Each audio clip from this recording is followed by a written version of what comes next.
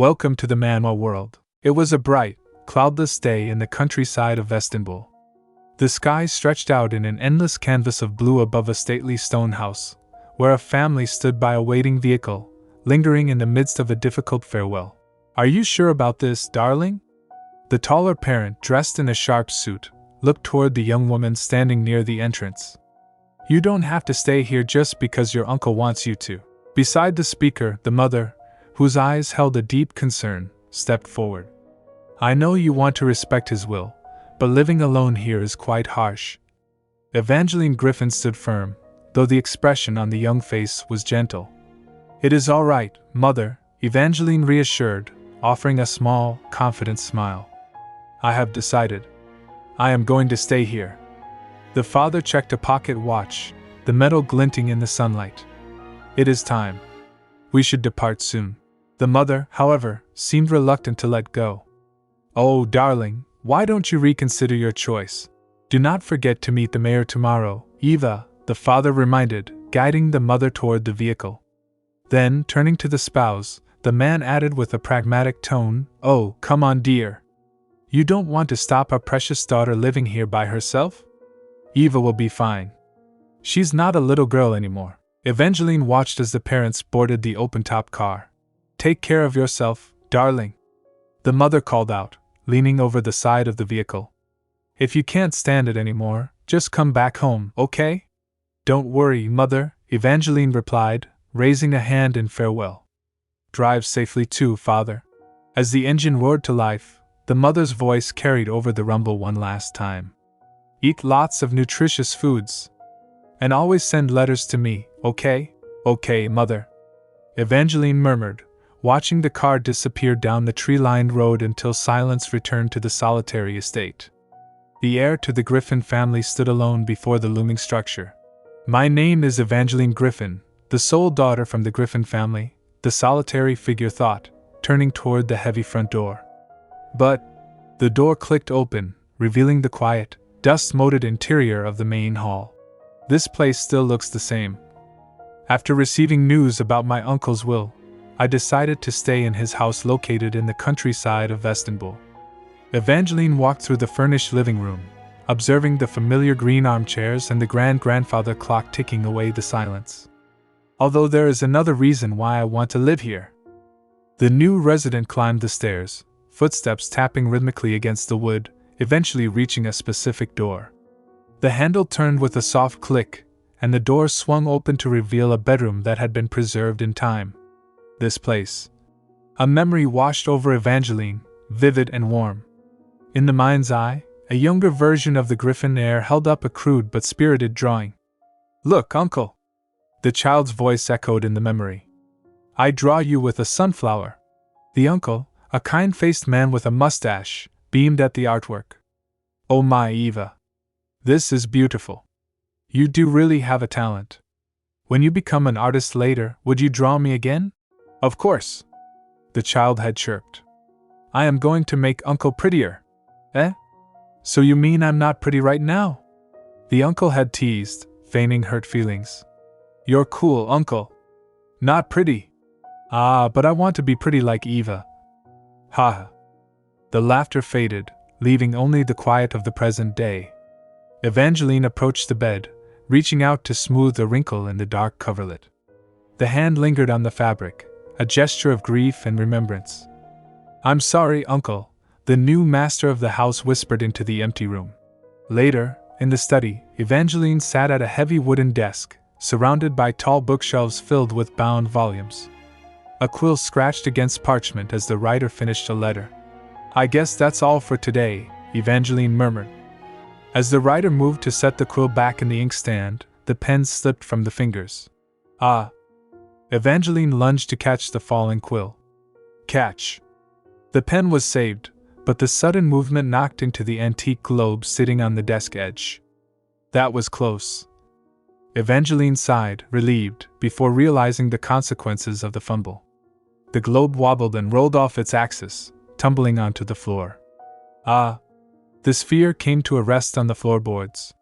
"Gosh, I broke the globe now." Evangeline groaned, staring down at the object.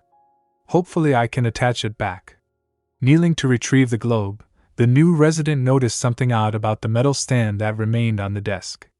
Concealed within the arc that had held the sphere was a small, mechanical stud. HM? A button? Why is it hidden here? Curiosity piqued, Evangeline pressed the small mechanism. Tech. Nothing happened immediately. It does nothing? Or is it broken? Evangeline mused, examining the brass fitting. Well, considering Uncle already had the globe from the previous. Suddenly, a heavy grinding sound vibrated through the room. Eh? Evangeline looked up.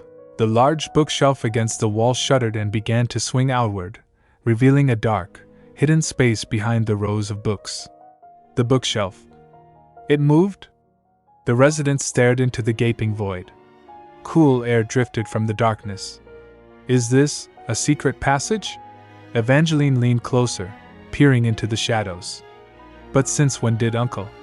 A question formed in the mind, accompanied by a mental image of the late uncle, specifically focusing on the red ring the relative had always worn, a ring that seemed to glint with an unexplained light. Did Uncle know about this?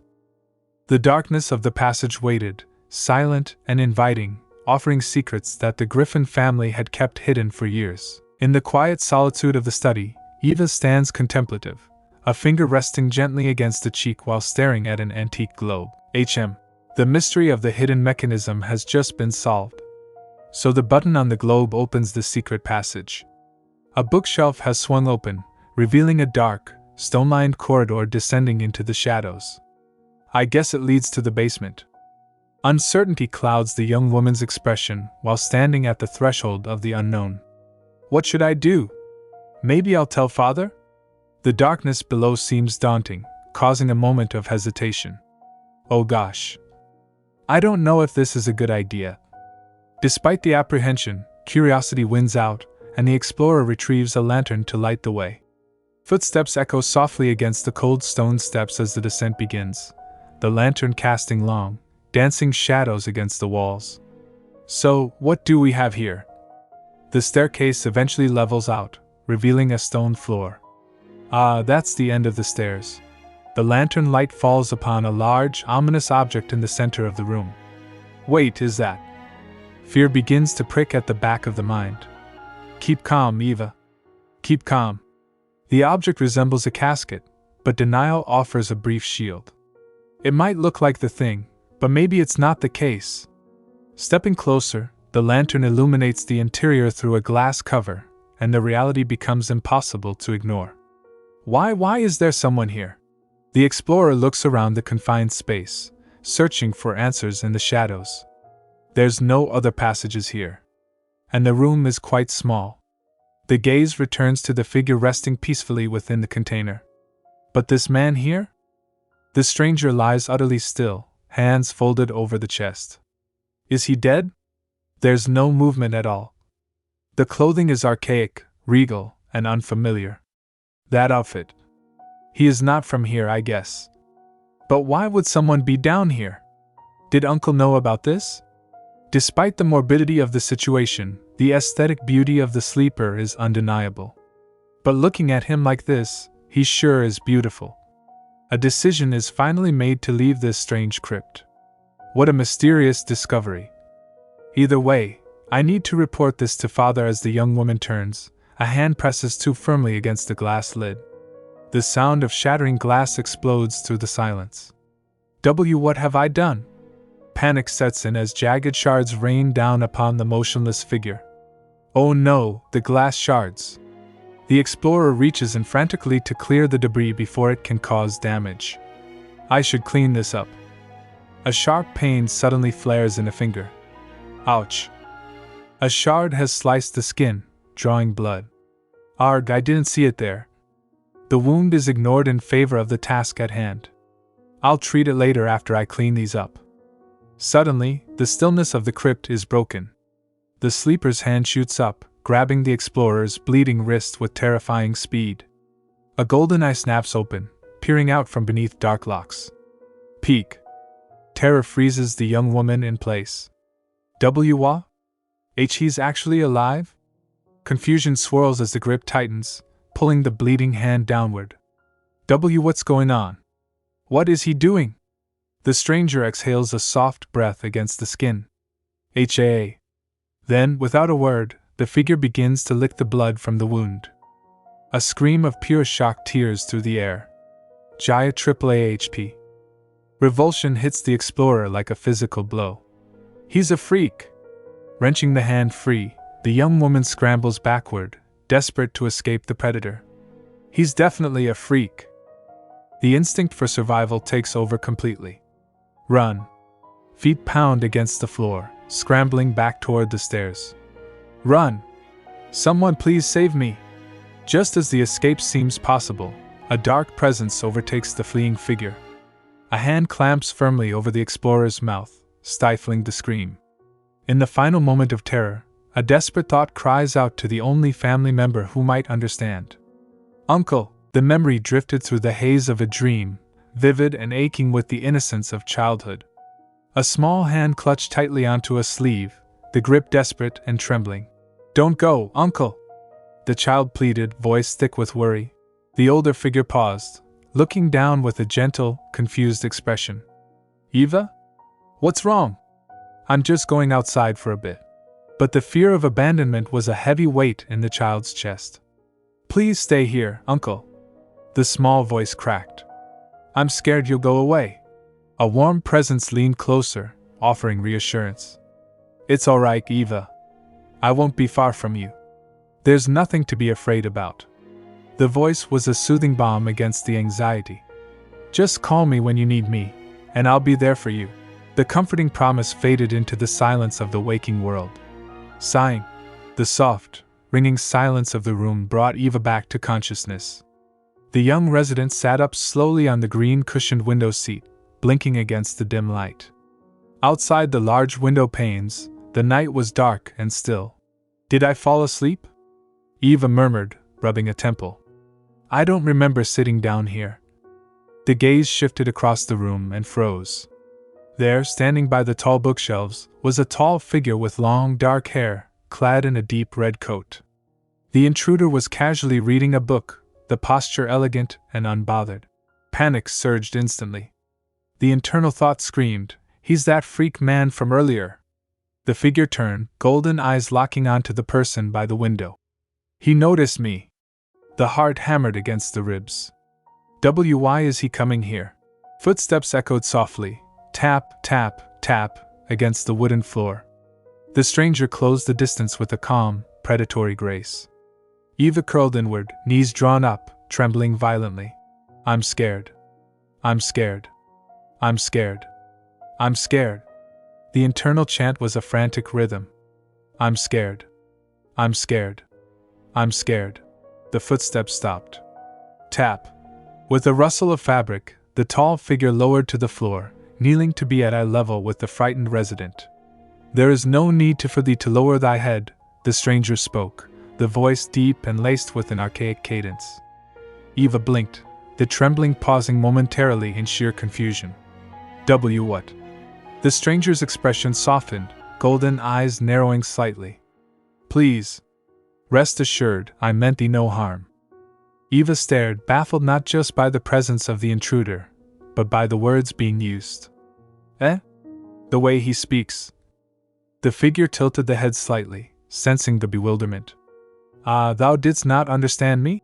A pause stretched between the two. Perhaps thou art not accustomed to my speech? The stranger gestured vaguely towards the shelves. I saw some books written in Dutch, French, and German. Mayhaps thou wouldst understand one of those tongues? Eva stammered, caught off guard. You, I can understand you, sir? The stranger seemed pleased. Very well. Then may I ask a question to thee? The golden eyes bore into Eva's with intensity. What year is it now? The question hung in the air, absurd and unexpected. Unbelievable. Eva thought, staring at the man. I never thought I'd hear that kind of speech these days. Just who is this man? Eva hesitated, trying to process the situation. About your inquiry before. I don't know why you asked that, but this is year 1902. The stranger's expression shifted, a shadow of contemplation crossing the pale features. 1902. Silence returned to the room, heavy and awkward. Well, Eva gathered a shred of courage, arms crossed defensively. If I may know, who are you? You don't seem to be from around here. The stranger straightened, realizing the oversight. I see that I have failed to introduce myself. Placing a hand over the chest in a formal gesture, the figure declared, I am Vernon, the next heir of Vladimir. Heir of Vladimir? Eva echoed, the name unfamiliar. When my time to rise cometh, I shall lead my kin as the head of Vladimir, Vernon proclaimed with solemn gravity. The figure raised a hand, displaying a gold ring with a red stone on the index finger. This ring I wear is the proof of that duty. With this, I shall obtain the power to build the empire which my predecessor hath long awaited. Eva stared at the ring, then back at the dramatic guest, unimpressed by the grandiose claims. All right, sir. If that is your story, Eva began, voice tinged with skepticism, then why were you in that coffin back there? And in my uncle's house for that matter? Vernon paused, the dramatic air faltering. Truth be told, I do not recall. You don't remember? Vernon looked away, gazing out into the dark night through the window. I cannot recall any clear memories of being here. When I try, all of them seem to be blurry. Naught cometh to my mind. Eva felt a sudden heat rise to the cheeks, a blush coloring the skin as the stranger turned back with a charming, confused smile. What am I blushing for? Eva mentally scolded, shaking off the moment. Remember, Eva.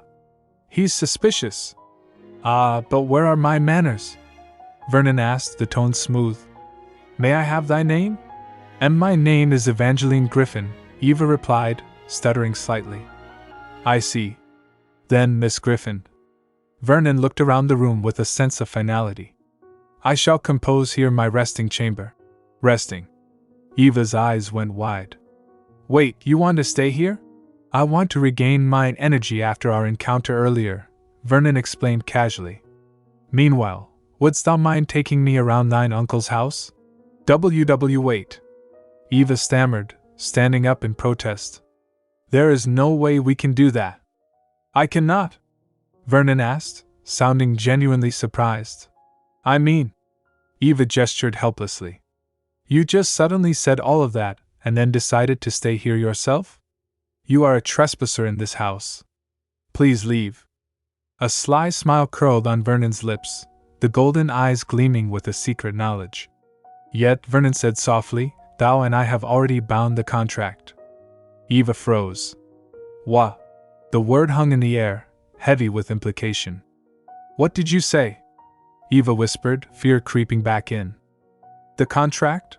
In the dimly lit room, the air grew heavy with tension as the residents stared at the tall, imposing figure standing before them. The shock was palpable, freezing the young woman in place. What did you say?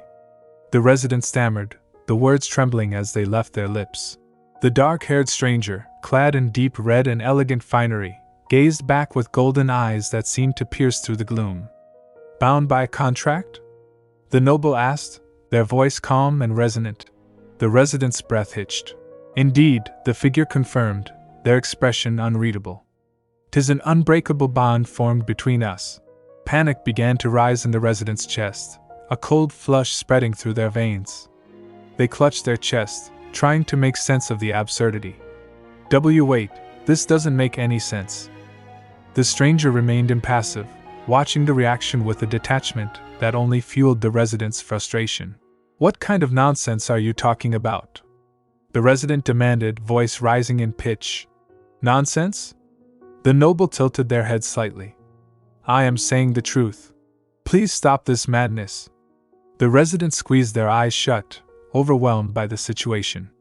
Do you have any idea what you're saying? Do you realize how ridiculous you sound right now? What sane person would believe such an obvious lie? The stranger said nothing, their golden gaze merely narrowing in silent observation. What is going on here? The resident cried out, the silence from the other party proving more infuriating than the words. I'm at my wit's end, and your presence here is making it worse. Tears pricked at the corners of the residents' eyes as they pressed their palms against their face, exhausted and frightened. So I'm begging you, please leave me alone.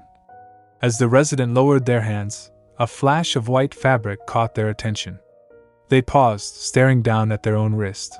Huh, my hand? The resident blinked, confusion momentarily overriding the fear. Wait, isn't this? The gaze traveled from the wrist to the noble's neck. The noble's cravat? The stranger touched their own neck, where the collar of their shirt stood exposed without its usual adornment. Ah yes, forgive mine attempt for thy hand, the figure spoke with an archaic lilt.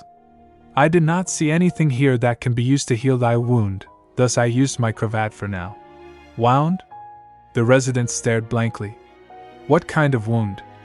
A memory flashed through the resident's mind, broken glass, a sharp pain, and a hand reaching out. When I was scratched by the glass. The memory sharpened. The resident recalled lying there, bleeding, and then the figure waking from a deep slumber. The memory was visceral and terrifying. But then, the stranger woke up and the realization hit with the force of a physical blow. The figure licked the wound? The resident looked up, eyes wide with horror. Why did you do that thing? Why did you lick my wound? The noble looked away, a shadow passing over their pale features. The figure seemed almost wary, perhaps embarrassed. I could not help it. Being asleep for 500 years. The stranger's voice dropped lower, filled with a lingering hunger. I couldn't prevent myself from savoring it. The resident took a step back, the absurdity of the statement warring with the terrifying reality of the situation. Asleep for 500 years? You're saying weird things again. The resident's voice shook. How could someone be asleep for 500 years? And what did you savor? I speak the truth, the noble insisted, stepping forward into the light, a halo of authority seeming to surround them. My kin has been governing our kind for millennia. We are the law and order. The figure gestured grandly, recounting a history that sounded like a myth. Every 1,000 moons, we hold a ceremony where the head of our kin falleth into a deep slumber in their coffin to prepare for the next cycle of new reign. When the time arriveth, the ruler's new servants shall be the ones who wait and wake the sleeper. The noble leaned in closer, intensity burning in those golden eyes. When the scent of thy blood struck me, I felt my time had come. Thus I rose from my long slumber, and I partook of thy blood, thinking thou wast my new servant. The resident stood frozen, listening to the tale. The smell of thy blood should be enough to recover my strength, the noble continued, glancing at the bandage on the resident's wrist.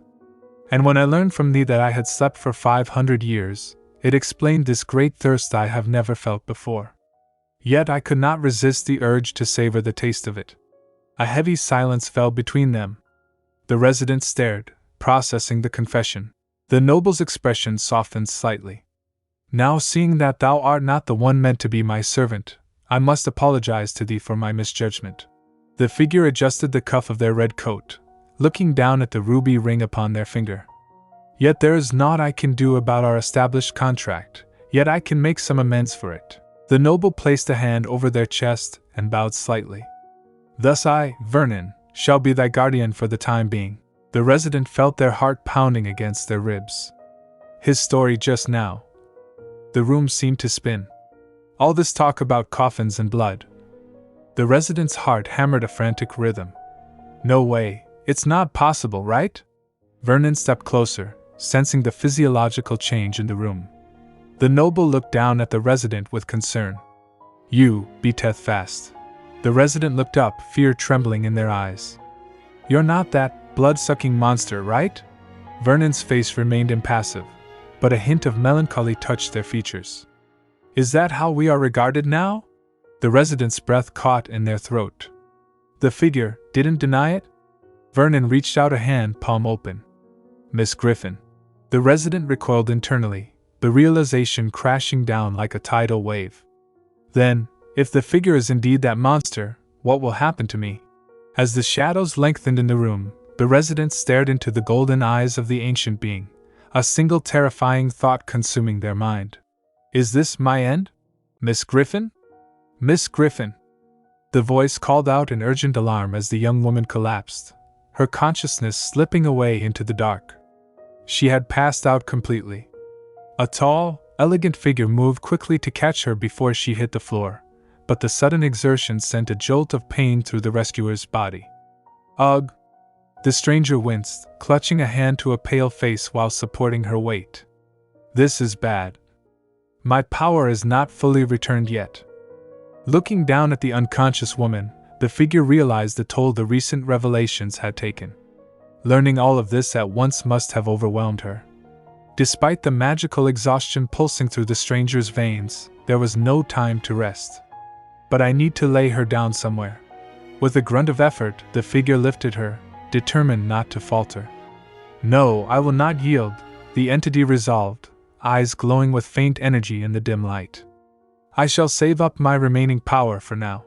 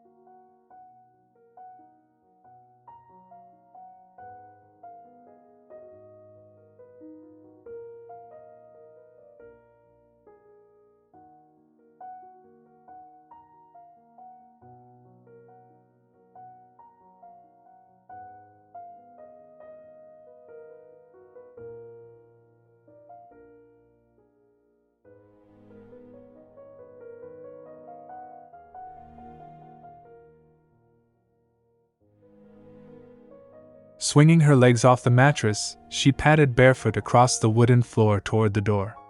She gripped the handle and turned it with a soft click. As the door swung open, a brilliant light washed over her, accompanied by the heavy scent of roses. Ah! Standing in the hallway, framed by an almost magical shimmer and blooming red roses, stood the tall, dark-haired figure from the night before. I see thou hast wakened from thy slumber, the being greeted, voice smooth and calm. Panic instantly seized her. She slammed the door shut with a resounding bang, her heart hammering against her ribs. I forgot the stranger still existed. She screamed internally, clutching her chest. She leaned her back against the door, hyperventilating. No way in hell that. Knock. Knock. The polite sound on the wood made her jump. Miss Griffon? The muffled voice inquired from the other side. She took a deep breath, trying to steady her trembling hands. She couldn't hide in there forever. Steeling herself, she cracked the door open again. I'll let you in. The figure stepped into the room, looking visibly contrite. The intimidating aura from their previous encounter had softened. I realize that I have frightened thee, the stranger said, watching as she sank to the floor, overwhelmed by the proximity. I should have considered the state of thy plight before revealing all of my tale. She pulled her knees to her chest, hiding her face, but the figure continued gently. Thou might regard me as a threat, yet I didn't mean thee any harm. So please believe me. The plea hung in the air. She peeked through her fingers, her mind racing. The stranger had treated her wound and brought her here safely. Right, she thought, looking at the bandage wrapped neatly around her wrist. If the entity wanted to hurt me, it could have done it earlier. And that look from last night, too. Seeing her continued silence, the tall figure's expression darkened with self-reproach. Why do I expect a mortal like her to believe me? I should have known the answer all along, the being thought bitterly. Turning toward the door, the stranger prepared to depart. Perhaps I should not linger here any longer before I. Miss Griffon? The figure paused as she finally spoke. Well, She hesitated, her voice trembling slightly. She looked up, meeting those golden eyes. I don't know if this is the right thing to do, but I will try to trust you. The figure blinked, surprised by her words. But that doesn't mean I'm not scared anymore, she added quickly, clutching the fabric of her nightgown. There are still some things I find bizarre. And I apologize for hitting you back there. A genuine, soft smile broke across the stranger's face, transforming the sharp features into something breathtaking. Thank you, Miss Griffon. She felt a sudden heat rise to her cheeks. The noble smiled, she realized, her heart skipping a beat. Speaking of which, the entity is more beautiful like that. How is thy hand? The figure asked, gesturing to her injury. She looked down at her wrist. Oh, it's just a scratch, so it'll heal in no time. But thank you for lending your cravat. Miss Griffon, the figure said, the tone shifting back to matters of business. Yes? About the contract. Ting. A loud, resonant chime interrupted them, echoing through the halls of the manor. Ting. Uncle's grandfather clock, she noted, distracted by the sound. Ting. Ting. She instinctively counted the strikes as they continued. 9. 10. 11. Ting. Wait. Her eyes widened in horror as the realization struck her. It's already this late? Sounds of frantic movement echoed through the bedroom as the morning sun filtered in. A chaotic rush ensued as Evangeline Griffon hurried to prepare. A ribbon was pulled tight with a sharp snap, fingers tapped anxiously against lips, and fabric rustled as clothes were hastily arranged. Boots thudded heavily against the floorboards as the young painter sprinted toward the door, mind racing with a single, panicked thought, I'm late. To think I overslept. Rushing out into the corridor, Evangeline nearly collided with a tall, dark-haired figure waiting in the hallway. The sudden encounter forced a stumble, but there was no time to stop. I should meet with the mayor immediately, the painter exclaimed, breathless and flustered. The tall figure watched with golden eyes, turning to follow the rushing human. Why are you following me? Evangeline demanded, glancing back while hurrying down the hall. Am I not allowed to follow thee? The figure asked, the voice calm and antiquated. I apologize, but you should stay here, Evangeline insisted, adjusting the collar of the coat. I have a meeting that I cannot miss. Pausing at the threshold, the painter added, could we continue our talk after I get back? The figure stood still, expression unreadable. I see, very well. I won't be long, so please excuse me. With that, Evangeline slammed the heavy door shut, leaving the interior silence behind. Alone in the dim hallway, the tall figure stared at the closed entrance. I shall wait until she returneth then. Outside, the town of Vestenbull was bathed in bright daylight. Evangeline ran up the stone path toward the town square, chest heaving from the exertion. Huffed. Thank God it only took 10 minutes to get here. Leaning forward to catch breath, the newcomer scanned the busy streets. I need to see the mayor and apologize for my tardiness. Now, where is the mayor's place? A man in a brown coat and hat stood nearby, and upon noticing the painter, turned around. Oh, excuse me, miss, the man called out warmly. Are you perhaps Miss Evangeline Griffon? Evangeline straightened up, surprised. Ah, yes? Your father told me about your arrival, the stranger explained with a welcoming smile. I'm Freddie Hamilton, the mayor of Vestenbull. Evangeline froze, realizing this was the appointment. The mayor. I apologize. I should have met you earlier. It's all right, Miss Griffon, Mayor Hamilton reassured, raising a hand to dismiss the apology. You must be tired from moving here yesterday. Take it easy, okay? The mayor gestured toward the surrounding architecture. I heard you've been here many times before, so what do you think about this town now? Indeed I have. Evangeline looked up at the timber-framed buildings that lined the cobblestone street. And to be honest, it hasn't changed a bit since the last time I visited here. Oh ho ho, is that so? The mayor laughed softly. There are some changes, but we can go over them when I guide you around. The older official's expression then softened into one of sympathy. Oh, but before that, my deep condolences for your uncle. Evangeline looked down, expression somber. Yes, thank you. Well then, why don't we start from the shops here? The mayor suggested, steering the conversation to lighter topics. I don't mind. The two began to walk through the town. They passed by stone fountains and rustic storefronts, the mayor pointing out details along the way. There are some new places and faces here, but overall, it still has the same scenery, Hamilton noted. Glancing up at the tall church spire piercing the blue sky, the mayor added, "It's been 3 years, huh?" Eventually, the pair settled into a quiet cafe, the warm aroma of tea filling the air between the table. "Oh ho, so you are a painter, Miss Griffon?" the mayor asked, taking a seat opposite the newcomer. "And you're here because your uncle wanted you to stay in his house?" "Yes," Evangeline confirmed, sitting with hands folded in the lap. "I heard Uncle had been wanting me to stay here while I continue my paintings." "Oh ho ho. I quite understand why he wished that," the mayor chuckled, eyes crinkling behind glasses. "This town and its residents have its own charms. You can say it's a good place for people like you to get some inspirations." "You think so?" Evangeline asked uncertainly. "It is," Hamilton nodded firmly. "If you need peace and quiet, this is the place. Also, it's great to get away from your city's hustle and bustle, eh?" Evangeline turned to look out the large window next to the table. Across the rolling green hills, a solitary stone house stood in the distance. "I can see Uncle's house from here." "Ah, right. That's your house now," the mayor acknowledged, looking out at the same view. "Since we could see it from here, we knew what kind of mess your uncle made again." Evangeline blinked, turning back to the official. "Uncle made a mess?" "Oh, yes. He was quite lax, you know. Me and the others always ended up checking up on him." The mayor's smile faded slightly, replaced by a reflective look. "And that was also how we found out about your uncle." A silence stretched between the two, heavy with the unspoken weight of the past. The mayor cleared a throat and pushed the chair back, the wooden legs scraping against the floor. "All right, I'll take my leave now." "Ah, yes. Thank you again for your time, Mayor," Evangeline said, watching the official stand. "I hope you enjoy your life here," Hamilton said warmly. "Don't be shy to ask for help, okay?"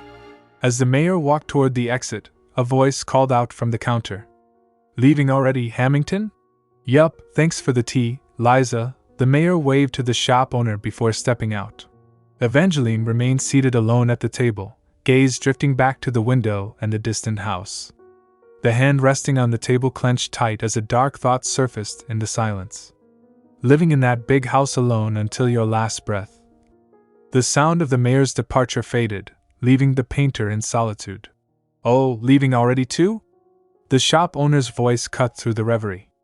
"Have a nice day, darling." The morning sun cast a bright glow over the village shop as the transaction concluded. "That would be 5 shillings and 11 pence, the shopkeeper announced, tallying the total. "Thank you and have a nice day." "Thank you, you as well," the young customer replied, picking up the grocery bag. Stepping away from the counter, the young woman thought with a pang of guilt, "I've kept the guest waiting a long time. I must go back soon." Suddenly, glancing down into the bag, the customer noticed something unexpected nestled among the tomatoes and bread. Ah, it was a bar of Cadbury chocolate. "Excuse me, ma'am," the young woman called out, turning back to the counter. "I don't think I bought this chocolate." The shopkeeper smiled warmly, leaning against the counter. "Oh, that? It's for you, young lady. Think of it as a welcoming gift." "You don't need to do that, ma'am," the customer protested gently. "I don't want to trouble you." "It's all right," the older woman insisted cheerfully. "I heard you loved chocolates from your uncle." The shopkeeper's eyes grew distant, recalling fond memories. "Every time the man visited me, the conversation would go on and on about you, and the traveler would always buy chocolates on the day before the visit. It was your favorite," the uncle said. A vivid memory surfaced in the young woman's mind, a large hand holding out a sweet treat. "Eva, here's your chocolate," the uncle had whispered conspiratorially in the flashback. "Don't tell your mom I gave you one, okay?" A gentle pat on the head had accompanied the secret gift. Back in the present, the young woman hugged the paper bag close to the chest, deeply touched by the kindness and the memory. "Thank you, ma'am." Meanwhile, at the estate known as the Atelier on the Sunflower Hill, the mysterious guest wandered through the silent, opulent rooms. The figure paused before a wall filled with framed portraits, observing the subjects with keen golden eyes. These mortals' clothes are different from mine," the noble mused silently. "Many things have changed indeed." Moving along the gallery, the guest stopped in front of a large painting depicting a family. "Ah, is this the resident and the family?" The gaze focused intently on the tall man standing behind the woman in the portrait. The man behind the woman. The figure is strikingly different from the rest. The noble looked closer. The subject is in these paintings, so the individual must be the owner of this house. Leaving the portraits, the guest entered the study, where a globe and an antique pistol rested on a desk. A low, vibrating sound, a sensory hiss, filled the air, alerting the supernatural visitor. This room. The noble looked down at the wooden floorboards. Below here lies my coffin. A look of confusion crossed the pale face. How could I be here in the first place? The figure paced slowly. Did my kin move my resting place? There were no immediate answers in the quiet house. I do not have the answers for now, the noble decided. I will look into it after I am fully recovered. Time ticked by slowly on the grandfather clock in the hall. The hands moved past the hour mark. It has been more than an hour, the guest noted, looking at the time. The resident should be back soon. At that moment, the sound of the front door latch clicking echoed through the silence. The young woman hurried inside, breathless from the walk. Sir, hope you didn't wait for long. Whoa, you didn't lock the door. The tall figure turned to face the newcomer. Thou hast returned. Just a moment, I will put these down first, the host said, bustling past with the groceries. The young woman moved to the window, securing the latch with a sharp noise, and then removed the outer coat. Could you please wait? I will join you after this. Very well, the guest replied calmly. In the kitchen, the host worked quickly, slicing a loaf of fresh bread and smearing generous layers of red strawberry jam onto the slices. I'm sorry to keep you waiting. Returning to the room where the guest waited, the young woman set a plate of jam-covered bread on the small table. This is all I can offer right now. The noble looked down at the simple fare in silence. Nervousness bubbled up within the host. I hope I'm not being impolite to the guest, the young woman thought anxiously. Suddenly, a realization struck. Oh wait, I should have given the guest a fork and knife. But before the host could rectify the mistake, the noble picked up a slice of bread with a gloved hand and took a bite. Oh, the visitor doesn't mind? The guest chewed slowly, savoring the sweetness. I guess the noble is not picky, after all, the host thought with relief. The young woman pulled out a chair, the legs scraping against the floor, and sat down opposite the guest. Then we can talk. The guest continued to eat, finishing the slice. About the contract you mentioned before, the host began tentatively. Is it possible if we don't do that? The noble paused, golden eyes narrowing slightly. The premise doth not please thee? It's not about the premise, it's just, there are some circumstances, the young woman explained, looking down. All the residents know that I live alone here, and they can see what's going on in this house from afar. The host touched a hand to the chest, voice softening. Furthermore, I just want to live peacefully like my uncle wished for. Alone? The noble asked. Then thine uncle whom thou hadst mentioned last night. Actually, the elder passed away 10 days ago, the young woman clarified sadly. I moved here to fulfill the relative's will, so this contract is quite burdening to me. I see. The noble's expression remained stoic. Unfortunately, the contract is absolute, thus undisturbed by any means. The young woman's hand clenched into a fist on the table, frustration rising. It can't be stopped or anything? But you're the head of your family, right? Shouldn't you be able to change it? I cannot, unfortunately, the guest replied smoothly. It is the tradition. The hope drained from the host's face. No way.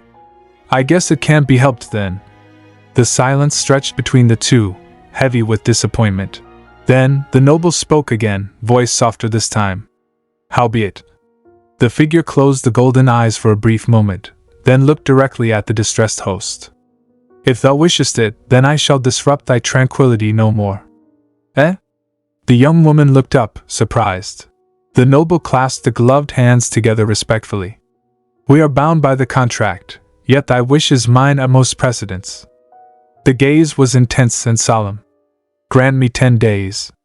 If thy judgment deemeth me indine, then I shall exist in thy remembrance no more. The sun beat down upon the stone walls of the courtyard, casting sharp shadows against the ground where the young artist, Griffon, sat crouched over a large basin. The water sloshed rhythmically as Griffon plunged a heavy cloth into the suds, the repetitive motion of scrubbing and wringing offering a moment of quiet reflection. However, the silence of the afternoon was filled with the memory of a recent, heavy conversation. The words of the dark-haired guest echoed in Griffin's mind, carrying a weight that felt at odds with the mundane chore of laundry. "Grant me 10 days, the guest had said, the voice low and strained. "If thy judgment deemeth me indine, then I shall exist in thy remembrance no more." Griffin paused, water dripping from the twisted fabric, recalling the shock of the request. 10 days? Yes, to recuperate my strength while I gather clues of the past. The noble had been adamant, despite the apparent exhaustion that clung to the figure like a shroud. "Thou needest not to worry about the contract, as I shall heed it myself. Please continue thy obligation to thine uncle.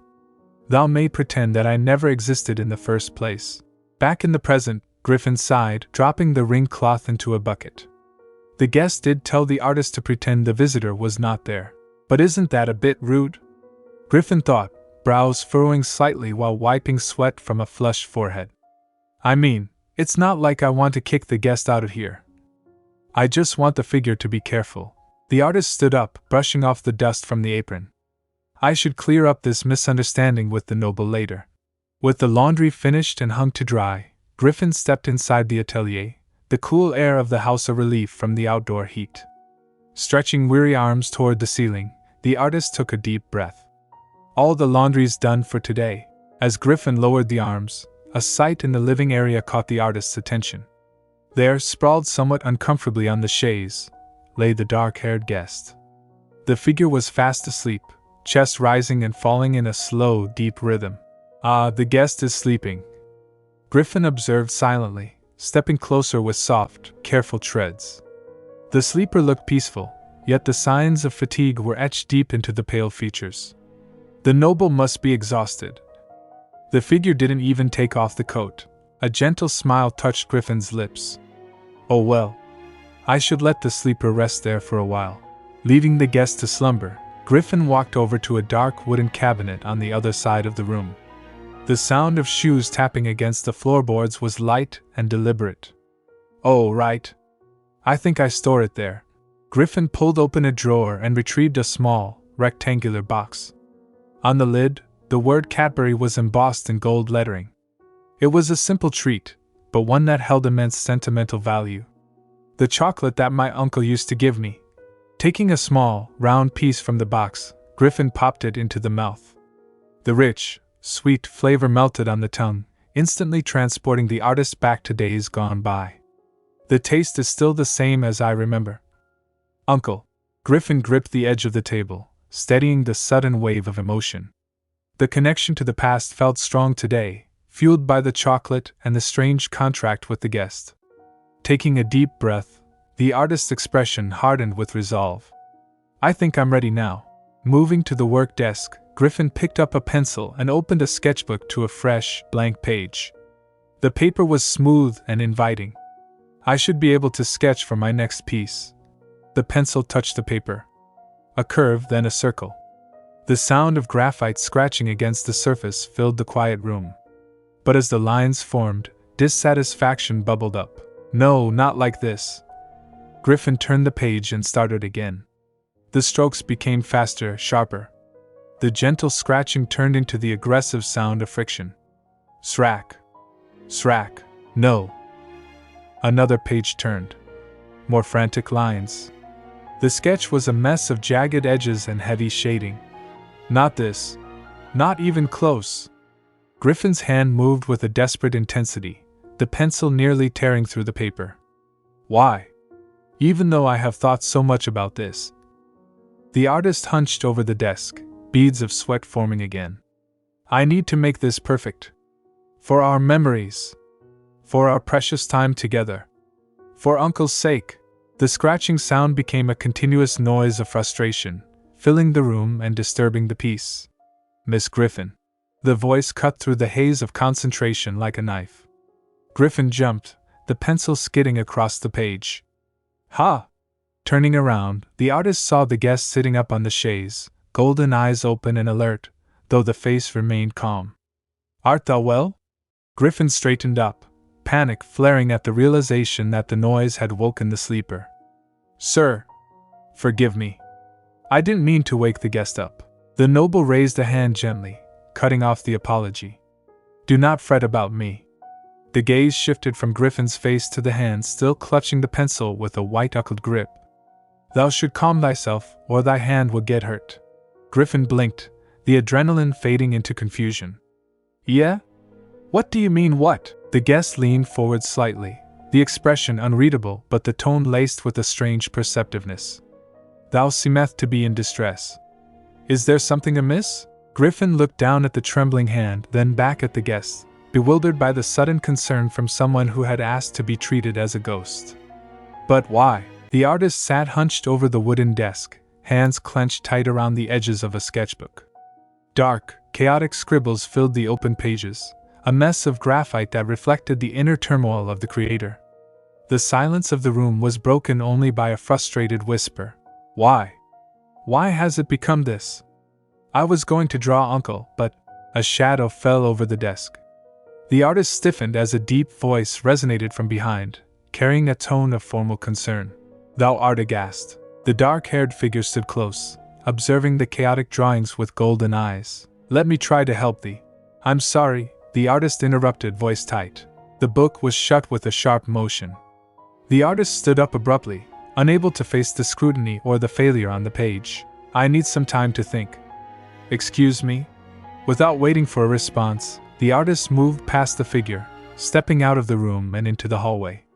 The need for solitude was overwhelming.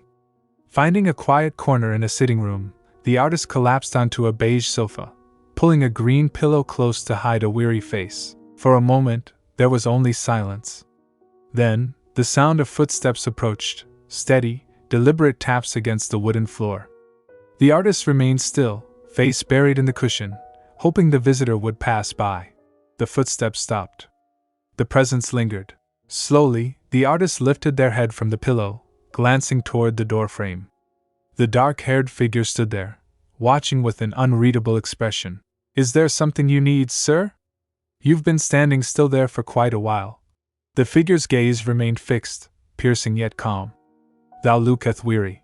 The artist sat up slightly, still clutching the pillow for comfort. Is everything well? The figure asked. It's fine, the artist replied, looking away. I'm just taking a break. The figure walked into the room, boots clicking softly against the floorboards, closing the distance between them. It seemeth not fine to me. It's fine, really, the artist insisted, hugging the pillow tighter, voice wavering slightly. You don't need to worry about me. The figure leaned in closer, golden eyes narrowing in intense scrutiny. The proximity was sudden, the stare unwavering. R-E-S-T-A. Re. The artist's thoughts raced, flustered by the invasion of personal space. W. What is it? Thy heart beateth quite rapidly. The artist blinked, confused. Heart? The figure straightened slightly but did not look away. It is not as fast as before, yet still thou art in distress. It was beating so hard that I could hear it clearly. The artist's eyes widened in shock. You can hear my heartbeat? The figure did not answer the question directly. Instead, a hand raised, pointing toward the sketchbook that had been left behind or perhaps brought along in the turmoil. Was that item the cause of it? Before the artist could react, the figure extended a hand. A strange, violet energy crackled around the fingers. The sketchbook lifted from the surface, floating in midair as if suspended by an invisible string. The artist watched in disbelief. It floats? The noble can make things fly? The figure plucked the book from the air with a firm grip. Was it this one that put thee in distress? Put me in. The artist stammered, scrambling up from the sofa. Wait. What are you planning to do? The figure held the book with a solemn gravity. I had vowed to keep thee away from any harm, and I witnessed this one that caused thee such turmoil. I shall eradicate this. Violet energy flared again, threatening to consume the pages. No! The artist lunged forward, desperation fueling the movement. You can't do that. This is my work, and it's important. The figure paused, the destructive energy fading but the confusion remaining. Why is that piece of undecipherable words important? I cannot comprehend. The artist snatched the book back, holding it protectively against their chest. It is not words. It's a drawing. Opening the book to a different page, The artist showed a sketch of sunflowers, delicate and detailed, dated from a past spring. This is called a sketchbook, the artist explained, voice steadying. It's a book where you can write anything here. In this case, it's a collection of pictures. The figure looked at the open page, expression shifting from confusion to curiosity. You will understand when you look at them, the artist said gently. I wonder if the guest understands it. The figure took the book again, this time with care, examining the charcoal lines. Thou created all of these pictures? Yes, the artist admitted, a faint blush on their cheeks. They're not that good since they're only sketches, though. The figure traced a finger over the drawing of the sunflowers. A soft light seemed to emanate from the page, or perhaps it was just the figure's perception shifting. I sensed the warmth and bliss from these. The artist blinked, surprised by the poetic description. Warmth and bliss? The figure turned the pages, stopping at the mess of scribbles that had caused the earlier frustration. The golden eyes narrowed again. Alas, this one in particular emitted different auras from the others. The figure looked up, face serious. Then that meaneth this is the only piece which is bothering thee. I am afraid keeping it any longer shall bring thee woe. The hand raised again, ready to summon the magic. Eradication, only that will do. Shall that appease thee? I don't think so, the artist said firmly, grabbing the book back once more. Clutching the sketchbook close, the artist offered a reassuring smile. I will take care of it myself, you don't need to fret about it. Turning toward the door, the artist added, please continue your rest. I'll see you later at dinner time, all right? The door clicked shut, leaving the dark-haired figure alone in the room. The silence returned, heavy and contemplative. Naught can be done for her. The figure murmured to the empty air, gaze lingering on the place where the artist had stood. Under the vast, azure expanse of a sunlit sky, a memory played out in vivid clarity. A young girl sprinted across a grassy hill, the wind catching the ends of long, brown hair. Uncle! The child's voice rang out, full of delight. Uncle! The girl skidded to a halt before a silver-haired man who stood with a gentle smile. I found you! The man laughed, the sound warm and affectionate. Ahaha! I've been found, eh? He extended a hand. Then let us go, Eva. The memory faded, replaced by the dimly lit reality of the atelier. Eva stood leaning against the wall, arms crossed, lost in thought. I was thinking of that time when I played hide and seek with Uncle. The girl looked down at a sketchbook lying open on the table. The page was filled with erratic, frantic scribbles, a chaotic mess of graphite. But why did it produce such a horrendous piece? Eva gripped one arm tightly, fingers digging into the fabric of the sleeve. The frustration was palpable. That's impossible, right? Time ticked away steadily. The hands of the grandfather clock moved past the hour, signaling the deep evening. On the dining table, a meal had been set, a pot of stew, a platter of peas and meat, and an empty plate waiting for a companion. A match struck against a box, flaring to life. Eva lit a candle, the small flame casting long, dancing shadows against the walls. All right, all done. Now to call for him. The girl walked into the living area, expecting to find the guest resting on the sofa where the figure had been earlier. Sir, the sofa sat empty. The cushions were undisturbed. Eh? He was resting there a while ago. Eva paused, eyes drifting toward the large bookshelf that concealed the hidden passage. Is he perhaps? The heavy door creaked as the girl pushed it open. Darkness swallowed the space beyond. He went back there, I suppose. To this place again. Eva descended the stone steps, the lantern in hand casting a pool of warm light that pushed back the encroaching gloom. The sound of footsteps echoed softly against the cold walls. There he is. At the bottom of the stairs, the tall figure stood in the shadows of the secret chamber, back turned. The noble wore a dark vest and a high-collared shirt, long dark hair cascading down. Excuse me, sir? The figure turned, golden eyes piercing the darkness. Miss Griffon. The voice was calm, carrying an archaic lilt. What bringest thou hither? Eva held the lantern higher. Well, I was looking for you. What are you doing here? I am investigating what had happened here. The guest gestured vaguely to the room. Be careful with the glass. The noble continued to scan the surroundings. Miss Griffon, Tracing what is left in this room might aid me in gathering clues to the past. I see. Eva looked around the pitch-black room, illuminated only by the lantern. But isn't it dark in here? You didn't bring any light. I can see through the dark. The girl lowered the lantern slightly. I should have expected that. The guest ran a gloved finger along a wooden beam. The surface came away coated in a thick layer of gray. I didn't realize it was this dusty. The dust hath accumulated for a long period of time, and there were no signs of footprints other than mine and thine own. The noble examined the dust on the glove. It seemeth the coffin hath not been encountered by other mortals before thee. Eva's eyes widened. So that means my uncle didn't know about this secret room? That is possible, considering the evidences. The guest looked back at the empty space where the coffin had rested. After my long slumber, someone might have relocated my coffin and built this house on top of it. So it was someone else. Eva pondered the possibility. But who? Perhaps the previous owner before Uncle?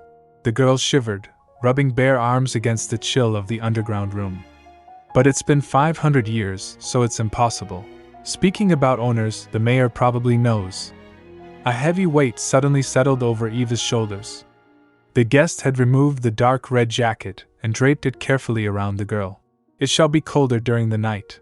Eva blinked, surprised by the gesture, clutching the lapels of the coat.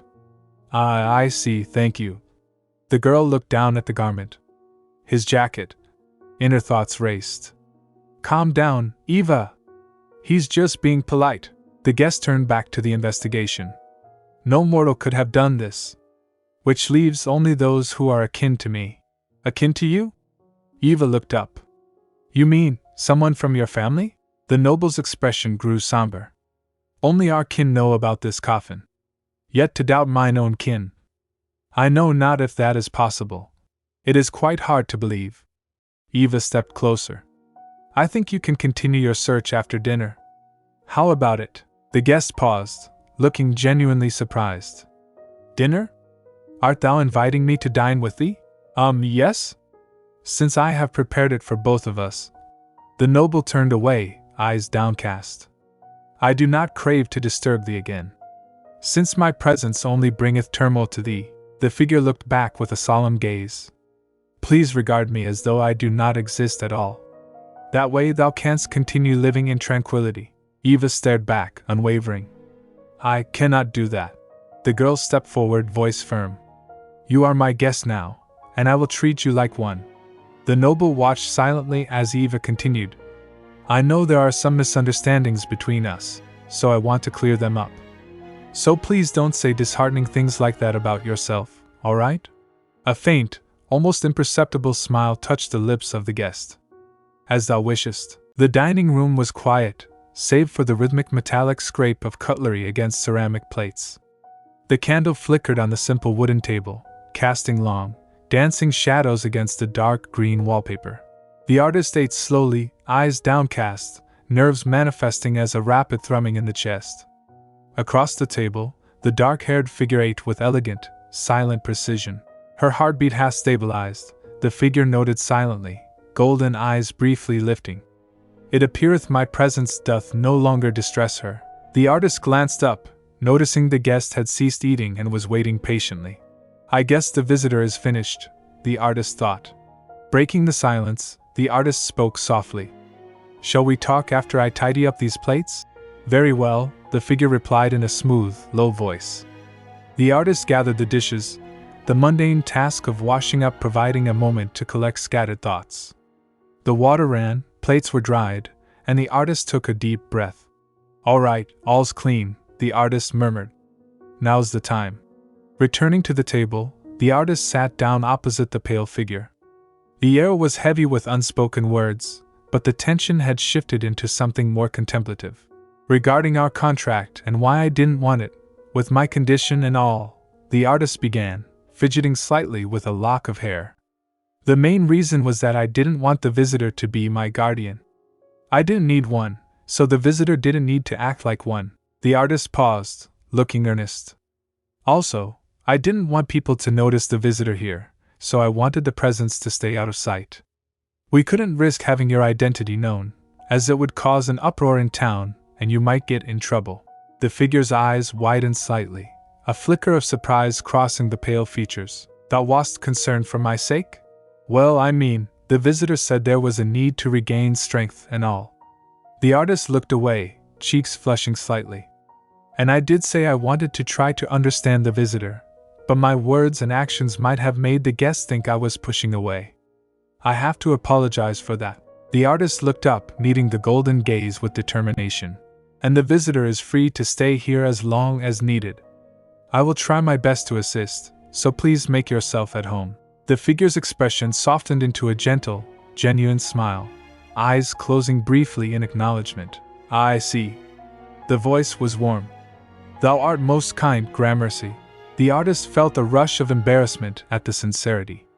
Ah, the visitor is smiling. Ah, one more thing, the artist added, voice taking on a sharper, more inquisitive edge. I understand that this contract is unbreakable, so I can't do anything about it. However, there is something I'm having trouble understanding. Our contract was formed because the visitor had my blood, right? The artist leaned forward slightly. Because of that, the claim was made to take responsibility by becoming my guardian. If that's the case, how does the contract actually work? The question hung in the air.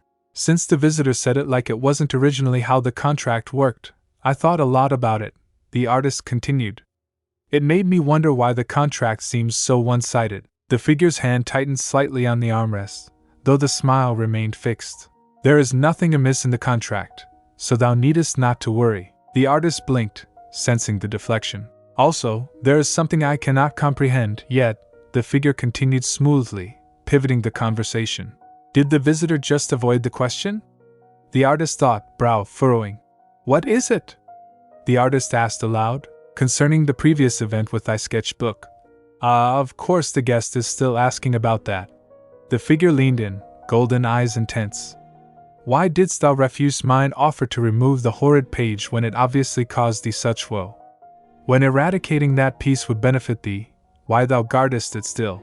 The artist looked down at the table, expression softening into melancholy. Those strokes were parts of myself. Part of thee? The figure asked, confused. You see, when I draw, I pour my heart into it, the artist explained. It also etches a memory of what I am experiencing at that time. The artist's gaze drifted, lost in the past. Before, I would throw away those unfinished, horrid drawings because I wanted to make a beautiful one.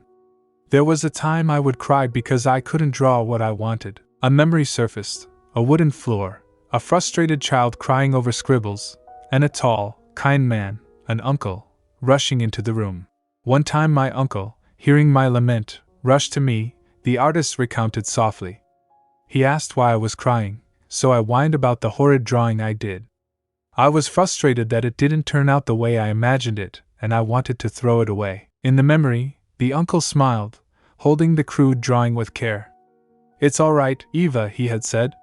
Then he said, you see, throwing it away is such a shame, you know? After all, this can be a reminder for you when you look back into it again. Keep it like you're making a photo album, HM? The artist returned to the present, eyes glistening slightly. I didn't understand what my uncle meant at the time, but as I grew, it made sense. He wanted me to keep it as a reminder of how I have overcome my difficulties through drawing. The artist reached out and slid the leather-bound book across the table toward the figure. You haven't seen the rest of the pages, the artist said quietly. I've only shown you some of my best work. The figure looked down at the book. If the visitor looks through this from the first page, you'll find a range of quality in the sketches more akin to the last. The artist smiled, a gesture of trust. Please take your time to observe them. The library was dim, the silence broken only by the rustle of paper. A tall figure with long, dark hair stood at the desk, studying the sketchbook with an intensity that made the observer nervous. The artist watched from the other side of the desk, peering over the edge. Whoa, the artist thought, noting the meticulous attention being paid to the pages. The noble really is taking their time looking it over. It's been a while since someone took my drawings so seriously. The figure in the vest reached out, a gloved hand hovering before gently making contact with the page. This is layered with such nuanced feeling, the noble murmured, the voice low and reflective. Internally, The critic marveled at the work. Interesting. Such creatures that live such short lives can capture so much emotion with pen and paper alone. Later, the scene shifted to the corridor outside a guest room. The host gestured toward the open door. I have prepared a room for you. This used to be my room when I stayed over at my uncle's house. The artist stepped inside, looking around the tidy space. If you need anything, please just tell me right away, all right? The noble offered. I appreciate thy kindness, the guest replied with a polite nod. Well then, I will excuse myself. Good night. The door clicked shut. Alone in the room, the artist lay in the single bed, pulling the blanket up against the chill of the night.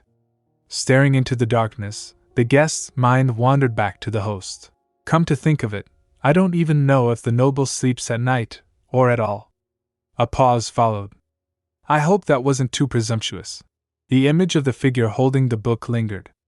And the noble is still holding my sketchbook. Is the figure going to continue looking at it? Sleep began to weigh down the artist's eyelids. I guess the noble is very interested in art after all. Deep in the night, the room was silent. The dark-haired figure had entered quietly, and now stood by the bedside, amber eyes glowing softly in the gloom. The heartbeat had slowed down, the visitor observed silently. The gaze shifted to the sleeper's arm, which lay exposed on top of the covers. A faint scar was visible on the skin. The hand. The noble frowned slightly. The sleeper will catch a cold. Moving slowly, the figure took hold of the blanket and gently pulled it up to cover the exposed arm. The gloved hand lingered, grasping the sleeper's hand with a tender firmness. With this quaint hand, the artist had stroked the lines of their experiences, the noble reflected, a soft light beginning to emanate from the point of contact. And with this same hand, had accepted me with benevolence, disregarding mine own nature. The light grew warmer, casting long shadows across the room.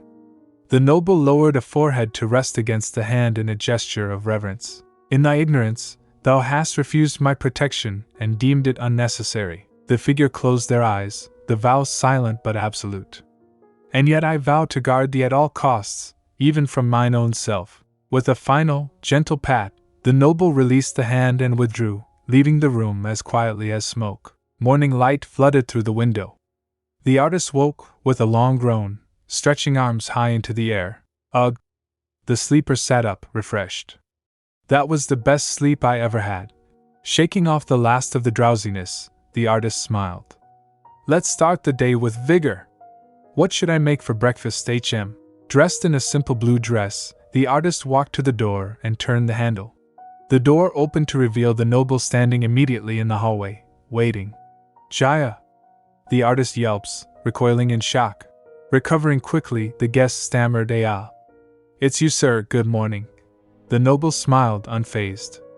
"I see thou hast woken from thy slumber." The amber eyes narrowed slightly in observation. "Although thou appearest nervous. What dost trouble thee?" "And no, it's nothing," the artist reassured, waving a hand. "I'm just surprised to see you standing in front of my door like this." "Ah, I was waiting for thee." The artist blinked. "You don't have to wait for me to wake up, sir. I will prepare breakfast for us, so let's head downstairs," the noble announced, turning to lead the way. "Breakfast?" the artist asked, hurrying to catch up. Do you have a preference on what is served by chance or?" Suddenly, a loud sound echoed from the main entrance downstairs. "Knock! Knock!" The artist froze. "Oh no, someone's here!" Turning back to the noble with urgency, the artist whispered, "Please stay right there, sir. Don't let yourself be seen." Leaving the confused host in the hallway, the artist rushed down the stairs to answer the door. "Yes?" the artist called out, swinging the door open. Standing under the bright blue sky was a young girl with freckles and pigtails, holding a woven basket. She looked up with wide, sparkling blue eyes. The artist paused, recognition dawning. "Ah, you are!" the girl beamed. "It's been so long, Eva." A morning breeze rustled through the open window as a voice called out from the cobblestone path below. "You are." The sentence hung in the air for a moment before the speaker's eyes widened in recognition. "It's been a long time, Eva. I miss you," A young woman with auburn hair tied in pigtails and a face dusted with freckles reached out, excitement radiating from every movement.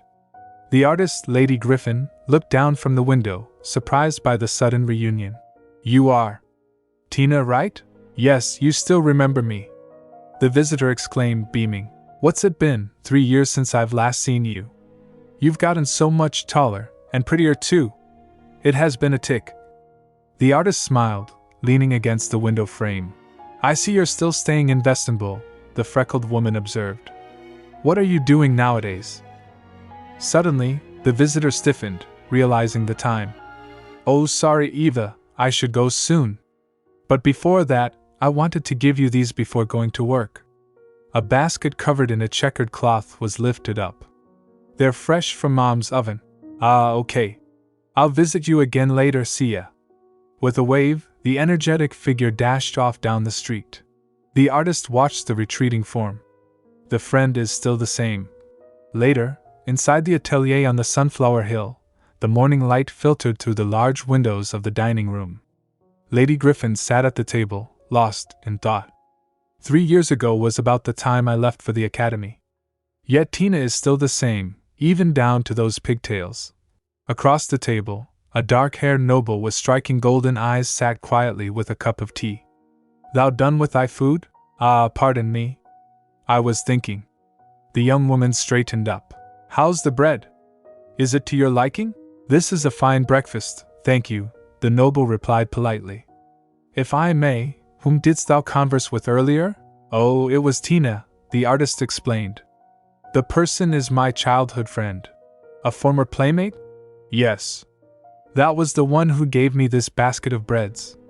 I met Tina when I was 10. My uncle took me to town, and that's when the friend befriended me."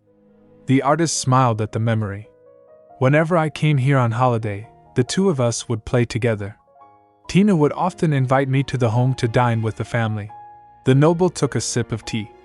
"So the young lady was here to renew your friendship?" "I suppose so, but the visitor could only stay for a moment.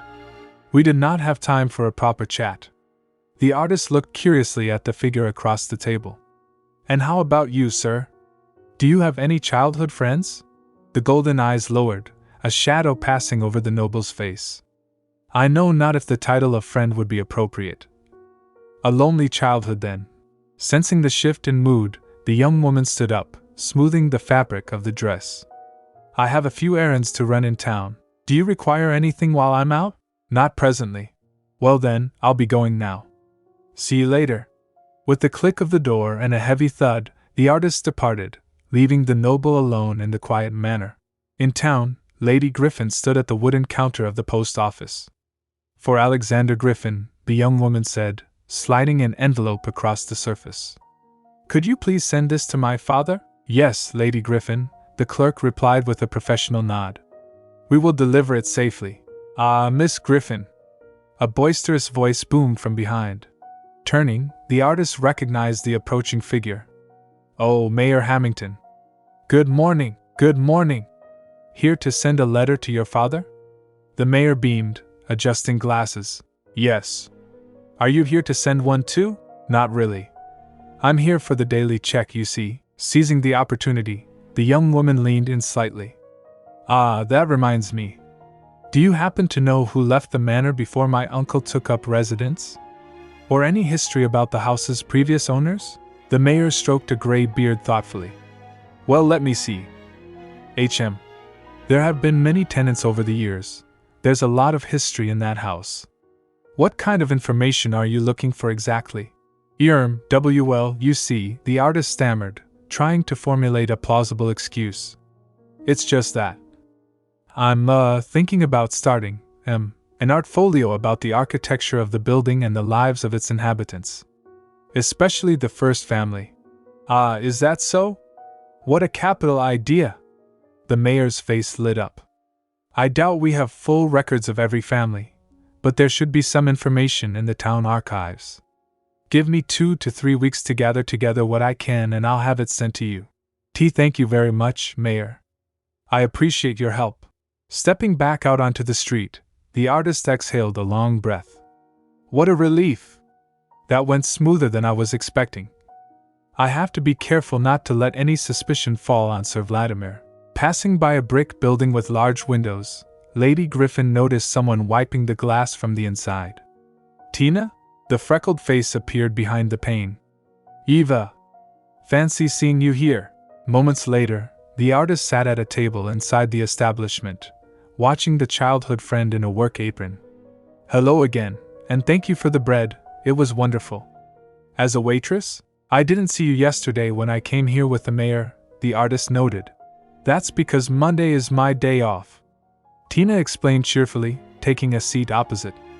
I wanted to visit you yesterday, but Dad wouldn't let me cause help was needed in the field. I see. Well, it's good to see you here. How is your family, Tina? Well, my folks are still running the farm with my little brother, and Mom's taken up baking cookies for order, so the mother is pretty busy. Well, if the cookies are anywhere near as good as the bread this morning, I can see why the baker is in such high demand. Tina leaned forward, eyes sparkling. Oh. You were accepted into an art academy, right? Since you've moved here now, that means you've finished it, right? The artist's expression faltered slightly. About that. I haven't graduated yet. Eh? Tina blinked in confusion. But what about your studies? That academy is a long way off, isn't it? Well, yes. Outside the window, unnoticed by the two friends, a figure in a dark trench coat and wide-brimmed hat stood silently, observing them through the glass. Who is that? The narrative whispered, as the watcher's gaze lingered on the pair inside. Through the grid of window panes, the view from inside the house was limited, framing a slice of the quiet street below. Eva stood motionless, gazing out at a figure standing still in the shadows of a building across the way. The stranger wore a wide-brimmed hat and a high-collared trench coat that obscured any identifying features, casting a suspicious silhouette against the wall. Who is that? Eva wondered, eyes narrowing slightly at the unmoving presence. You okay there, Eva? A voice called out from behind, breaking the silence. You looked in a daze. Eva turned from the window to find Tina standing nearby, an expression of mild concern on the visitor's face. I'm all right, Eva replied, glancing back toward the glass. It's just that I saw someone outside the window. But as the gaze returned to the street, the shadowy corner was empty. A faint sensation of movement lingered in the air, but the figure had vanished completely. Wah, he's disappeared, Eva thought, startled by the sudden absence. You saw someone outside? Tina asked, stepping closer to inspect the view. Why yes, Eva stammered, unsure of what had just occurred. He was standing there a while ago. Really? Tina hummed thoughtfully, looking at the vacant street. He's gone already, I guess? Eva lingered by the window a moment longer, a cold feeling of unease settling in the chest. Is it my imagination or... Why do I feel like he was watching me?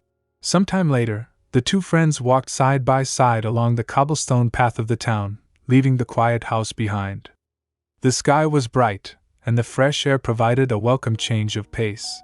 Is it really okay for you to leave the cafe? Eva asked, looking over at the companion. No problem, Tina chirped, swinging arms cheerfully. I already asked Madame Liza, and she said it's okay since I want to accompany you to the library.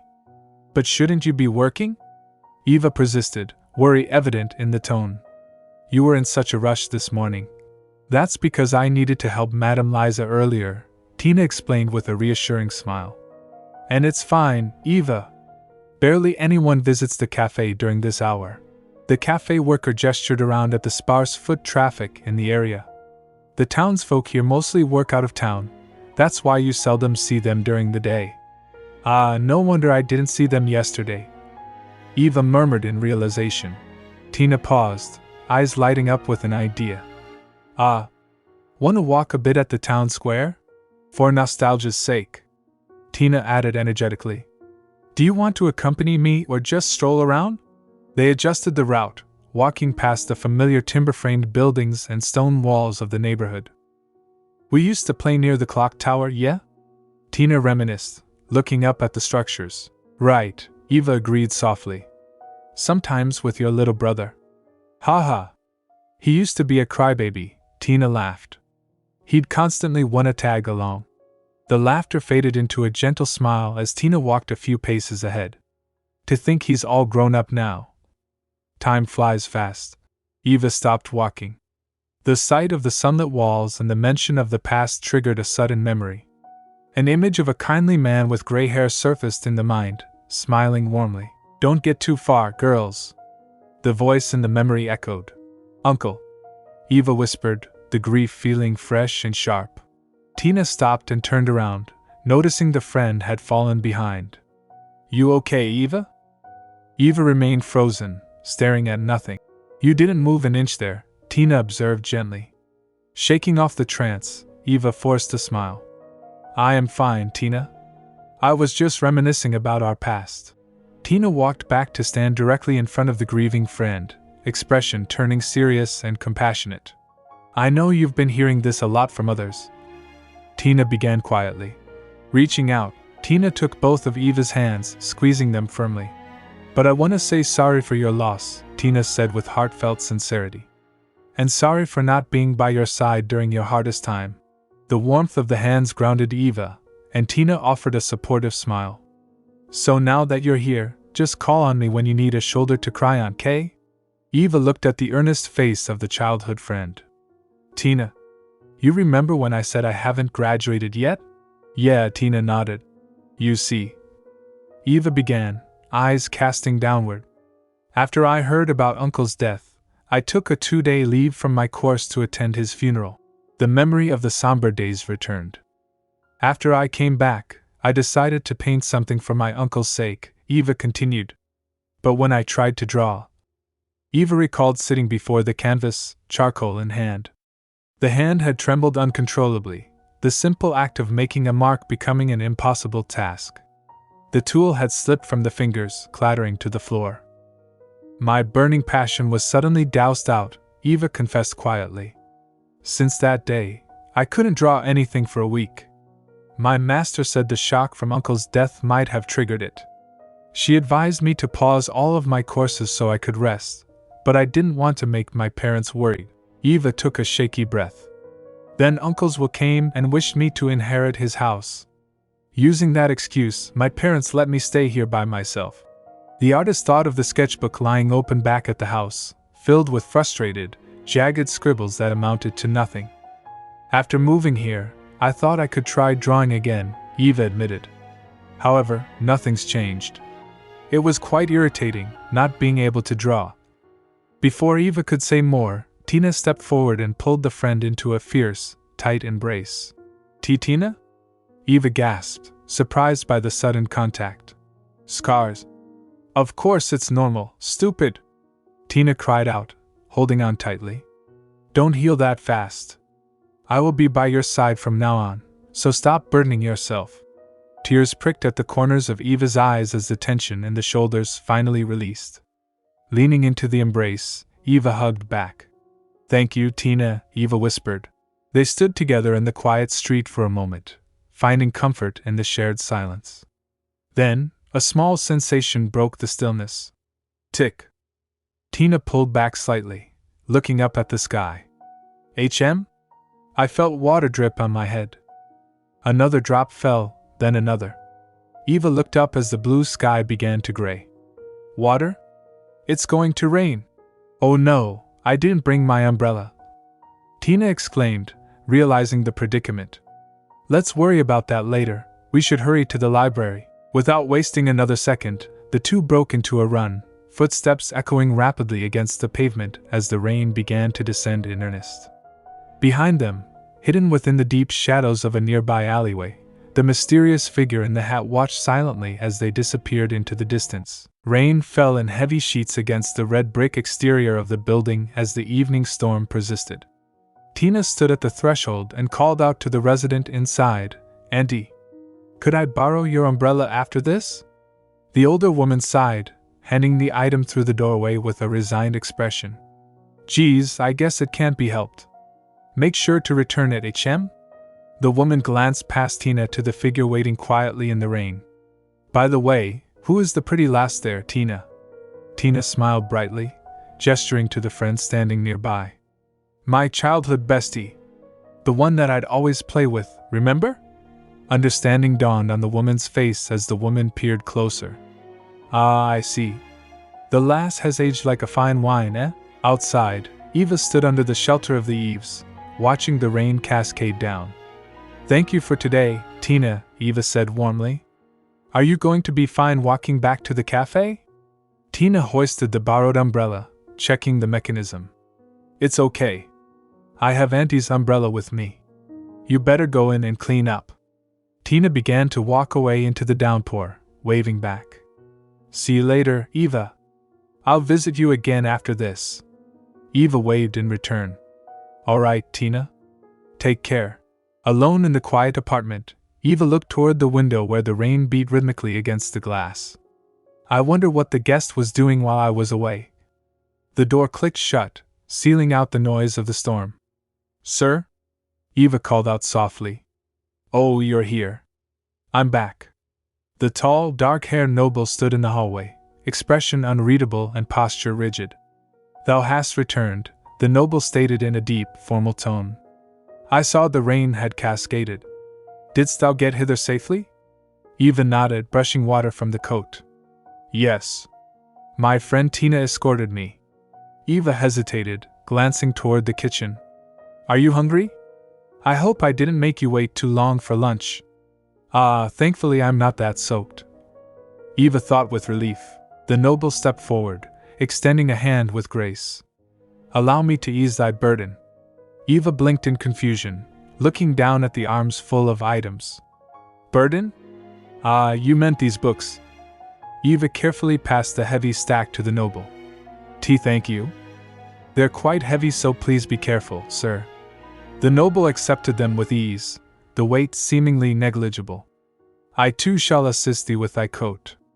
Eva felt a flush of gratitude at the polite gesture. Ah, thank you again. Moments later, Eva stood by the window, tapping a finger thoughtfully against the sill. I need to wash my hair later. Eva turned to the noble, who waited silently. Excuse me, sir. The grandfather clock ticked in the silence, marking the passage of the evening. But would you like to have a bath? I was wondering, since you haven't asked.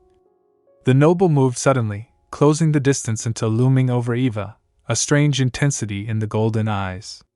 Doth mine odor bother thee? Eva panicked, waving hands in defense. And no, that's not what I meant. After all that misunderstanding, Eva ended up readying a warm bath for the guest. Steam curled from the hot water, filling the room with a gentle warmth. I think you can come in now, Eva announced, standing by the tub. Please use this to your heart's content. Eva pointed to the side. You can put your clothes into the basket. A thought occurred, and Eva paused. Oh, right. Let me get you a new shirt first. Eva hurried out of the room to retrieve the item. Right. They're here. Eva returned a moment later, clutching the folded fabric. Sorry to make you wait, here's the clothes. The words died in Eva's throat.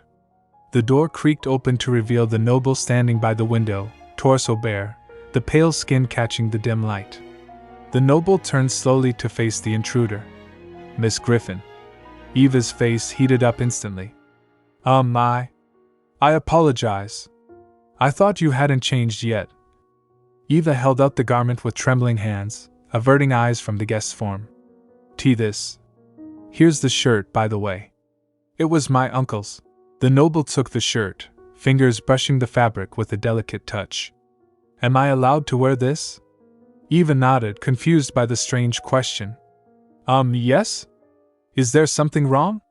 The noble's golden eyes narrowed slightly, focusing intently on the cloth. I can feel this hath such powerful affinity with thy beloved. Yet traces of sorrow and yearning still linger.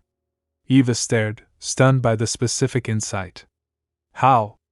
The way you described my drawings yesterday were spot on. How can you voice out my feelings so clearly like that? The noble looked up, meeting Eva's gaze with a solemn expression.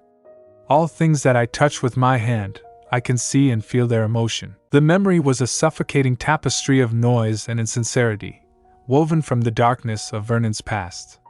He stood in the center of a crowded hall, a focal point for the crushing weight of expectation and deceit. Faces blurred into a sea of false smiles, hands reaching out to grasp his own. Oh, look what we have here! A voice boomed, dripping with performative enthusiasm. The future head of the Vladimir clan. Another voice chimed in, equally hollow.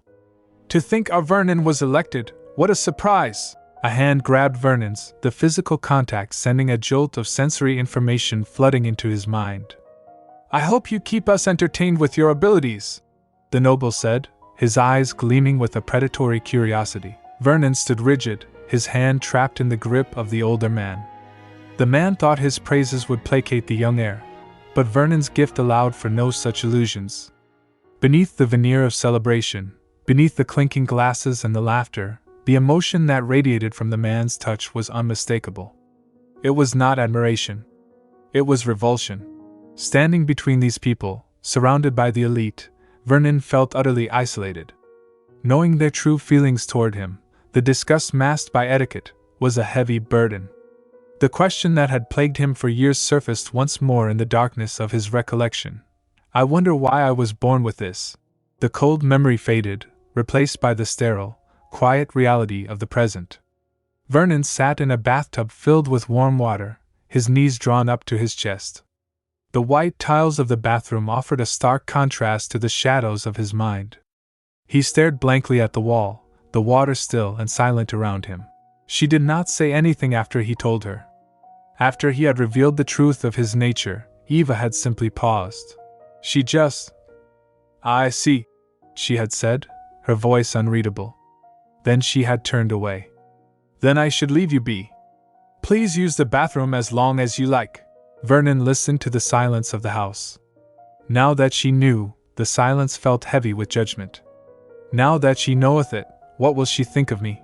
Water dripped from his hair, splashing softly into the tub. The sound marked the passing seconds of his anxiety. Outside the bathroom door, Eva stood in the hallway, leaning against the patterned green wallpaper. She crossed her arms tightly over her chest, her face flushed and her brow furrowed in concentration. So he can feel emotion from anything he touches, she thought, the realization settling in. She tried to process the magnitude of it, commanding herself to stay calm. Focus, Eva! Focus! The sound of the door handle turning snapped her to attention.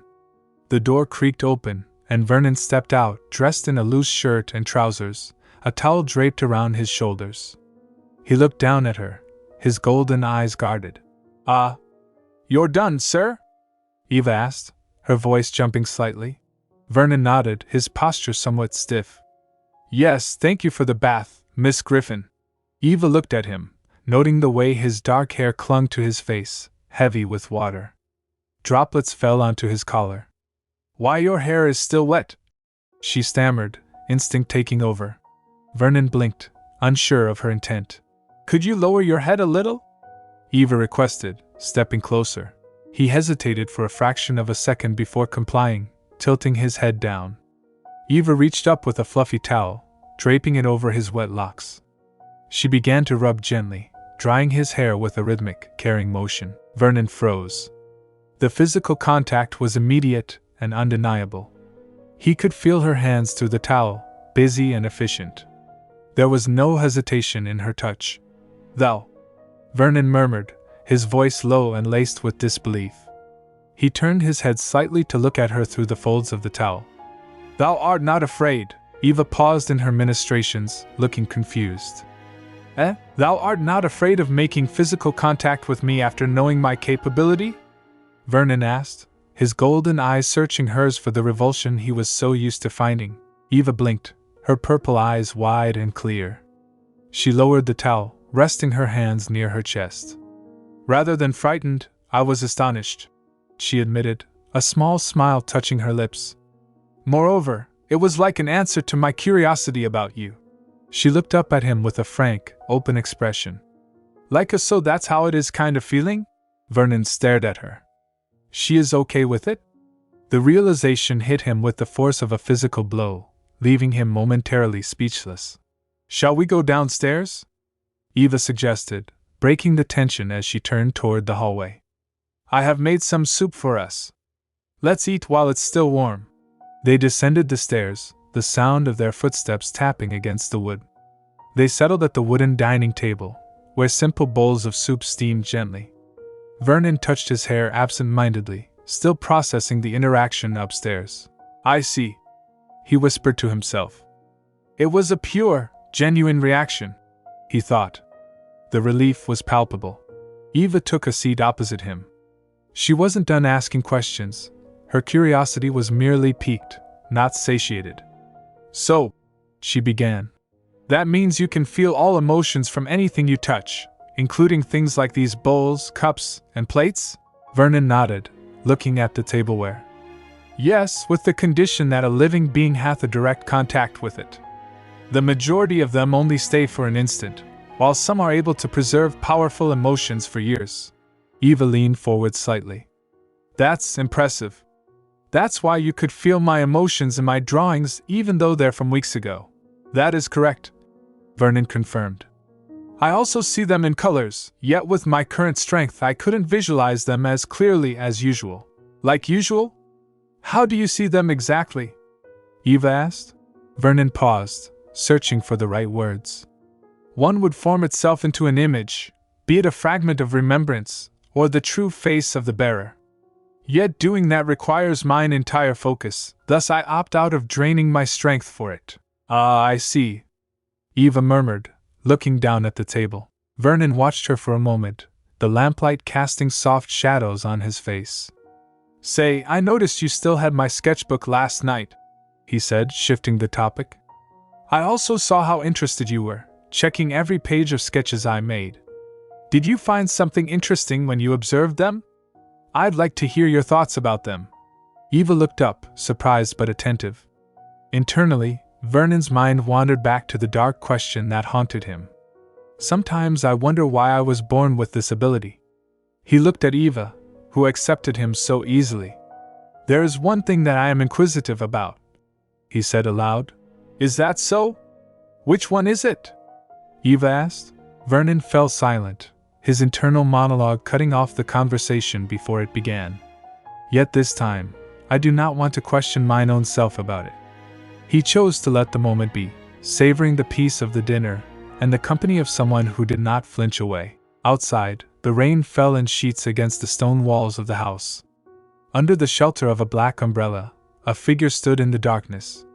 He wore a heavy trench coat and a fedora that obscured his eyes, but a faint smile played on his lips as he gazed up at the lit window. It's time, the stranger said softly, his voice lost in the rhythm of the rain.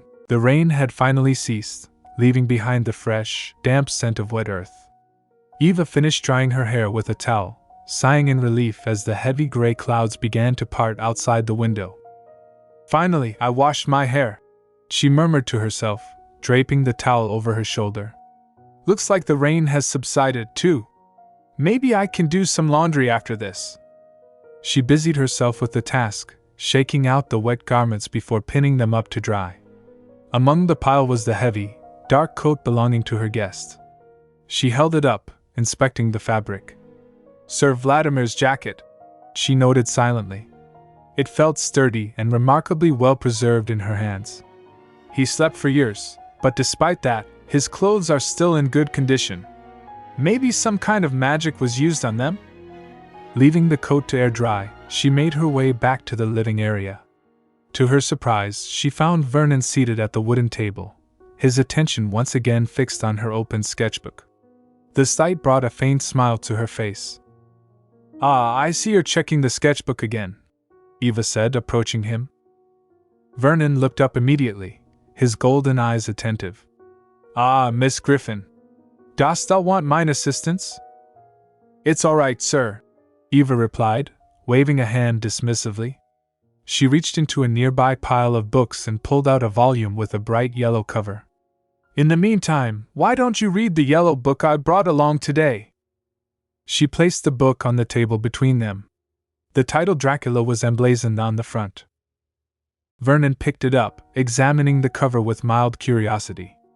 Is there a reason thou wishest me to read this? Actually, it's a novel involving vampires, Eva explained, taking a seat opposite him. The story centers on a vampire called Count Dracula and his attempt to find new blood and spread the undead curse in England. But his attempt was foiled by a group of 3 men and a woman led by Professor Abraham Van Helsing. Vernon listened intently, his expression unreadable. This is a work of fiction, Eva clarified quickly. But I want to know your thoughts about it. She paused, her gaze drifting slightly. I'd say this novel is the reason I was afraid of you initially. Vernon opened the book, his brows knitting together. A mortal created this tale? Yes, it was written by Bram Stoker. Vernon began to read, his eyes scanning the text with superhuman speed. To think a mortal could compose such a tale about us, he mused, his voice low. Perhaps he had seen one of our kind? Maybe? Eva shrugged. I'm not sure either, since it's only fiction. She stood up. I'll make tea for us. Please wait for a bit. Eva moved to the kitchenette, the clinking of porcelain filling the comfortable silence. When she returned with a steaming tray, Vernon had closed the book and was resting his chin in his hand, deep in thought. From what I remember, Count Dracula resided in Transylvania, Eva said as she poured the tea. Do you actually originate from there? That is not entirely true, Vernon replied, accepting the cup. Although some of our associates come from there. What else was mentioned in the tale? Eva asked, sipping her tea. Well, it said the Count lived with his 3 vampire brides. She trailed off, remembering something he had mentioned earlier. Ah, that's right. You talked about your family once. What's your family like, sir? Vernon's expression softened instantly. My kin, he began, looking into the dark liquid in his cup. I lived with my father, mother, and 3 elder sisters. You're the youngest? Eva asked, surprised. Yes. They'd like to fawn over me. A shadow of annoyance, or perhaps embarrassment, crossed his face. My sisters are nice, although I became quite irritable with their repeated teasing and cajoling. Sometimes I wish they would leave me alone. Eva covered her mouth, a giggle escaping before she could stop it. I see. She laughed, her eyes crinkling. They really doted on you a lot, Vernon looked at her, blinking slowly. I guess thou can't say it like that. I think they did that because you're quite serious, sir, Eva teased, her laughter ringing clearly in the quiet room. Realizing she might have been too bold, she quickly composed herself. Forgive me. I didn't mean to offend you. It's all right, Vernon said softly. He wasn't offended. In fact, he looked captivated. Seeing that thou canst laugh is delightful. Eva blushed, looking away. What are you saying, sir? It's nothing to be delighted about. It is true, Vernon insisted, his tone gentle but firm. Thou hast been stern and forlorn since our first encounter. The smile faded from Eva's lips. She looked down at her hands, the weight of her reality settling back onto her shoulders. He's right, she thought. Ever since Uncle's death, I barely had peace nor happiness. I was too absorbed in my own grief, denying solace. I guess I was straining myself all this time. The silence stretched between them, heavy with unspoken sorrow, until Vernon broke it. I have a proposition, he announced, leaning forward. Eva looked up, startled. A proposition? Vernon pointed a pale finger toward the sketchbook lying on the table. I wish to help thee conquer the disturbing aura within this piece. Eva's eyes widened. Disturbing aura? But what are you planning to do with it? Thou recognize thine ability to imbue emotion into art, and mine ability to sense it, Vernon said, his gaze intense and unwavering.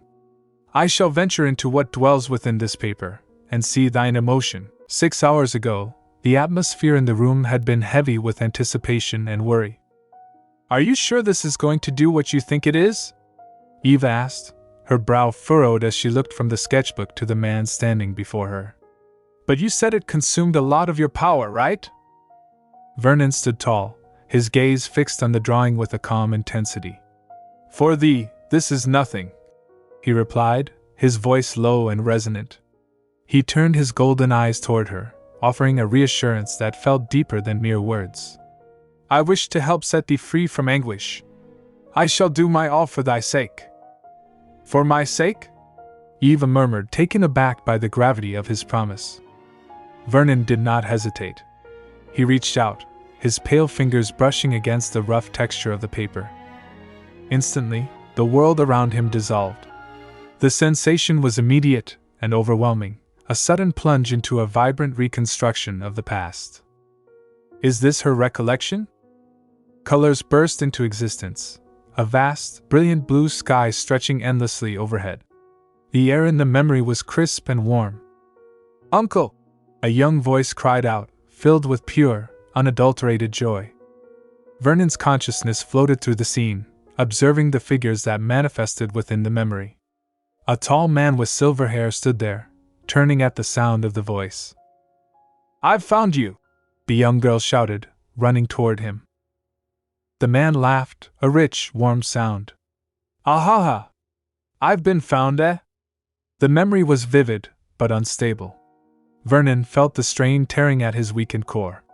"No, not yet," he thought, gritting his teeth against the encroaching darkness threatening to pull him out. "Cannot yet succumb? I need to see more." He pushed harder, trying to anchor himself in the vision, but his reserves were empty. The image fractured. "Sir!" Eva's panicked voice pierced the veil as his knees buckled. Darkness claimed him before he hit the floor. In the quiet dimness of the bedroom, hours later, Eva sat by the bedside, watching the steady rise and fall of Vernon's chest. He lay still, his face pale against the white pillows. "He startled me, passing out like that," Eva thought, her hands clasped tightly in her lap. She looked at his sleeping form with a mixture of guilt and concern. "I guess his strength has not fully recovered yet. He's looking very frail, too," she sighed, brushing a stray lock of hair from her face. "All I can do is nurse him back to health until he gets better." Her gaze drifted to the side table, where the yellow-covered novel she had brought earlier lay. "Dracula? Ah, right. I brought that novel along," she mused. "I want to ask him for more of his opinions, but I should save it for tomorrow." Her mind began to wander, connecting the threads of fiction with the reality sleeping before her. Didn't the Count and his 3 sisters hunt humans to drink their blood? She looked back at Vernon. The memory of their earlier encounter in the atelier surfaced, the moment he had lost control. "Sir Vladimir also said the smell of my blood was enough to recover his strength," she recalled. "But he couldn't resist and ended up licking my injured hand." The pieces clicked together, forming a picture she had been hesitant to fully acknowledge. "Which means he needs blood." A rustle from the bed broke her train of thought. Vernon stirred, his eyelids fluttering open to reveal groggy golden irises. "You've woken up!" Eva exclaimed softly, leaning forward. "How are you feeling, sir?" Vernon slowly propped himself up, looking around the unfamiliar surroundings. "This room." "Thou broughtest me hither?" he asked, his voice rough with sleep. "I did, so you can rest well," Eva confirmed. "You've been sleeping for 6 hours." 6 hours? Vernon repeated, a flicker of urgency crossing his face. He tried to swing his legs over the edge of the bed. "Ah, hold on, sir! Don't exert yourself," Eva scolded gently, reaching out to steady him. Vernon paused, his gaze drifting as he recalled the fragments of the vision he had fought so hard to see. "There was a clear blue sky," he murmured. "It was thy recollection." Eva nodded silently. "When I looked up, all I saw was the vast blue sky," Vernon continued, his eyes distant. "A tall, silver-haired man was standing there, looking beyond the horizon, when a girl's voice called him, declaring her triumph." He looked at Eva. "I believe they were thee and thine uncle?" "It's exactly as you've described," Eva said, a sad smile touching her lips. "I was 8 when I played hide and seek with my uncle. I was recalling that day when I tried to draw yesterday." Vernon gripped the sheets, his expression hardening with resolve. "But more importantly, I need to confirm it first. Yet I only saw a glimpse of it. I shall hurry to see the full picture." He made to rise again, determined to return to the sketchbook despite his condition. "Wait," Eva said firmly, grabbing his arm to stop him. Vernon froze at her touch. Eva looked at him, her purple eyes searching his face.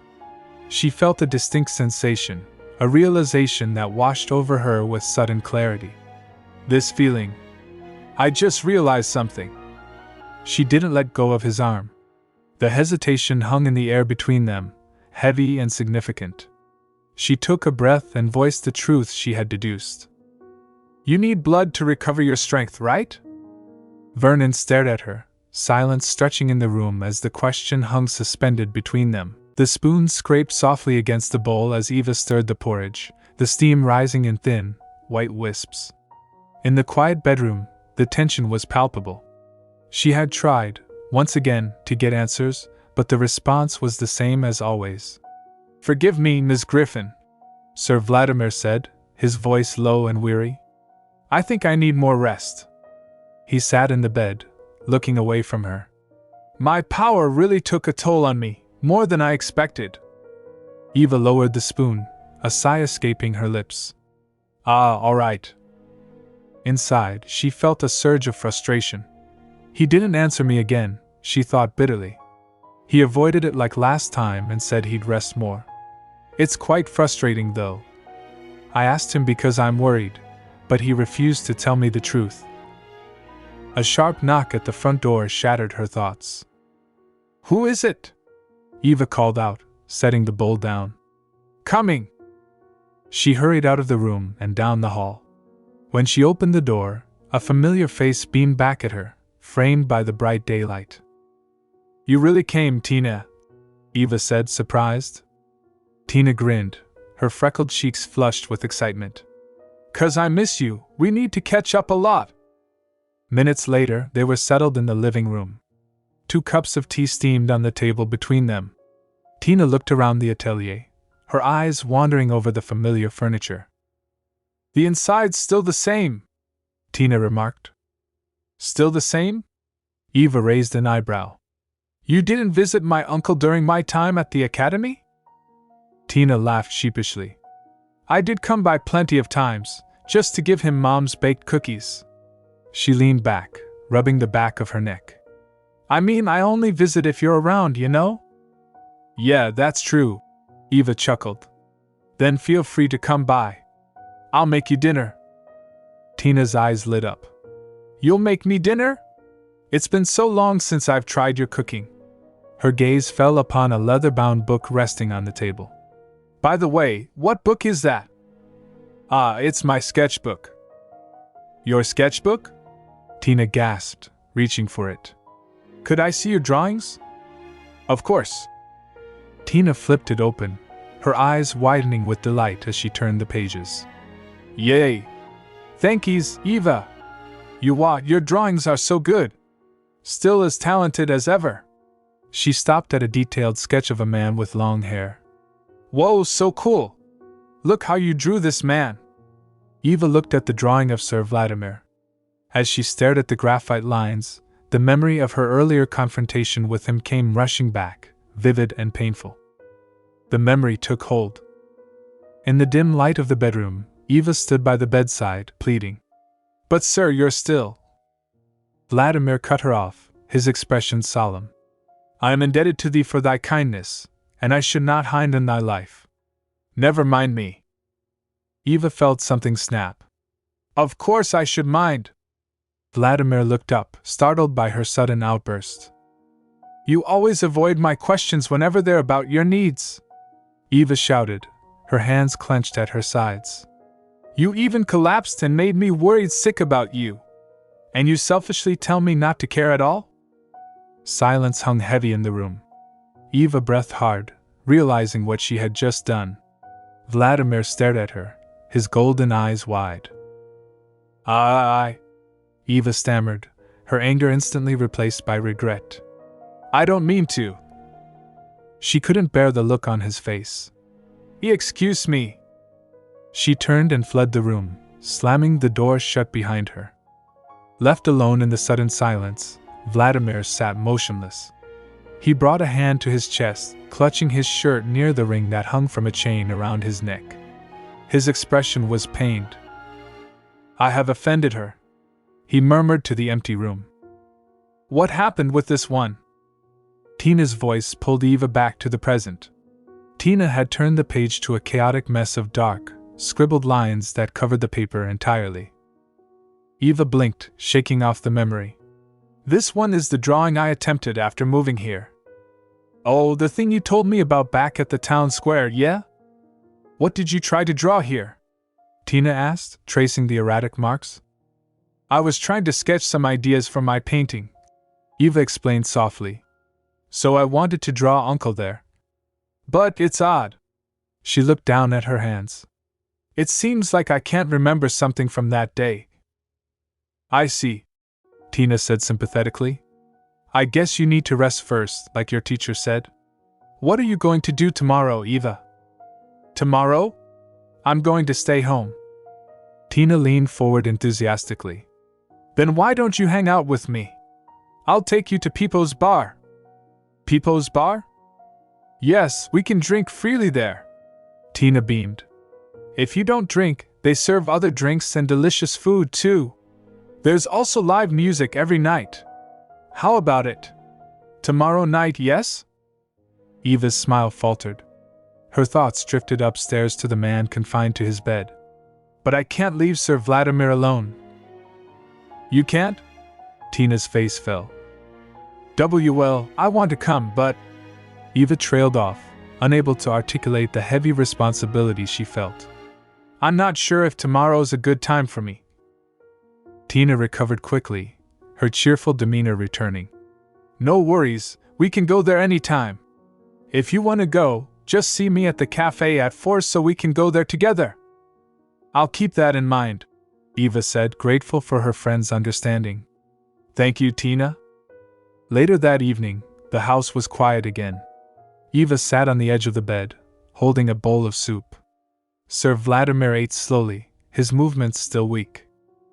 If you want more, feel free to ask me, all right? Eva said gently. Vladimir lowered the spoon. This is enough, thank you. Then I'll go clean up downstairs a bit. She reached for the tray, but his voice stopped her. Dost thou not wishes to join thy former playmate? Eva paused. Former playmate, you mean Tina? Vladimir looked at her, his golden eyes observing her carefully. I heard that thou wast invited by the young lady to Peepo's bar tomorrow night. Wouldst thou have been delighted to accept her offer? Eva looked away, a small, sad smile playing on her lips. Oh, about that. Of course I'd be delighted to join her. She looked back at him, her expression firm but tender. But right now your condition is unwell, so I can't leave you unattended. Vladimir's gaze softened. Thou needest not fret for me. In a dimly lit room with green, damask-patterned wallpaper, Evangeline Griffon stood before a dark cast-iron stove. She scrubbed the surface vigorously, the cloth squeaking against the metal as she vented her frustration into the cleaning. Stupid, stupid Eva!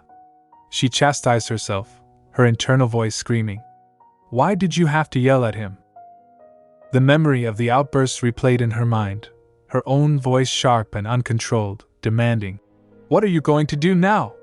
She squeezed her eyes shut, her hand pausing on the stove. The silence of the house felt heavy. Ha! She let out a long, defeated sigh. There was no point in wallowing here all evening. In the end, I decided to join Tina at the bar. She thought, resolving to put some space between herself and the tension in the house. She walked down the hallway, her footsteps soft on the floorboards. After the argument, she and her housemate had kept their distance from each other, retreating to separate corners of the large house. But now, as she reached the bottom of the stairs near the grandfather clock, she ran right into him. The tall man with long, dark hair and piercing amber eyes stood by the doorway. He looked down at her, his expression unreadable. Evangeline froze, her hand gripping the fabric of her skirt. I am going out to meet Tina, she stammered, unable to meet his gaze directly. You can eat the food I prepared for dinner later. The man looked at her calmly. I see, he said, his voice low and polite. Take care, Miss Griffon. Evangeline hurried past him and out the door, the cool night air hitting her flushed cheeks. As she walked away, a small wave of relief washed over her. At least I made him dinner before leaving. She navigated the cobblestone streets until she spotted a warm, inviting glow ahead. There it is! Tina was waiting for her outside, pointing enthusiastically at a wooden sign hanging above an arched doorway. That's Peepo's bar. You've seen it with the mayor, haven't you? I didn't see that sign before with the mayor, Evangeline admitted, looking at the rustic exterior. Let's go! Tina grabbed her arm and pulled her inside. The interior of the bar was cozy and bustling, with wooden beams stretching across the ceiling and patrons chatting at tables. A vibrant figure stood behind the counter, wearing a sparkling blue dress and large hoop earrings. Welcome! Oh! The owner turned, spotting the new arrivals. A wide smile spread across his face. My, if isn't it my bubbly patron Tina? Hello, Peepo! Tina chirped. What a striking look, and that costume too! Peepo, the owner, leaned over the counter, his eyes twinkling with interest as he looked at Evangeline. Oh ho! It's my first time seeing you here. Evangeline offered a polite smile. Ah, yes. I just moved here 3 days ago. I'm Evangeline Griffon. A new neighbor, I see. Peepo clapped his hands together gently. You can call me Peepo, I'm the owner of this bar. Hope you enjoy the night here with Tina, Angeline. Yes. Thank you, Mr. Peepo, Evangeline replied, deciding not to correct the nickname. They found a round wooden table and sat down. We can order the goat curry, Tina suggested, her eyes scanning the menu. I'll have a beer. How about you? I'll go with a mocktail, Evangeline decided. Okie then. Tina turned toward the room and cupped her hands around her mouth. Yoo-hoo, waiter! She shouted. A young man with short orange hair and freckles, who had been walking away with a tray, stiffened. He turned around, an annoyed expression on his face. Could you not yell so loudly every damn time? Tina giggled, unbothered. Tee-hee, sorry.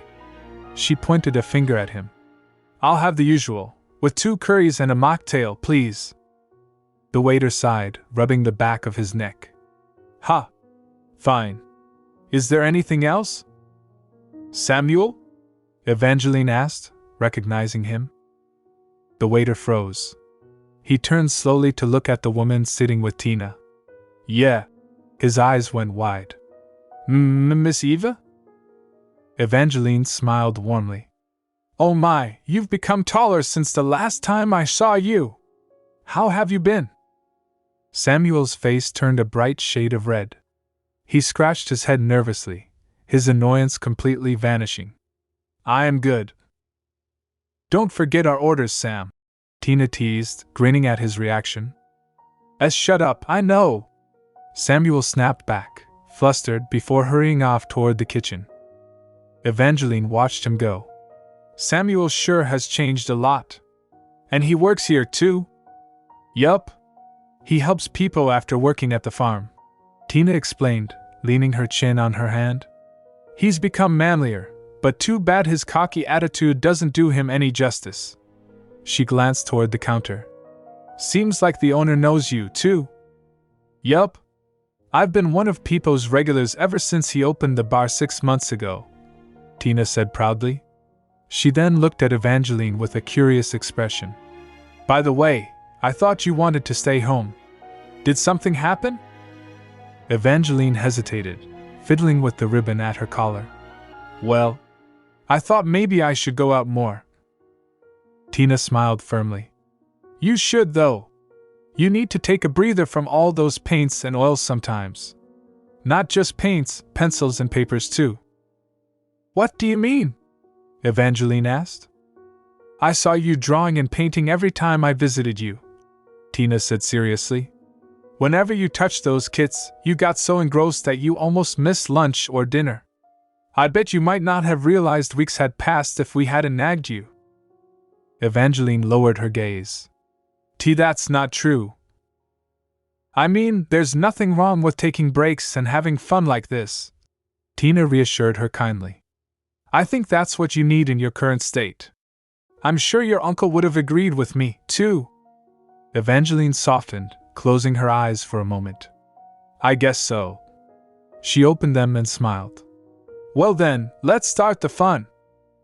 Samuel returned with their drinks, a frothy beer for Tina and a colorful mocktail for Evangeline. They clinked their glasses together. Cheers!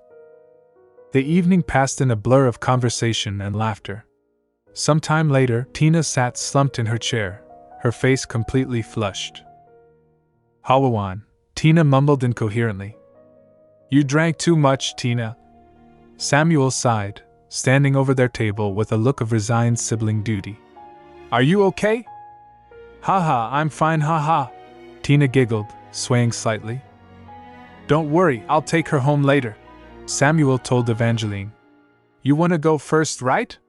Take care on your way home. Evangeline stood up, smoothing her skirt. All right then. Please take care of your sister for me. Angeline. About to leave now, Tina slurred, waving a floppy hand. Have a good night, Samuel, Evangeline said. She walked over to the counter to settle the bill. Yes, it was a lovely dinner, Mr. Peepo. I'll pay for Tina's as well. Take care. Come again, Peepo called out cheerfully. As Evangeline turned to leave, she passed a figure sitting alone at a small table in the shadows, nursing a drink. The man had dark hair and wore a high-collared coat. Pho! The man exhaled softly, a faint smile touching his lips. As she stepped toward the door, a low voice murmured from the shadows behind her. Be careful on your way back, Ms. Griffon. The night air was cold against the cobblestones as Eva hurried through the dark streets. The silence of the sleeping town did little to quell the anxiety tightening her chest. I can't leave him alone any longer, she thought, her pace quickening. It only takes 10 minutes or less if I hurry. After that, I'm going to talk to him. Hello, pretty lady. A voice sliced through her thoughts. Eva froze as two men stepped out from the shadows, blocking her path. Their grins were leering and unwelcome. What ya doin' all alone at this hour? One asked, stepping closer. Want us to accompany you somewhere cozy? The other added, his eyes scanning her up and down. They seem suspicious. Eva kept her face neutral, though her heart began to race. No, thank you, she said firmly, attempting to sidestep them. I have someone waiting for me. If you'll excuse me. What's the rush? The first man moved to obstruct her again. Can't that wait for a bit? Why don't you stay with us? He reached out, his fingers closing around her arm. You know it's dangerous if you're alone, right? He sneered, his grip tightening. We'll take you home too after that.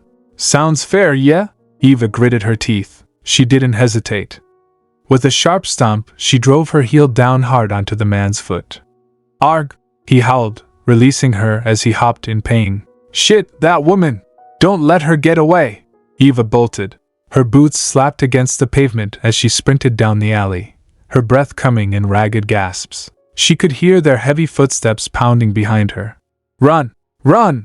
She screamed internally. Don't let them catch you, Eva! She turned a corner too sharply. Her foot slipped on the uneven stones, and the ground rushed up to meet her. Thud. Ow! Ack! Eva hissed, clutching her ankle. No, my feet!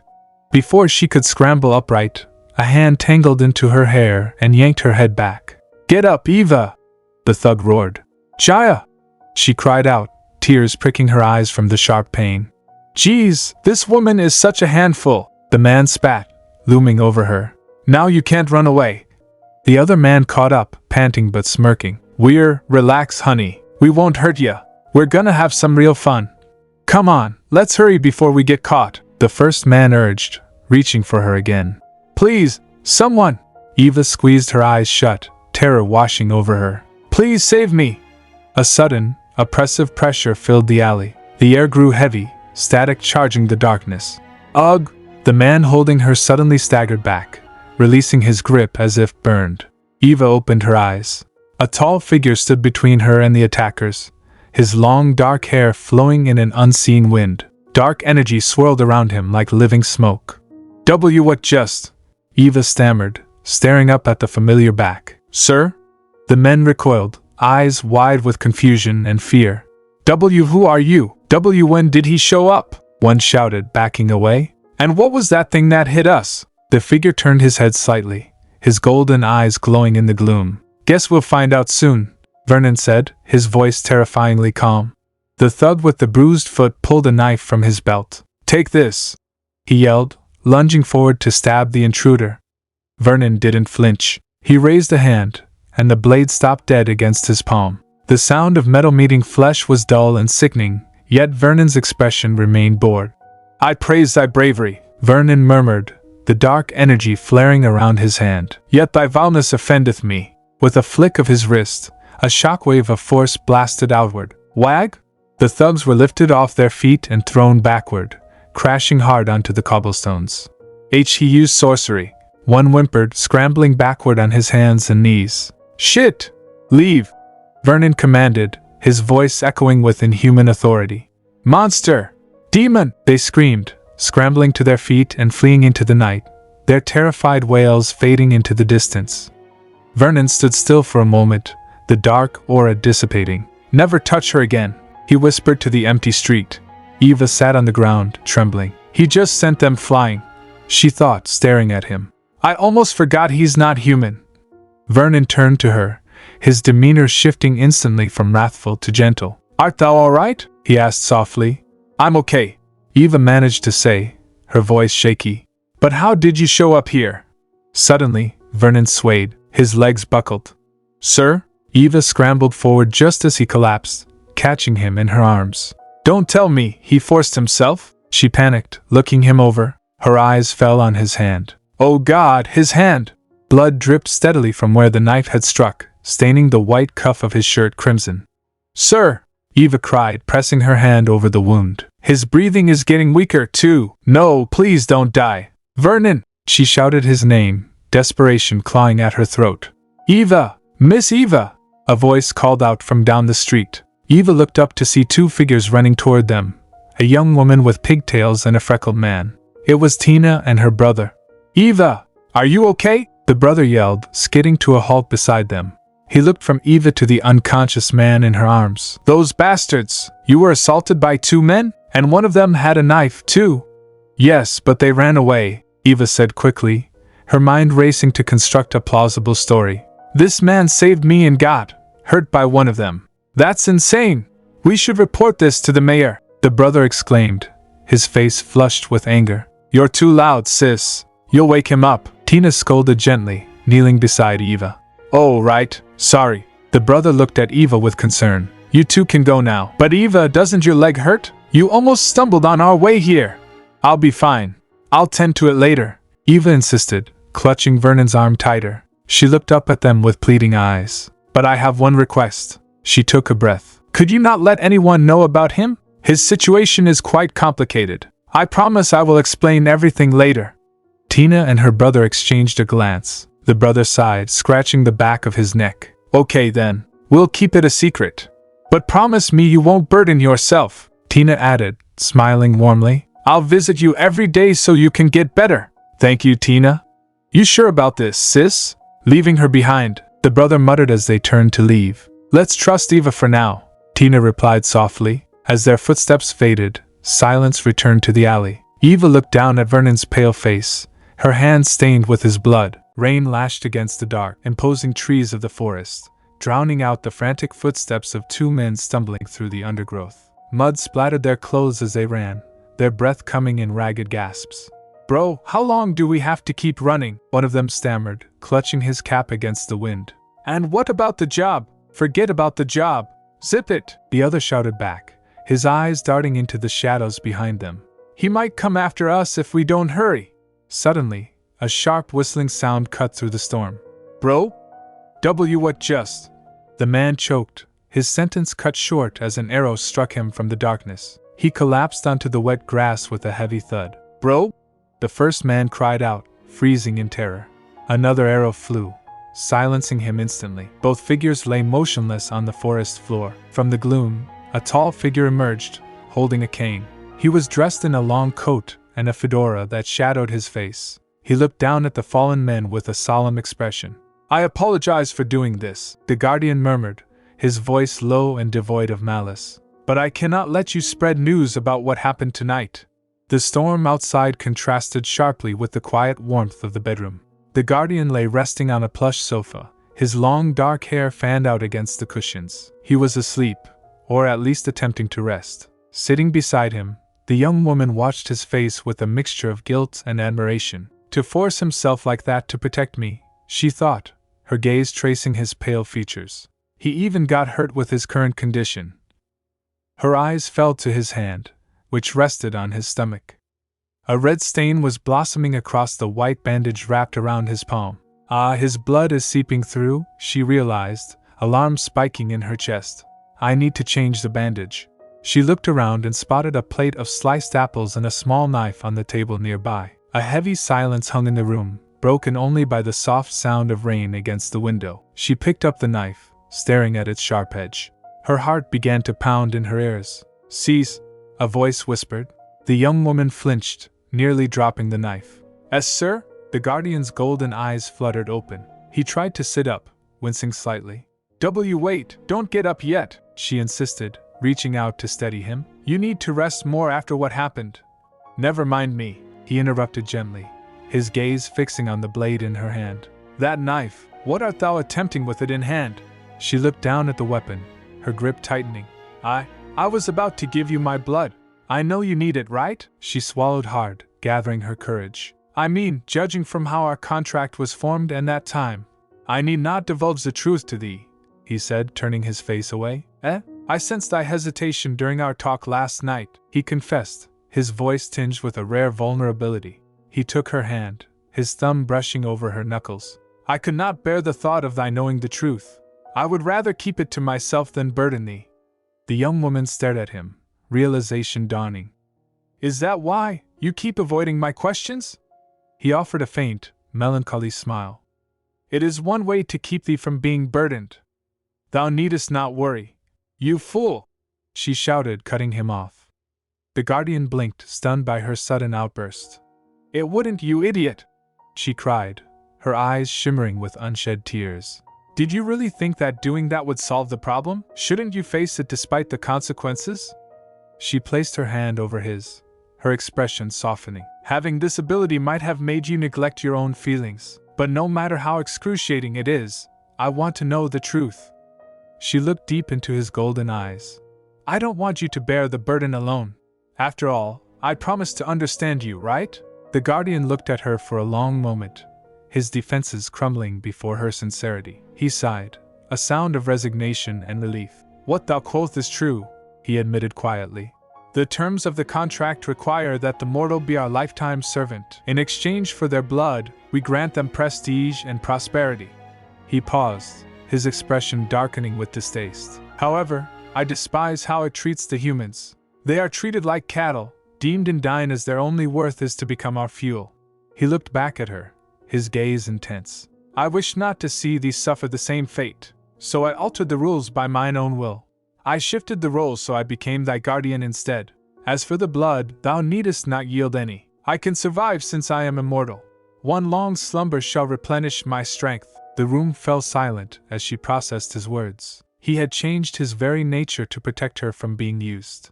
Without a word, the young woman raised the knife. What art thou do?"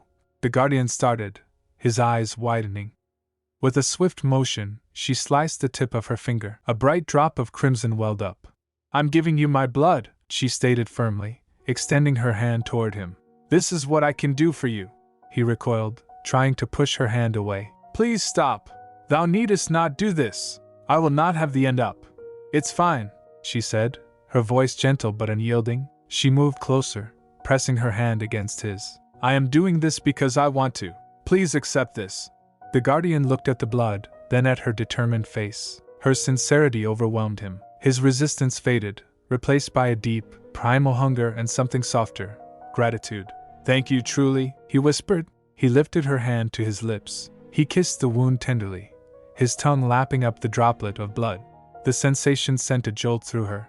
It wasn't just feeding, it was an act of reverence. He licked the cut slow and deliberate, cleaning the wound with an intimacy that made her breath hitch. I don't know how to describe it, she thought, her face flushing as she watched him. He kissed her finger again, his lips lingering on her skin. The way he treats my hand so tenderly, he's just kissing it now. The guardian lifted his gaze, his golden eyes locking onto hers. The hunger in them had shifted into something else, something intense and magnetic. And that sharp gaze cast upon me, she thought, her heart racing. Something is rising within. The wound, Eva whispered, staring at the smooth, unblemished skin of Vernon's hand. It's healed? Yes, Vernon replied calmly, flexing his fingers. I am able to regenerate myself after taking thy blood. Is that so surprising? He adjusted his cuffs, his movements regaining their usual elegance. After this, I shall lie dormant for days. For to not burden thee, I shall let my power replenish itself to its fullest peak. That way, thou wilt not need to fret over me again.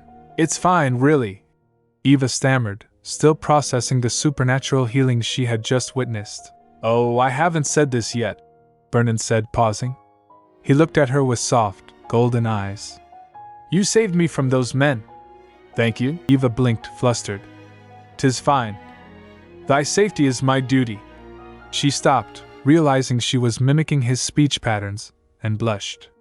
Well then, I will tidy up all of these bandages. She stood up to gather the medical supplies but winced immediately, a sharp pain shooting through her leg.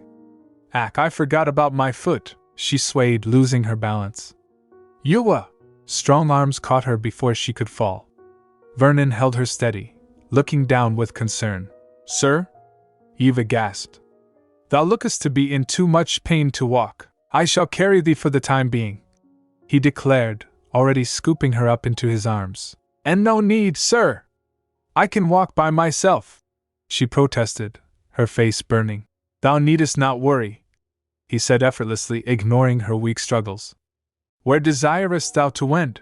It's embarrassing, so please put me down. Days passed after the incident in the woods. Just as Vernon had predicted, he fell into a deep slumber in his room to recover his strength. He hadn't told Eva when he would wake up and had advised her not to wait for him. Even so, she couldn't resist watching over him. She moved her easel into his room, painting quietly while he slept, keeping a vigilant eye on his still form. Hello? I brought some cakes for dinner. Tina, Eva's childhood friend, visited every day as promised. She helped with the chores and even assisted in taking care of Vernon while he remained unconscious. As more days drifted by, Eva kept her watch, from the bright light of day until the shadows of night stretched across the floorboards. Waiting.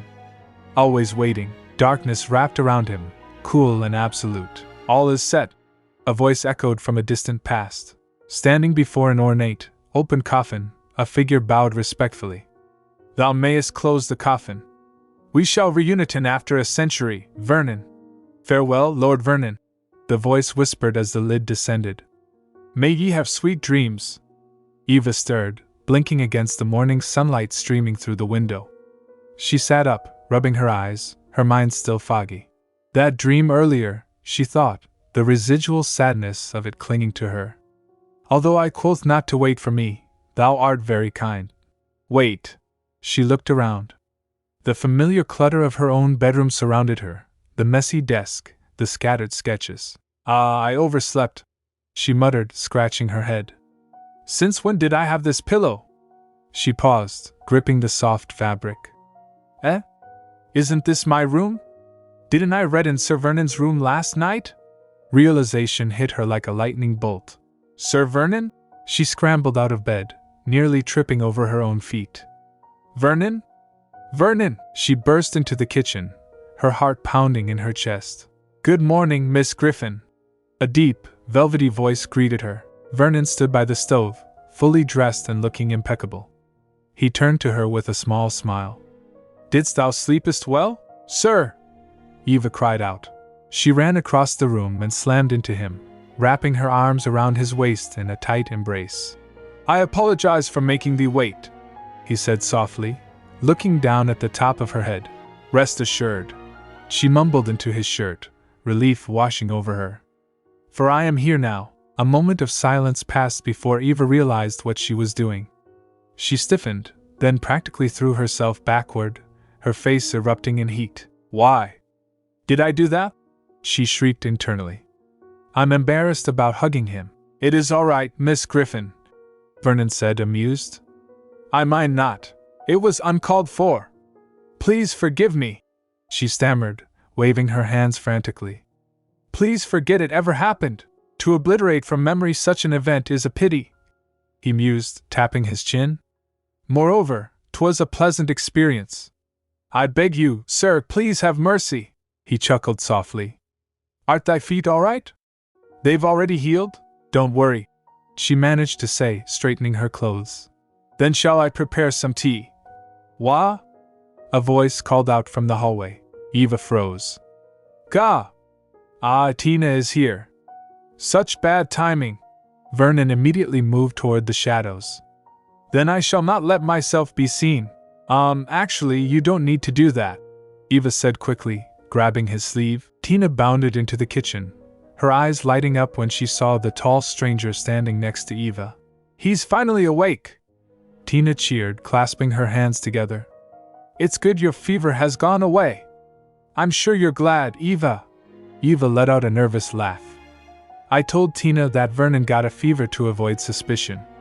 It's a relief she bought it. By the way, I'm Tina, the girl chirped, beaming at Vernon. Eva and I are childhood friends. Nice to meet you, mister.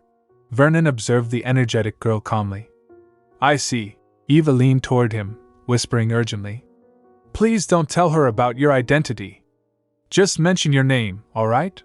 Vernon nodded once, then turned back to Tina. He placed a hand over his chest and bowed slightly. The pleasure is all mine. I am Vernon, guardian of Miss Griffon. The kitchen went silent. Guardian of Miss Griffon? Tina repeated, confused. It is an honor to meet a confidant of hers. Eh? I can explain, Eva shouted, panic rising. I forgot about his speech and the guardian thing. He's not from here, you see, she stammered, sweating. And about the guardian thing, it's not like that. So, he just said it was nice knowing you and… Tina tilted her head, looking from the flustered Eva to the stoic Vernon. Then, her face brightened with understanding. I see, so he's your butler.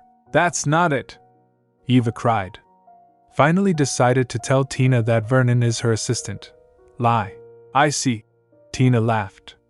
Your English is weird, mister. So you're helping Eva while she's taking breaks from her art activities, yeah? I heard you also saved Eva from thugs, too. Thanks for that. It is my duty to protect her, Vernon replied solemnly. Duty, huh? You're such a gentleman, mister.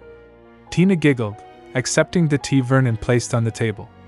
Now I can see why she was so worried about you. She was hugging you when my brother and I found you both on the street. She also looked after you when you got a fever. Tina took a sip of tea, eyeing Vernon mischievously. I bet you're important to her, huh? Vernon glanced at Eva, a faint smile playing on his lips. Important, The tea is ready, he announced simply. Yay! Thankies, Eva! Tina cheered, oblivious to Eva's bright red face. What was it like meeting with Tina? Eva asked, glancing up from her easel as she mixed colors on her palette. I hope you didn't mind how she addressed you. We couldn't let her know about your identity. Vernon, who was casually leaning against a nearby wall, gave a faint smile. 'Twas acceptable. I mind not. Miss Tina is indeed a lively woman. Haha, she sure is.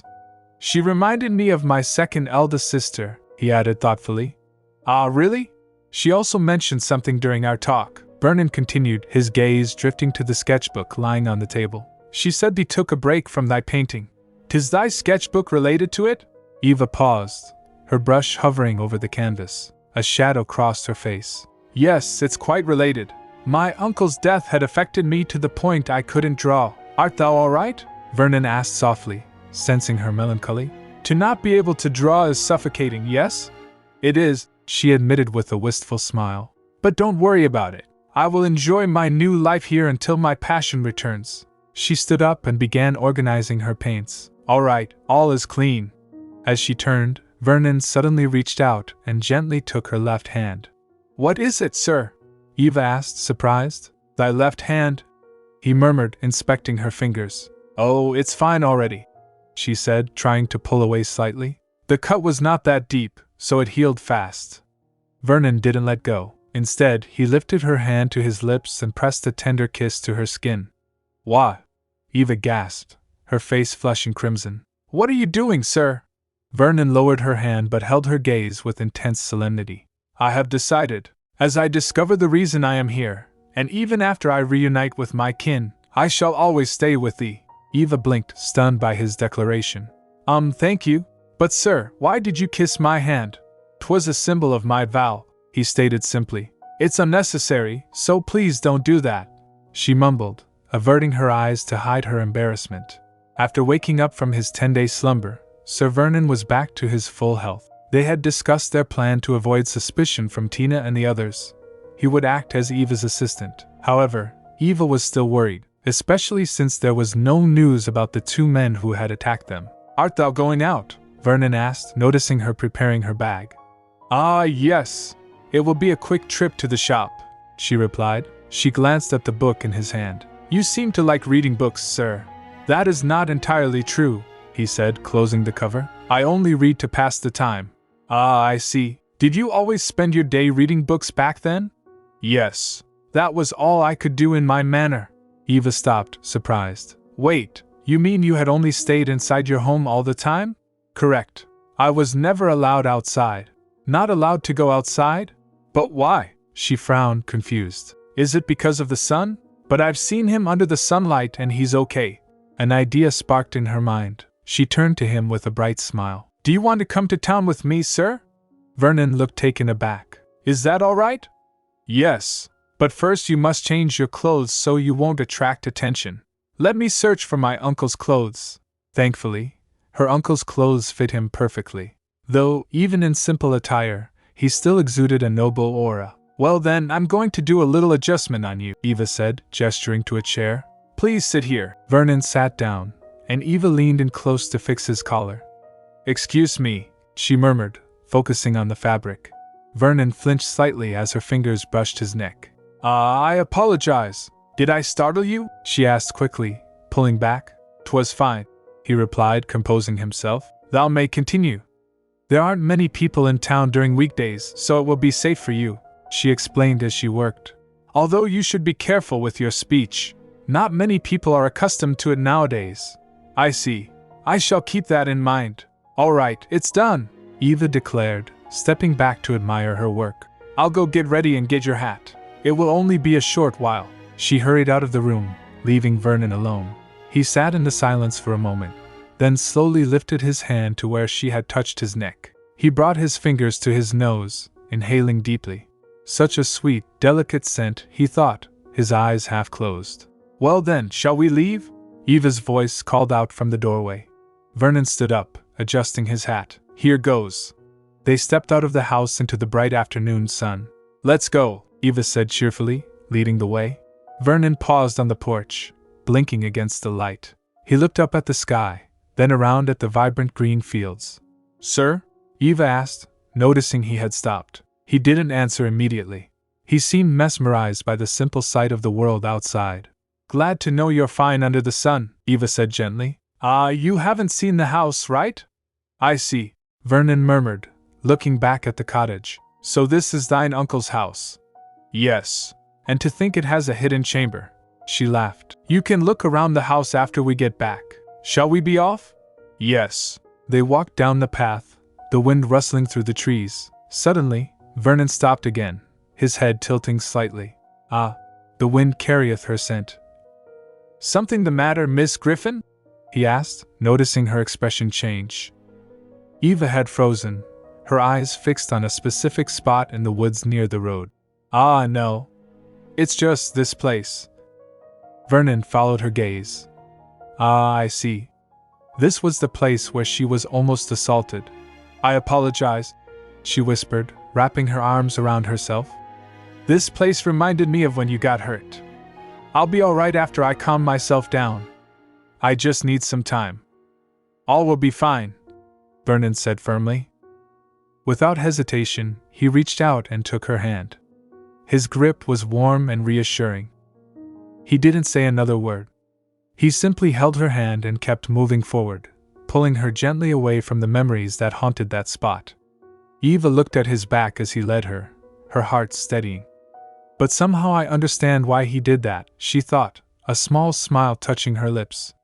And I'm thankful for it. All right, we're here, Eva announced, stopping at the edge of the bustling street. This is the town of Vestenbull.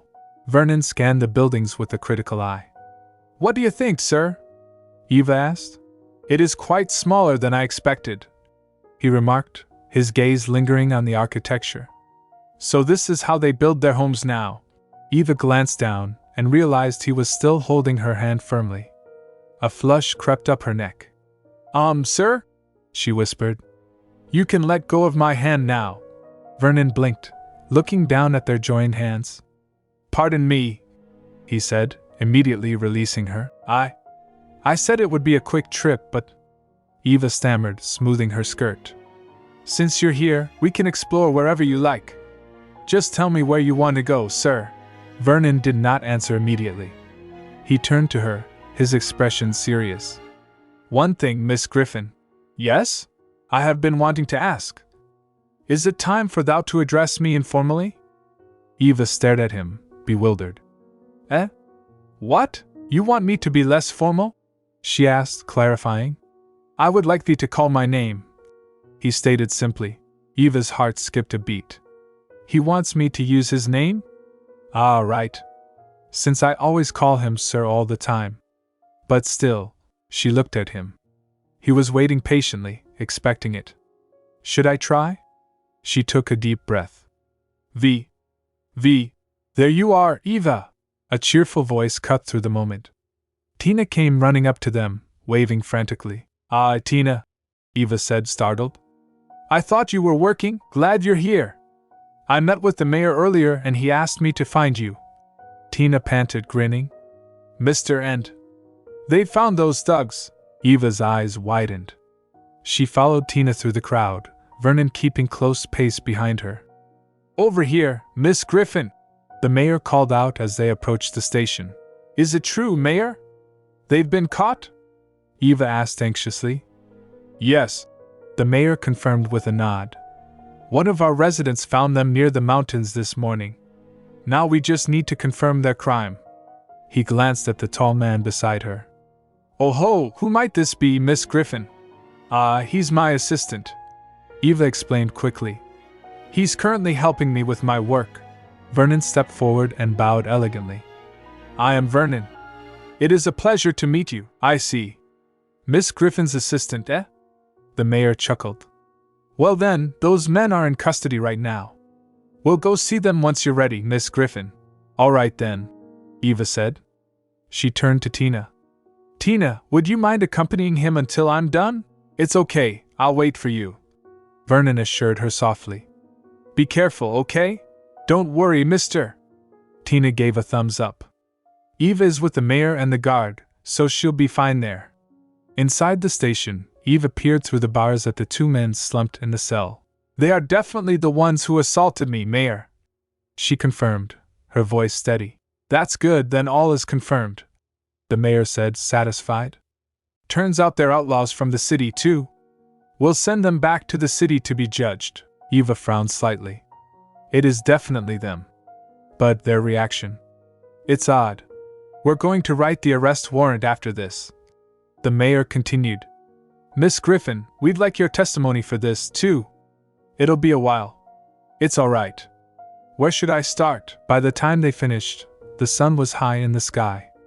The guards were loading the prisoners into a secure carriage for transport. So they are being transferred to the city? Eva asked as she stepped outside. Yes, Tina replied happily.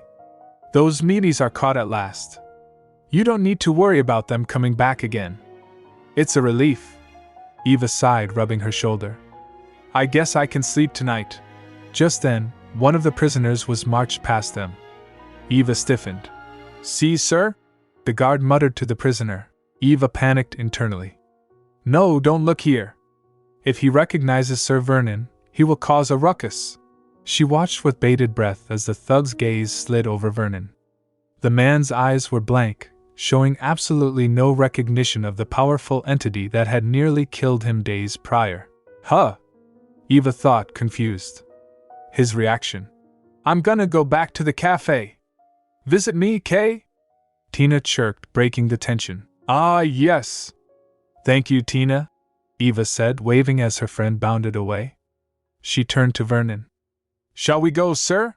They walked in silence for a moment before Vernon spoke. They were like that when thou saw them? Them? Ah, yes, Eva replied. It's quite odd, but they did confess their crime. I see. Why don't we rest a bit before touring the town? She suggested. As thou wish. They found a quiet bench, and Eva handed him a steaming cup she had purchased from a stall. Here's yours. Thank you. What is this? Vernon asked, inspecting the dark liquid. It's a cocoa drink. Be careful, it might be too hot for you. Vernon took a tentative sip. It is warm and sweet. Yes, it is, Eva agreed, sipping her own. She hesitated, then decided to ask. By the way, is something bothering you, sir? When you looked at those two, you seemed bothered. Was it because of their reaction earlier? Vernon lowered the cup. They recognized me not. Yes, isn't that good they didn't? Indeed, he replied gravely. However, I am afraid their memory of me has been wiped out. Wiped out? Like their memories were erased? Eva gasped. But how? I think they just didn't recognize you with your hat. One of them clearly saw me, but regarded me like we had never met, Vernon insisted. Yet he was the one who witnessed my power the most. And I know that look. His golden eyes darkened. The hollow look of those consigned to oblivion. Has this happened to you before? Eva asked softly. Yes. It happened a long time ago, Vernon admitted, staring into the distance. I was a child who did not yet understand the impact of my immortality. He closed his eyes, the memory surfacing. I snuck out from the manor and saved a mortal child from a pack of wolves. A servant's daughter with whom I played a lot. In his mind, he saw the little girl trembling in the snow. He had reached out to comfort her. 'Tis fine now. Worry not. But she had screamed. Monster! Get away from me! You are father! It was a brief moment, but... Vernon's voice dropped. I realized what terror felt like. After that, my family wiped her memory of me. When I met her again, she did not recognize me. I have not forgotten how hollow she looked. Eva listened, her heart aching for the loneliness he must have felt. I see. It must be hard to remember it again. But thank you for sharing with me, she whispered. She reached out and placed her hand gently over his gloved hand resting on his knee. Vernon looked down at her hand. Why? I am not touching her directly. He took another sip of the cocoa, the sweetness lingering on his tongue. Is this cocoa really good?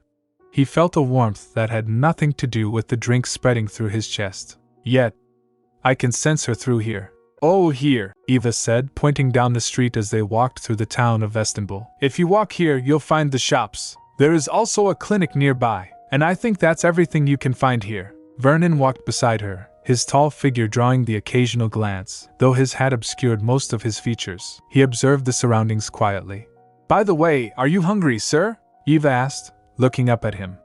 I am not particularly, Vernon replied in his usual calm tone.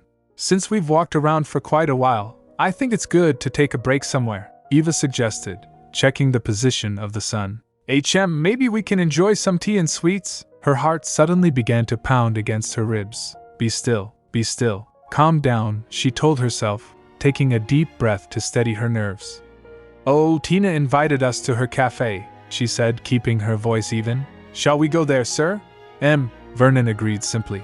Eva felt a flush rise to her cheeks. Attacking me so suddenly like that, she thought, feeling flustered by his unspoken proximity. They arrived at the cafe, a warm and inviting establishment filled with the scent of roasted beans and sugar. Welcome, welcome, Tina chirped from behind the counter as they entered. Hello again, Tina. I've been expecting you too, Tina beamed, wiping her hands on her apron. Please sit wherever you'd like. Just call me when you'd like to order. Eva led the way to a table near the window. Do you mind this table here, sir? I mind not, Vernon replied. Eva unbuttoned her coat and slipped it off. She took off her coat. I shall too, Vernon murmured, following suit and draping his outer layer over the chair. Tina bustled over and handed them the menus. You can read the menu first. Please take your time. Eva scanned the list of drinks: Earl Grey, chamomile, latte, and the array of cakes: cheesecake, strawberry, carrot. I have no clue what to choose, she muttered, overwhelmed by the options. She looked at Vernon. I'll explain, then you can choose coffee or tea. From here down are their cakes. The truth is, Vernon said softly, looking at her, I mind not if thou pickest them for me. Eva smiled. Well then, let's have some tea, shall we? We can order a strawberry cake for both of us. Very well. Moments later, Tina returned with a tray, setting down 2 steaming cups and a plate with a slice of cake. Your order is here. Please enjoy and have a nice day. Thank you, Tina, Eva said. The strawberry cake sat on a white plate, vibrant red berries resting atop fluffy cream. Let me take a slice for you, Eva said, carefully cutting into the soft sponge with her fork. She placed a piece on a smaller plate and slid it toward him. You should try it first. Vernon picked up his fork and took a small bite. He chewed slowly, analyzing the flavor. It is sweet, he remarked, and the texture of strawberries fills my mouth. Is that so? Eva asked eagerly. I'll try a bite too. She took a forkful and hummed in delight. It's delicious. Very sweet and soft too. They're good at making this. She looked at him with sparkling eyes. Thou likest the cake? Yes, Vernon said. I actually have a sweet tooth, Eva confessed, taking another bite. I used to eat them a lot and my mother would scold me. Why did she scold thee? Well, she said if I ate too much, I'd get fat, Eva explained with a sheepish grin. She wanted me to be slim, but I couldn't resist them, so I'd eat them in secret. She looked at him curiously. Are there any sweet things you liked back then, sir? Vernon fell silent. His expression became unreadable, his gaze fixing on the tablecloth. Did I say something wrong? Eva asked anxiously, sensing the shift in mood. Don't mind it, sir, I asked without thinking. I have not, Vernon answered quietly. Truthfully, I know not the experience of consuming them. I am immortal, he reminded her, his voice low. Thus I have no need for food like thee. I can consume food, yet it doth not grant me nourishment or delight. He looked down at the cake with a hint of regret. Forgive me. I should have told thee the truth. I could not refuse thy hospitality that time. If I had told thee earlier, thou would not have wasted thy rations. I see, Eva said, her heart sinking slightly at his isolation. Then, a thought struck her, and she brightened. At least you can eat without gaining weight like me. And on top of that, you won't get scolded by my mother. She tapped her chin thoughtfully. Oh wait, I think she'd still scold you though. Vernon let out a small, rare chuckle. That cannot be helped then. Come to think of it, he rarely smiles or laughs, huh? Eva noted, watching the faint amusement on his face. By the way, about those 2 men, she said, lowering her voice to a whisper. What will happen to them now that their memories are erased? They should be fine, Vernon assured her. Their odd behavior will subside and they will return to their normal life. Although for them, their life will continue in prison. I see, so it'll be fine, Eva nodded. But the question is, who erased their memories? That, I have been thinking about that, Vernon said, his brow furrowing. Could it be your family? Eva asked. The only ones who can wipe memories are my kin, yes, he confirmed. It concerns me that it could be them. He leaned in slightly, his golden eyes serious. Thou remember when I said I have been asleep for 500 years? Yes. The truth is, I should have woken up after a century. I remember my sister telling me that before closing my coffin. I also remember the clothes I wore back then were different from the ones I currently possess. He stared into his teacup, watching the reflection of the light. Judging by what happened to those 2, my kin knew I was here. Yet, why did they not make any signs to reach me directly? Sir, Eva! Gah! Eva jumped, nearly knocking over her tea. Tina popped up behind them, grinning mischievously. Geez, Tina, that surprised me. Eva gasped, clutching her chest. Oops, I did too hard, didn't I? Tina laughed. Anyways, what are you guys talking about? I wanna join. Shouldn't you be working, Tina? Eva asked. Okay, I got permission from Madame Liza. Tina dismissed the concern with a wave of her hand. But still, she leaned on the table, eyes sparkling with curiosity. You know, I've been wanting to ask you too, how come Mr. stayed at your place, Eva? Eva froze. I haven't thought how to answer that. About that, it's a long story. What should I say? She panicked internally, looking between Tina and Vernon. Regarding that matter, Vernon's deep voice cut through her anxiety. He looked at Tina with a somber expression. I am not on good terms with my family. Eh? Tina blinked. They scorned my liberty, Vernon continued, his gaze distant and melancholic. I was merely a tool meant to continue our predecessor's reign. I don't know why, but it sounds scary, Eva thought, listening to the gravity in his voice. And so I ran away, Vernon said. When I had not a place to go, Miss Griffon kindly took me in. She listened to my story and let me stay at her place. Tina clasped her hands together, tears welling in her eyes. What a story! I'm glad for you, mister. You're lucky to meet my bestie. Just then, the bell on the door jingled. Oh, customer! Tina exclaimed. I'll leave you two now. She hurried off to attend to the new arrivals. Eva turned to Vernon, her eyes searching his face. Sir, the story you've just told us, is that true? About you and your family? Vernon picked up his tea again, his expression returning to its usual stoicism. Worry not. It was only a tale to ease Miss Tina's curiosity. That should be enough to hide the truth. I see, Eva murmured. She looked at him, a lingering doubt in her mind. Was that really a lie? Maybe I could use this book? Eva pulled a volume from the shelf, her fingers brushing against the worn leather spine. The library was quiet, save for the soft rustle of pages and the distant murmur of the town outside. My! Aren't you Tina's friend? Eva, right? Eva turned to see an older woman smiling at her. She recognized her immediately. Ah, good day, madam. It's been a while since I saw you here. You were with Tina, too, the woman noted, her eyes crinkling at the corners. Ah, yes. I got in a bit of trouble, but it's settled. I'm fine now, Eva replied politely. The woman's gaze drifted past Eva to the towering figure standing silently behind her. I see. Who's the tall man that came with you? He's my assistant, Eva explained, gesturing to Vernon. He's curious about this library, so I'm taking him here. The woman chuckled, covering her mouth with her hand. An assistant? I thought he was your man at first. Eva's face went scarlet. And no, we're not like that. A fufu, who knows? The woman winked playfully. I'll leave you two alone then. As the woman walked away, Eva let out a long sigh, her shoulders slumping. At least no one is suspicious of him. She turned back to Vernon, who was watching her with an impassive expression. Oh, I need to show him this book. She opened the grammar book she had selected. As you can see here, English words have been simplified like this.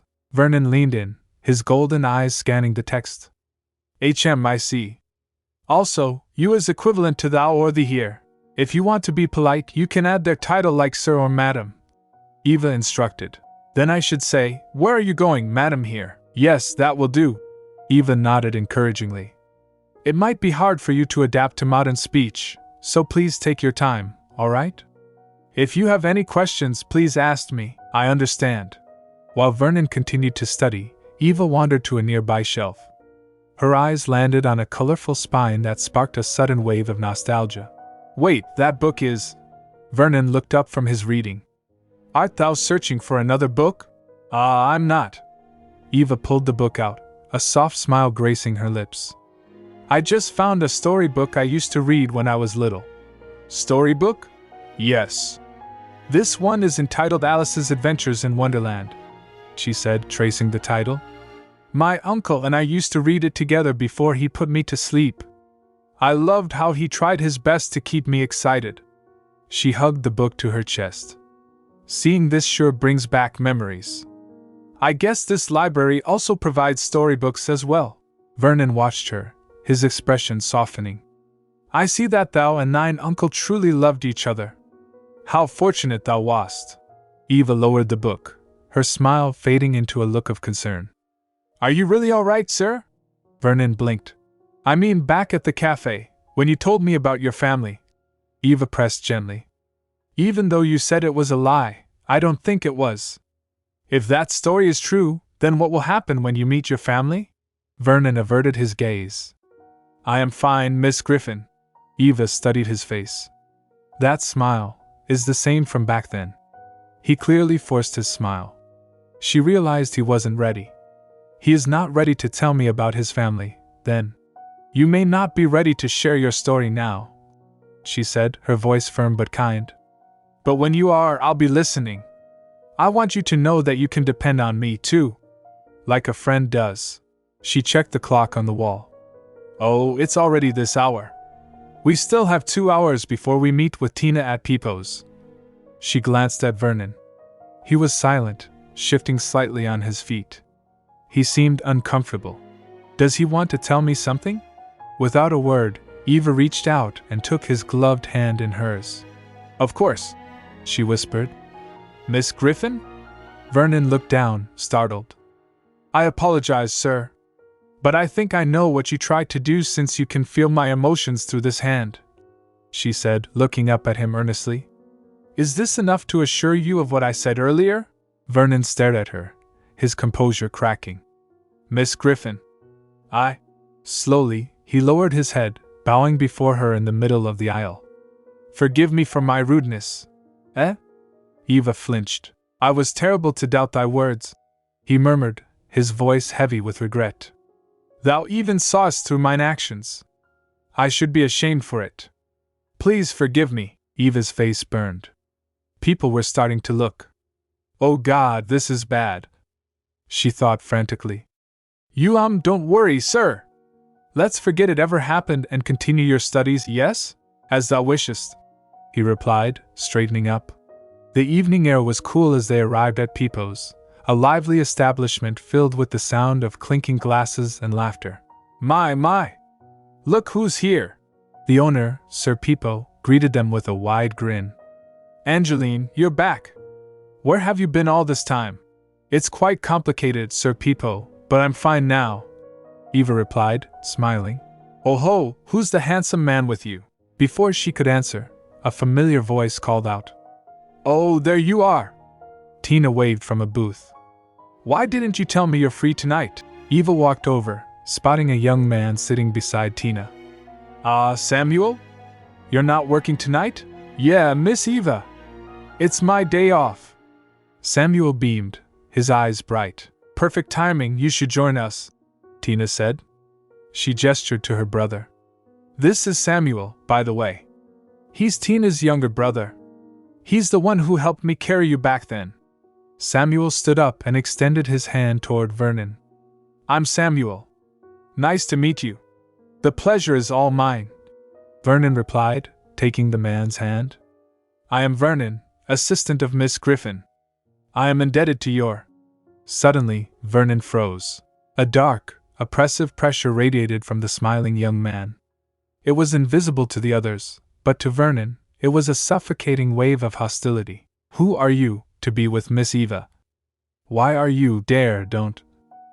Samuel's grip tightened like a vice. Ugh! Vernon winced involuntarily. All right, let's sit down there, shall we? Tina chirped, completely oblivious to the silent battle. Okay, Samuel said, releasing Vernon's hand and sitting down with a cheerful, innocent look. Damn you, sis. Vernon sat down slowly, massaging his crushed hand. Is something wrong, sir? Eva asked, noticing his distress. Vernon looked at Samuel, who was smiling pleasantly at Eva. All is well, Miss Griffon. Vernon lied, though his inner thoughts were racing.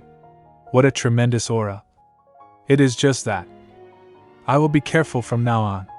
So, to celebrate the Mister's recovery from his fever, let's have a toast, Tina announced, raising her mug high. Don't include me in this. Samuel grumbled under his breath. Is that toast necessary? Eva laughed.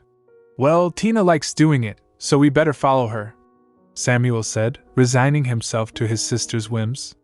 He lifted his glass toward Vernon, his eyes narrowing slightly. Since we're at it too, we welcome you to Vestibule. Thank you, Vernon replied stiffly. Cheers, we're parting here. Good night, Miss Eva, sir. Tina waved enthusiastically, her cheeks flushed from the evening's festivities.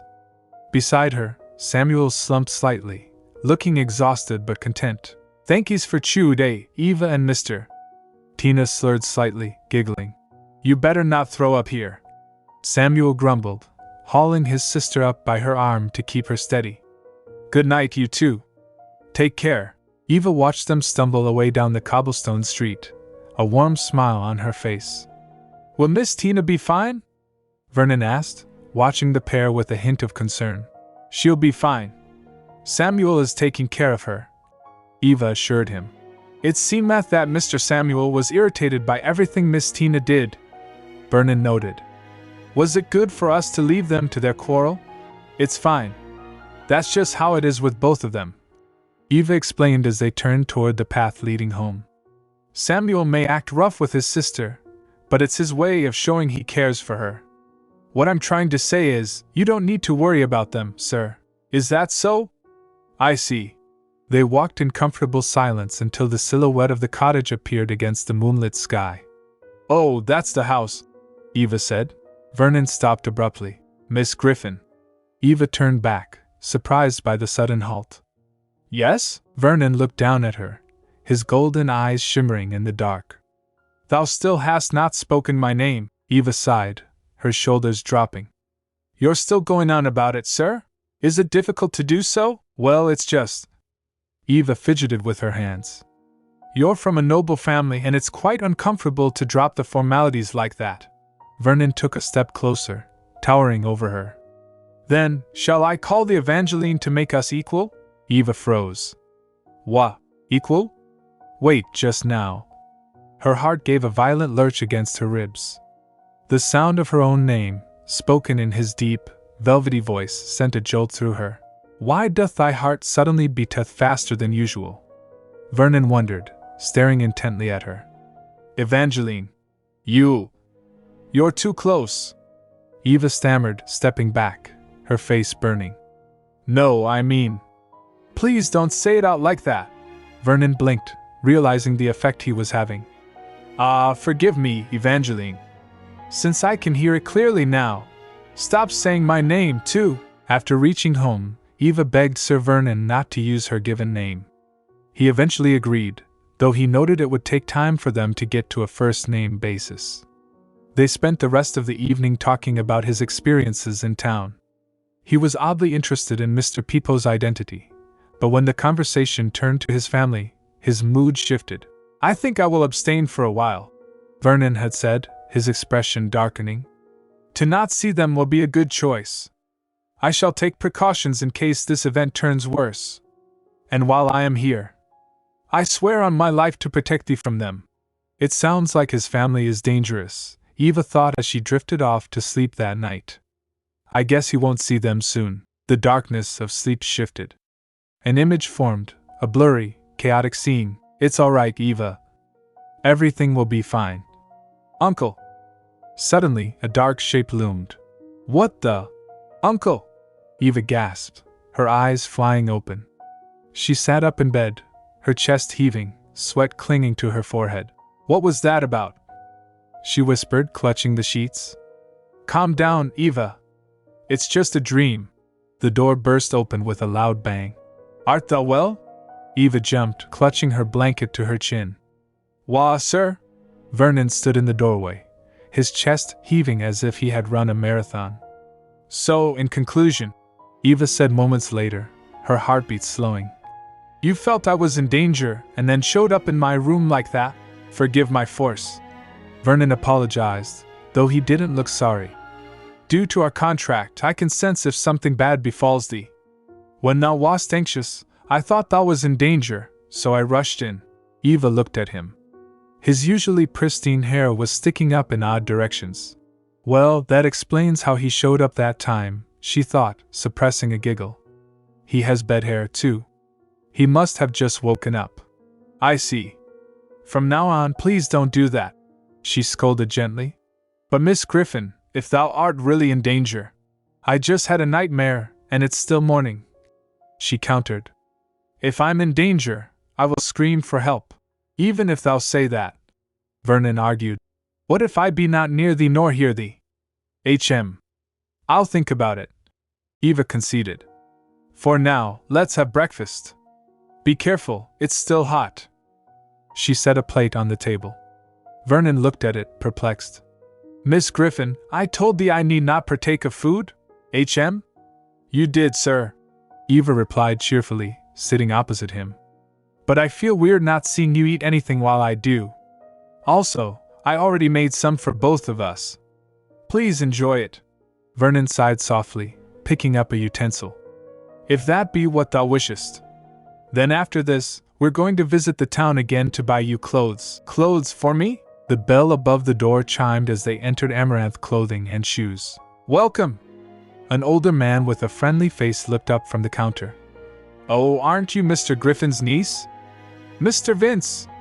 You still remember me? Eva smiled. I haven't visited you since I was little. Of course. How can I help you today? I want to buy him new clothes and also nightwear, Eva said, gesturing to Vernon. This is my assistant, by the way. Vernon bowed slightly. I am Vernon. I am pleased to meet you, sir. I see. Well then, you can browse on this side. Eva moved through the racks, pulling out fabrics and holding them up. Let's see. This one will do. Oh, is this nice? Vernon pointed to a display. How about the one which the headless doll wears, Miss Griffon? Eva looked at the mannequin. Oh, that's nice too. Mr. Vince, could I see the set on that display? What size? Medium, I think, Eva estimated, eyeing Vernon's broad shoulders. She waited near the changing room, humming happily. Hopefully, this will help him lay low a little. The curtain slid back. Wah!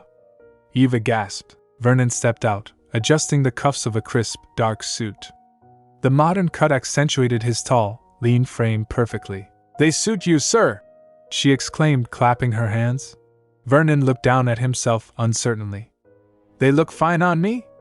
Yes. It's simple, yet stunning. She liketh this. Vernon noted, pleased by her reaction. Oh, let's try putting on the tie, too. He struggled slightly with the silk fabric. Eva stepped forward instinctively. Pardon me, she murmured, reaching up. She looped the tie around his neck, her fingers brushing against his collar. Vernon stood perfectly still, watching her concentrated expression. There we go. Done, she announced, stepping back to admire her work.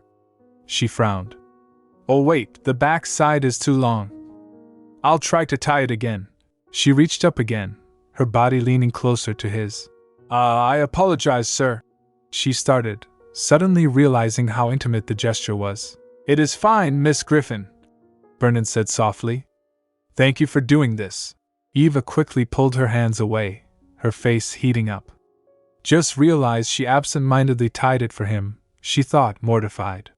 I shall do it myself now, Vernon said, sparing her further embarrassment. All right. Let's try out the vest and jacket next, Eva stammered, turning away to hide her blush. From behind the counter, Mr. Vince watched them with a knowing smile. Ah, it's good to be young. A short while later, they left the shop with their purchases. Thank you, Mr. Vince. I'll be back again, Eva called out. Haha, how generous. Have a good day. As they stepped onto the street, a voice hailed them. Oh, Miss Griffon and Vernon. The mayor approached them, beaming. Oh ho ho, just getting back from Vince's shop? Yes, we just bought some new clothes, Eva replied. I see. What perfect timing to see you here. The mayor gestured to the man standing beside him. Miss Griffon, I told you about a villager who found those men? This is Felipe. He's the one I was talking about. Geez, Mayor. I was about to smoke.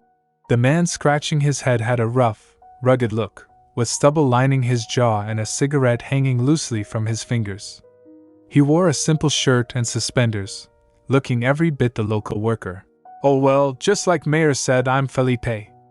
I run a winery here. He introduced himself, extending a calloused hand. His eyes twinkled with a friendly charm. It's nice to meet you, Missy. I'm Evangeline Griffon, Eva replied, shaking his hand politely. Thank you for your help, Mr. Felipe. No worries. I had my men helping me, so they surrendered easily, Felipe said with a grin. I hope they didn't hurt you when you found them. What's important is they won't hurt you again," he continued. He leaned in slightly, squinting at her. Now that I see it. Aren't you a looker, missy? It's nice to know I helped such a beautiful woman." Eva blinked, taken aback. Eh? Oh, thank you very much. Vernon, standing silently behind Eva, shifted his weight. Oops. Felipe chuckled, noticing the movement. I hope I didn't make your man offended. And my man? Eva stammered, waving her hands frantically. Oh, we're not like that. He's my assistant. It's just a compliment. Felipe shrugged. Vernon stepped forward, his expression unreadable but his posture imposing. I am Vernon. It is a pleasure to meet you, sir. Felipe raised an eyebrow. My, what posh tone you have. There. Nice to meet you too, Vernon. Let's get along, shall we? He offered his hand. Vernon stared at it for a second before gripping it firmly. If that is what you wish for. This feeling. Vernon thought, sensing something solid and grounded in the man's grip. All right, we better be off before someone's mad, Felipe said, releasing his hand. Have a good day, you two. Good day to you too, Mayor, Mr. Felipe. Eva called out as they walked away. I'm glad Mr. Felipe didn't find your speech peculiar, Eva said to Vernon as they headed home. He only commented it's posh. You've been doing a great job with your speech. She looked up at him. Oh, is something wrong, sir? Vernon was staring straight ahead, his jaw slightly tense. There is not, Miss Griffon. For now, waiting is all I can do. Since from that day, Vernon kept up his role as Miss Griffon's assistant. Eva brought him along every time she visited the town. As days passed, he became accustomed to her placid daily life. He was also improving his modern speech with her guidance. Sometimes Tina invited them to the feminine man's bar. She made quite a commotion, causing great trepidation in Miss Griffon. It was interesting to observe and experience how she lived and treated people around her. Spending time with her is most gratifying, and I look forward to it, Vernon reflected. I wish every day will stay like this. Until it wasn't. I brought water for thee, Vernon said softly, placing a glass on the bedside table. Ah, thank you, Eva whispered, her voice hoarse. She looked pale, her usually bright eyes dull with fever. Here, let me help thee. Vernon gently supported her back as she sat up to drink. Thank you again, she murmured, leaning back against the pillows. Should I bring thee back to thy room? Vernon asked concernedly. Thou can rest better there. I will after this, Eva insisted weakly, trying to stand. I'm going to cook something first. But thou art unwell. Thou wilt collapse if thou stand too long. There's no helping it. I need to eat something or it'll get worse, she argued, swaying slightly. Don't worry, I'm still strong, she added with a faint, unconvincing smile. I'll sit while cooking if it worries you. Vernon watched her struggle. She is sick, yet still tries to do everything herself. Seeing her in this state is suffocating. I must do something. He stepped in front of her, blocking her path. Thou should stay right here. Eh? But, if thou wishest for a meal, Vernon declared, I shall prepare it for thee. Eva blinked, surprised. You will cook, sir? Vernon stood in the kitchen, staring at the assortment of vegetables on the counter. I have seen how she cooks, so it should be fine to follow her method. He picked up a knife. She first cut all of these vegetables. This orange root. How big should I cut it? Like this? He chopped a carrot into large, uneven chunks. Are you sure you don't need my help, sir? Eva called out weakly from the other room. Rest assured, Miss Griffon. All is under my control, Vernon replied confidently. Then after peeling the skin, cut this bulb into pieces. He sliced into an onion. Immediately, a sharp sensation hit his eyes. My eyes are stinging? It produces gas. So that is why she cried when she cut this for long. Art thou harmed? He had asked back then. It's just the onions, she had laughed. But I will not lose to a mere bulb, Vernon thought, narrowing his tearing eyes. He chopped faster. All are cut. It is time to put them into this pot. He swept the pile of vegetables into the water. Careful to not waste any of them, he lit the wood for the fuel. Now all I need to do is wait. 5 minutes passed. Vernon stared at the pot. Is cooking really taking this long? It's been only 5 minutes since I made the fire. Miss Griffon will starve if it takes much longer. An idea formed. Right. With my power, I can speed up the process. He extended his hand toward the stove, letting his energy flow into the flames. The fire roared to life, turning a vibrant, unnatural blue. The water in the pot boiled violently in seconds. Ah! Boom! Smoke billowed out of the pot, filling the kitchen. "Yes, sir! What did you do?" Eva cried, coughing. After taking care of the mess, they sat at the table staring at the bowl of something. As I expected. The carrots and potatoes are too big, so they're not cooked," Vernon admitted, looking defeated. "Forgive me. I was impatient and overdid it." Eva smiled gently. "It's all right, sir. I guess it's your first time cooking, after all. We can still eat these after I cut them smaller and cook them again." Vernon looked down at his hands. "Even though I wanted to ease thy burden, in the end, I only made it worse. I am worthless." "You're not worthless, sir," Eva said firmly. Vernon looked up. "I don't know how come you could think so lowly of yourself." "It's saddening," she said, her eyes soft. "Please refrain from thinking like that. You did your best, but also learned from your mistake." She reached out and patted his head gently. "And I appreciate what you did for me. Thank you for thinking of me." Vernon froze under her touch. The warmth of her hand seeped through his hair. I'm sorry. I did it without thinking," Eva realized, pulling her hand back quickly. "I didn't mean to treat you like a child." "Would thou?" Vernon whispered, catching her wrist. "Wouldst thou stroke me one more time?" Eva blinked. "He wants me to pat him again? Is this okay?" she asked softly. She gently stroked his hair again. Vernon leaned into her touch, his eyes closing. Then, he moved forward, wrapping his arms around her waist and burying his face in her stomach. "Sir?" Eva gasped. Sir, this position is... Please let me stay like this for a while." He mumbled against her dress. "All right," she whispered, relaxing into the embrace.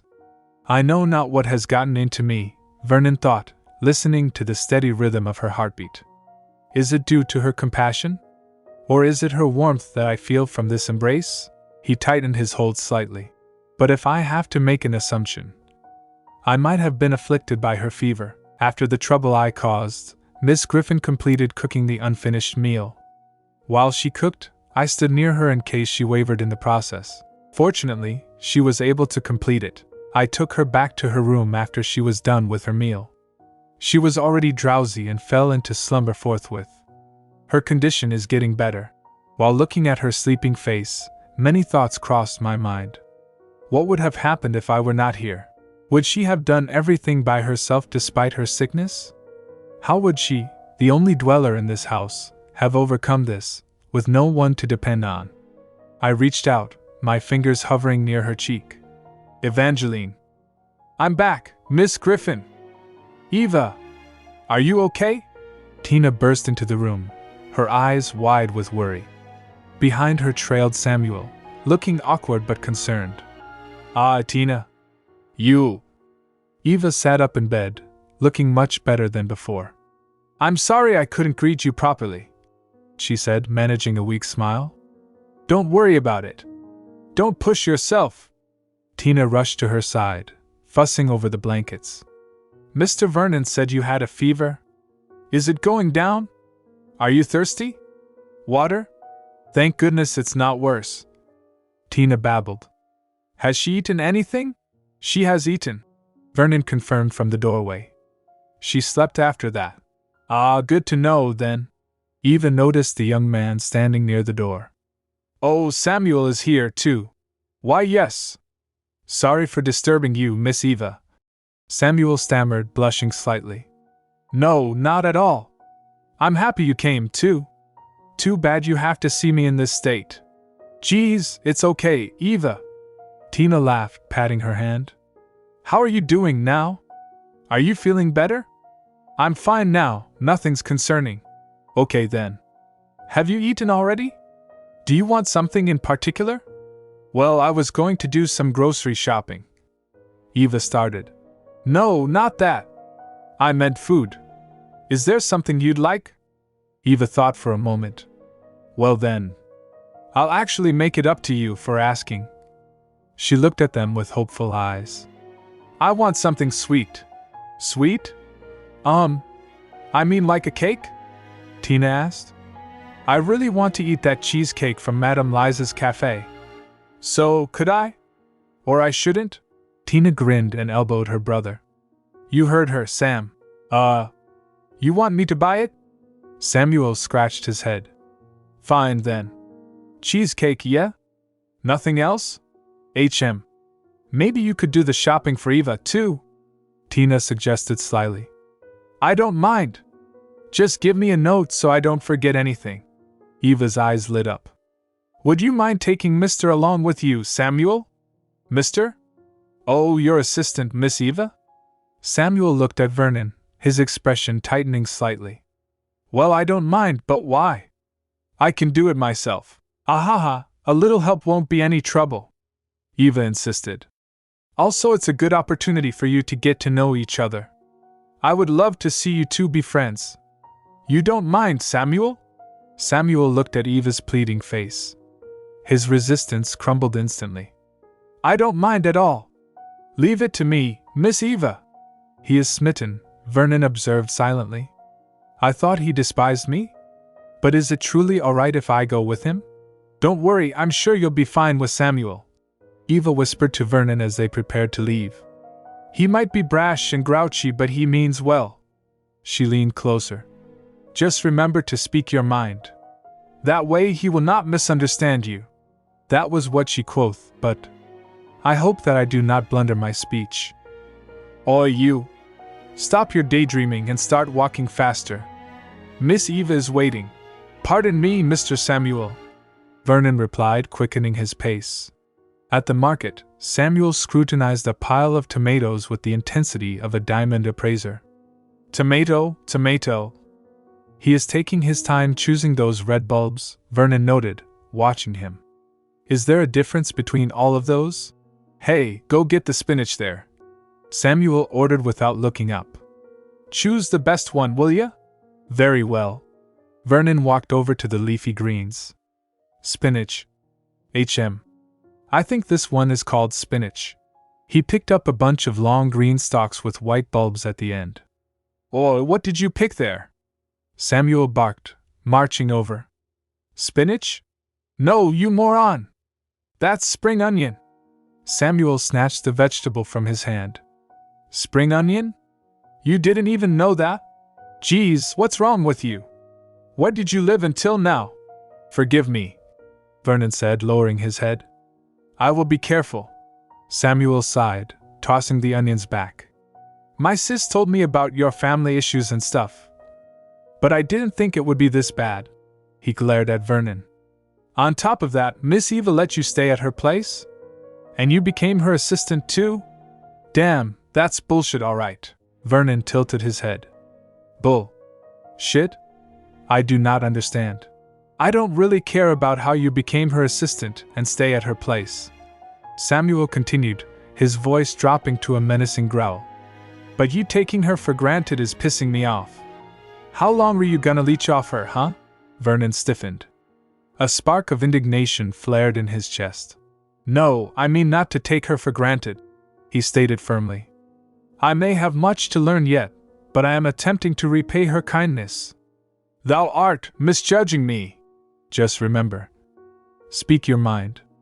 No, Vernon said louder, his golden eyes narrowing. What? I may been inept. But suspecting me when thou knowest not the truth. Vernon stepped closer, looming over the smaller man. Thou hast no right to scorn me. People around them stopped to stare. I am. What happened? They're fighting? Samuel stared up at him, stunned. What kind of fancy babble did you spit out? Vernon froze. Oh no, I reverted my speech. What should I do? He will doubt my identity. Forget it, Samuel scoffed, grinning suddenly. He slapped Vernon on the back. Good to know you've got balls. I'll see how you prove yourself worthy to be by Miss Eva's side, Samuel declared, pointing a finger at Vernon's chest. But you need to surpass me first. Vernon blinked. Did he just taunt me? Why would he do that? Cheesecake delivery has arrived. Welcome back, you two. Eva smiled from her bed as they entered. That's quick, Sam. You didn't run here, did you? Tina teased. It's for Miss Eva is counting on me, Samuel declared proudly, handing over the box. Here's yours. Thank you, Samuel. Let's share this together, Eva offered. And no need, it's for you, Samuel stammered, his face red. Vernon watched him from the corner. What a peculiar man. Really, humans are. Oh, Samuel said that? Eva laughed later that evening as they recounted the day's events. I guess you two can get along then. I understand not how thou thinkest that way, Vernon muttered, sitting on the edge of her bed. Yet I admit I still need to learn more about all kinds of things. He looked at her earnestly. For that, I ask for thy guidance, Miss Griffon. Ah, my pleasure, Eva beamed. Just ask me anything, sir. Vernon gazed at her for a long moment. What is it? Then, couldst thou stroke my head? Eva blinked. That's not what I meant, but oh well. All right, just this once. She relented softly. She reached out and gently ran her fingers through his dark hair. Vernon closed his eyes, leaning into the touch like a contented cat. You've done well, sir. I guess I'm better now. The thought drifted through Eva's mind as she stirred in the dim light of the bedroom. Her throat felt parched, a dry scratchiness that made her wince. Water, water, she murmured, her voice barely a whisper. As her vision cleared, a silhouette beside her bed came into focus. A man was slumped there, his head resting uncomfortably on his folded arms against the mattress. Sir Vernon? Eva gasped, clutching the sheets. He was fast asleep. How long had he been there? The sight of him, usually so composed and alert, looking so vulnerable and exhausted, sent a pang of guilt through her chest. He shifted slightly, nuzzling his face into his arm, seeking a sliver of comfort in the awkward position. Miss Griffon, he mumbled, his golden eyes fluttering open. He sat up abruptly, sleep vanishing instantly from his gaze. He's awake. Are you all right, sir? Eva asked, sitting up. When did you fall asleep there? Wasn't it uncomfortable? Vernon rubbed the back of his neck, looking sheepish. Gosh, it must have been rough for you, she continued, her brow furrowed with concern. I stayed here over the night, he admitted quietly. Then, noticing her dry lips, he stood up. Wait here, I'll get you water. Eva reached out, her hand gently grabbing his sleeve to stop him. He paused, looking down at her, and a soft silence passed between them. Miss Griffon, he said softly, a gentle smile touching his lips. Good morning. Eva felt heat rise to her cheeks. She looked away, her heart giving a strange, erratic thump. Gee, good morning too, sir. Maybe it was just her feelings, but starting that morning, their relationship seemed to take a new course. Just as she expected, Eva's fever broke completely within a day. By the following afternoon, she felt strong enough to return to her duties at the atelier on the Sunflower Hill. I can continue my daily routine as usual, she announced, tying her apron. But things were different. Everywhere she turned, a tall, dark-haired shadow followed. Except... Eva paused, looking over her shoulder as she prepared ingredients in the kitchen. What art thou making? Vernon asked, peering intently at the pot. I'm going to make tea for us, she replied. Sir Vernon had started taking a closer look at everything she did. Whether she was wiping tables or sorting herbs, he was there, hovering with intense curiosity. I wish to join thee, he stated simply. Later, in the pantry, he pointed a long finger at a crate of vegetables. What are these red bulbs? Eva blinked, holding a basket of laundry she had intended to wash. But I'm going to do laundry, sir. He ignored the laundry comment, his focus entirely on the produce. He wanted to take part in everything, to understand this world he now inhabited. Red bulbs? Eva laughed softly. They're called tomatoes, sir. He also asked about anything he didn't recognize from his past life, which turned out to be quite a lot. His curiosity was endearing, innocent in a way that didn't match his sharp, predatory eyes. It was like watching a child discover the world for the first time. It's an apple, she explained, holding up the fruit. Then what about this? He asked, pointing to another bin. Eva smiled, watching him examine a shiny red apple with fascination. I'm happy to see him taking interest in all kinds of things around him, she thought. But at the same time, she realized his life before might have been devoid of such simple pleasures. The thought made her heart ache. Maybe that was why she had the urge to pamper him, to praise him for even the smallest things he did. And so, Tina leaned against the counter, raising an eyebrow at Eva. His name?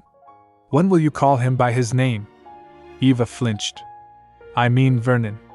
All this time, I only hear you call him Sir or Mr., you know? Ah, is that so? Eva fidgeted with her hands. Well, I get it that you're being polite and all. But isn't it nice to act casual even with your assistant? I bet Vernon wants you to call him by his name, too. Tina teased, leaning in closer. I don't know, Tina, Eva stammered, looking toward where Vernon stood stiffly in the distance. I mean, I've been taught to be polite and all. And he's my assistant. Geez, just call him by his name. Tina groaned. I'm sure he doesn't really care about that. Tina suddenly perked up, spotting a colorful stall nearby. There's ice cream there. Wanna buy? Chocolate and strawberry, please. Tina chirped to the vendor, a man named Sam with messy red hair and freckles. Yo, mister. For ice creams, please.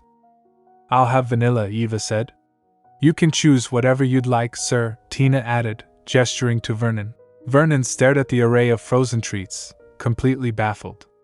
Tina took charge. One chocolate and strawberry, and 2 vanillas for him. Sam handed over the cones. Here you go. Just then, a small tragedy unfolded nearby. A little girl in a blue floral dress stumbled, and her ice cream splattered onto the cobblestones with a wet plop. Oh no! The girl whimpered, tears welling in her green eyes. The vendor, busy with the line, barked out, I don't just stand there. Take the damn ice creams. Vernon took his 2 vanilla cones. He looked down at the little girl, who was now staring at her ruined treat in despair. Without hesitation, he knelt. Little one, Vernon said, his voice deep and rumbling. He held out one of his cones. This one is for you. The girl sniffled, looking up at the tall stranger. Eh? Is that okay, mister? Yes, I still have one, Vernon said, holding up his remaining cone. The girl beamed, taking the treat. Thank you very much, mister. I hope you will be blessed for your kindness. Arya, are you done? A man's voice called out. A blond man in a sharp suit walked over. Ah, Papa! Arya shouted. Papa, look! The mister gave me this ice cream after I dropped mine. The man looked up, and his eyes widened in surprise. Oh my! Is that you, Vernon? Hello? Vernon stared at the man blankly. Really? That's very nice of him. The man, Felipe said, turning his attention back to his daughter before addressing Vernon again. Thank you for what you did for my daughter, Vernon. Please let me pay you back. Sam, the vendor, leaned over the counter. Oi, what took you so long? The ice cream's gonna melt. It is nothing, Vernon said dismissively to Felipe. You do not need to pay me. Oh, you know Sam, Vernon? Tina asked, surprised. How's it going, Sam? Oh, Felipe, Sam nodded. How do you know him? I'm good, Felipe replied smoothly. By the way, the mayor introduced me to Miss Eva and Vernon a few days ago. He reached into his pocket.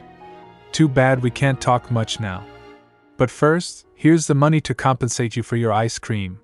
Felipe reached out and grabbed Vernon's hand to press the coins into his palm. The moment their skin touched, Vernon froze. A shock seemed to jolt through him. His golden eyes narrowed sharply, and he snatched his hand away. "You are not obliged to, Sir Felipe," Vernon said, his voice dropping an octave. "It's okay.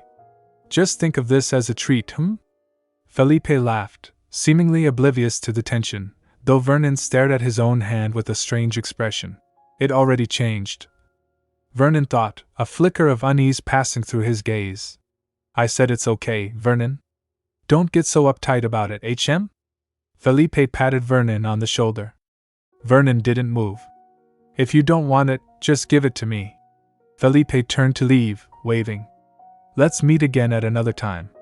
"All right, Arya. Let's go home." Suddenly, Arya broke free from her father and ran back to Vernon, hugging his leg. "Oof. That startled me," Vernon murmured, looking down. "Bye, mister."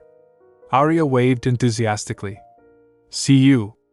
"Man, this town sure is small," Tina remarked as Felipe and Arya walked away. "You were bound to know him too." She turned to Sam. "Just buy the ice cream. We gotta give these two to the ladies." As they walked away from the stand, Tina waved. "See you tomorrow, Eva." "Vernon, don't do anything funny." "Take care, you two," Eva called back. The sun was beginning to set, casting long shadows across the grass as Eva and Vernon walked home alone. "How was the ice cream, sir?" Eva asked. Vernon took a bite, crunching loudly. "It was fine. It was a rather interesting experience to eat it." He bit into the wafer. "Is that how humans usually eat it?" "Yes," Eva giggled. "You can also eat the cone too." "I see, so the cone is edible." He seemed fascinated. Eva watched him, a thought bubbling up in her mind. "I should make him try other food too." Then, Tina's words echoed in her head. "I bet Vernon wants you to call him by his name too." Eva glanced at his profile. It's true. It's just embarrassing every time I think about it. But I guess it's time for us to get on a first-name basis. I can't stall any longer." She stopped walking. Vernon stopped too, turning to look at her. "Yes, Miss Griffon?" Eva's heart began to hammer against her ribs. "Say it. Say it. Say it." Her face burned. "Ah." Vernon tilted his head, listening. "KH. Thump. Thump. Thump." Her heartbeat was deafening in her own ears. Vernon stepped closer, his expression softening. "I know thou quoth not to say this again, but thy heart beateth faster than usual once more." "Ahawk, this is embarrassing," Eva cried internally. "Come on, Eva. Just say his name quick." Hang on," she stammered aloud. She took a deep breath, looking up into his golden eyes. "Sir? Vernon?" Silence stretched for a second. "I finally said it." Eva exhaled, her shoulders slumping. "Thou hast spoken my name." Vernon smiled, a genuine, warm expression that transformed his face. "Simply Vernon is adequate. Evangeline." Eva's eyes widened. "Oh my God!" "Well, if you say so," she managed to squeak out. "You're here, Eva," a booming voice interrupted them. Eva jumped, spinning around. Standing near the path to the house was a man in a tall top hat and a suit, looking stern. Voice. "Why are you still here?" "Let's go back to the house," Vernon started to say, but Eva cut him off with a gasp. Father? Why are you here?" Her father adjusted his coat, frowning. "What? I can't visit my own daughter when I want to. But you should have told me if you wanted to come." Vernon stood silently behind her, his eyes narrowing slightly as he observed the newcomer. What bad timing, Eva thought, her heart sinking as she realized her father had seen her standing with Vernon outside. A short while later, the three of them were seated in the parlor. Eva poured tea with trembling hands, the clinking of china loud in the tense silence. Her father took a sip, his expression unreadable. "Your tea is exquisite as always, Eva," he said smoothly. He set the cup down and fixed his sharp gaze on the dark-haired man sitting across from him. Well then, may I know the identity of the man who was spending time with my daughter? Ah, it starts now, Eva thought, bracing herself.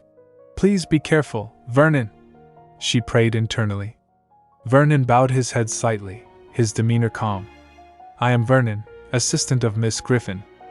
It is an honor to meet you, sir, Vernon added politely.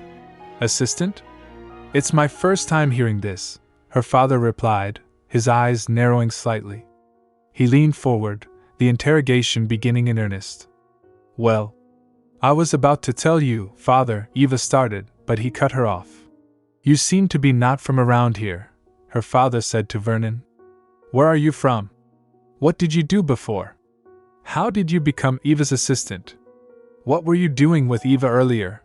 Eva jumped in before Vernon could answer. All right, stop right there, she said, raising her hand.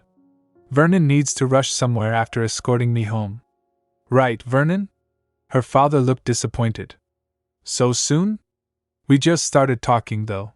Eva leaned toward Vernon, whispering urgently. Just pretend that you're leaving, then hide somewhere until my father leaves. Okay? I understand, Vernon whispered back. See you tomorrow, Vernon? Eva called out loudly as he stood up to leave. Once the door clicked shut, her father sighed. It's not like I'm going to terrorize him, Eva. I'm curious about your colleague. Yes, but you always ended up interrogating all my male friends, father, Eva retorted, crossing her arms. And he did have other business to attend to, so. No matter, it's not my main purpose for being here, her father said, his tone shifting. Tell me about everything since moving here. It's been over a month, right? You really missed me so much, huh? Eva teased gently. I see you've been hanging out a lot with Tina ever since? He asked. Yes. Samuel also comes along sometimes, Eva confirmed. She hesitated before asking, How is mother doing lately, father? She's fine, he replied. Well, she sometimes still complains to me about you living alone here. Then why isn't she here with you today? Eva asked, surprised. I thought she would be the first one to check on me. Didn't expect me at all, HM? He chuckled dryly. I asked her to stay home so she wouldn't overreact. Overreact? About what? Eva frowned. Her father looked her dead in the eye. You couldn't draw, right? Eva froze. What are you saying, father? It's no use hiding it from me, Eva, he said softly. I knew something was off when you suddenly decided to move here when your uncles will arrived. I asked your teacher, and she told me what happened to you. He paused, his expression full of concern. How is it now? Eva looked down at her hands.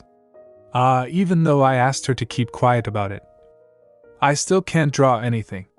She swallowed the lump in her throat. You might have heard why it happened from my teacher, so I don't need to explain more. I apologize for keeping this a secret, father. He murmured.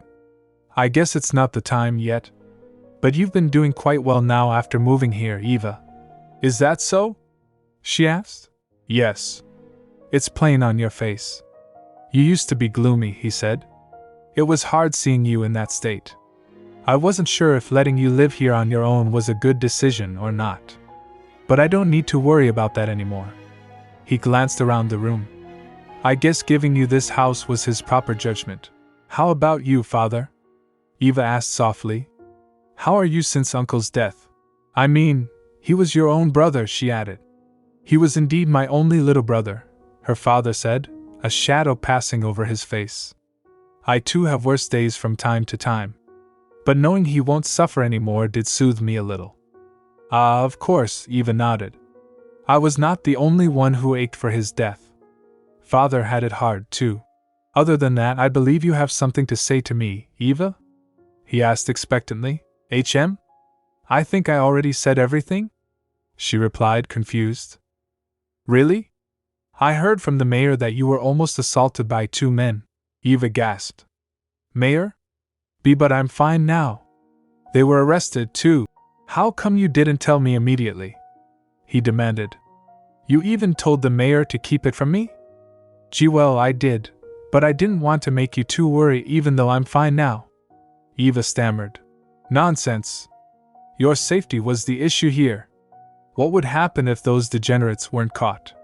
He shouted, losing his composure. If something bad happened to you, I said I was fine, father, Eva yelled back. Because Vernon was there with me. Silence filled the room. I shouldn't have said that, Eva thought, covering her mouth. Vernon? That ethereal man was with you then? Her father asked, blinking. The mayor didn't mention this. It can't be helped that it has come to this. Yes, he saved me from those men and got injured in the process, Eva admitted. And, Vernon said he didn't want me to mention his name due to some reasons, so. I see. What a remarkable man, her father mused. I thought he was feeble and dainty, but looks can be deceiving indeed. Please don't say that, father, Eva frowned. You don't know how gallant he was. Very well, but don't do it again next time, he warned. By the way, why did you ask Mayor about the previous owners of this house? Just how much did you know, father? Eva wondered. Now that he's mentioned it, I haven't received that letter from the mayor. Suddenly, she remembered something. Father, why didn't you reply to my letters? Didn't I always reply back to you? Which letters did you mean? He asked, perplexed. You did, but you didn't answer my question there. Eva insisted. I asked about when I was playing hide and seek with Uncle. I mentioned it in all of the letters, but you never answered it. It was tiring to write the same topic again and again, you know? It was the only time when Mother couldn't come with us to visit Uncle, right?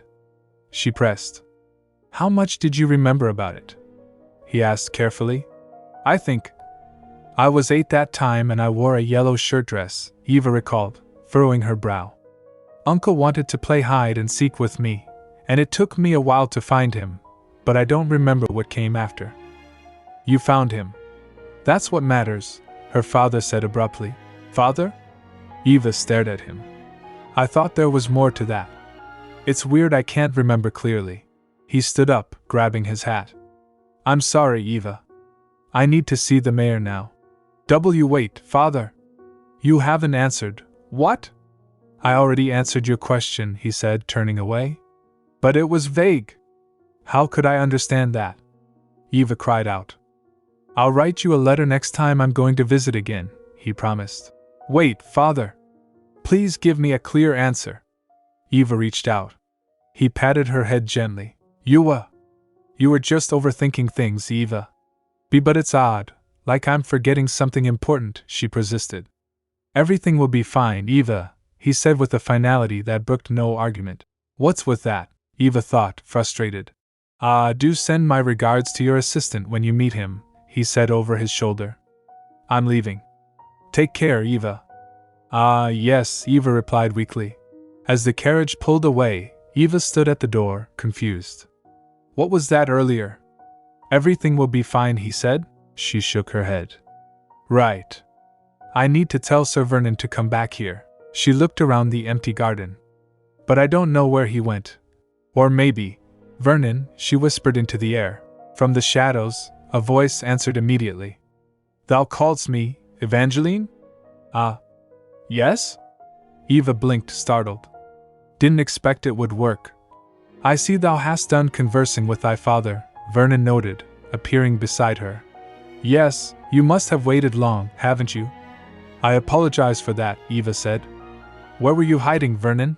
I was hiding in the hidden chamber, he replied simply. Why you hid there? Eva exclaimed. Oh, right. You can go anywhere with your ability.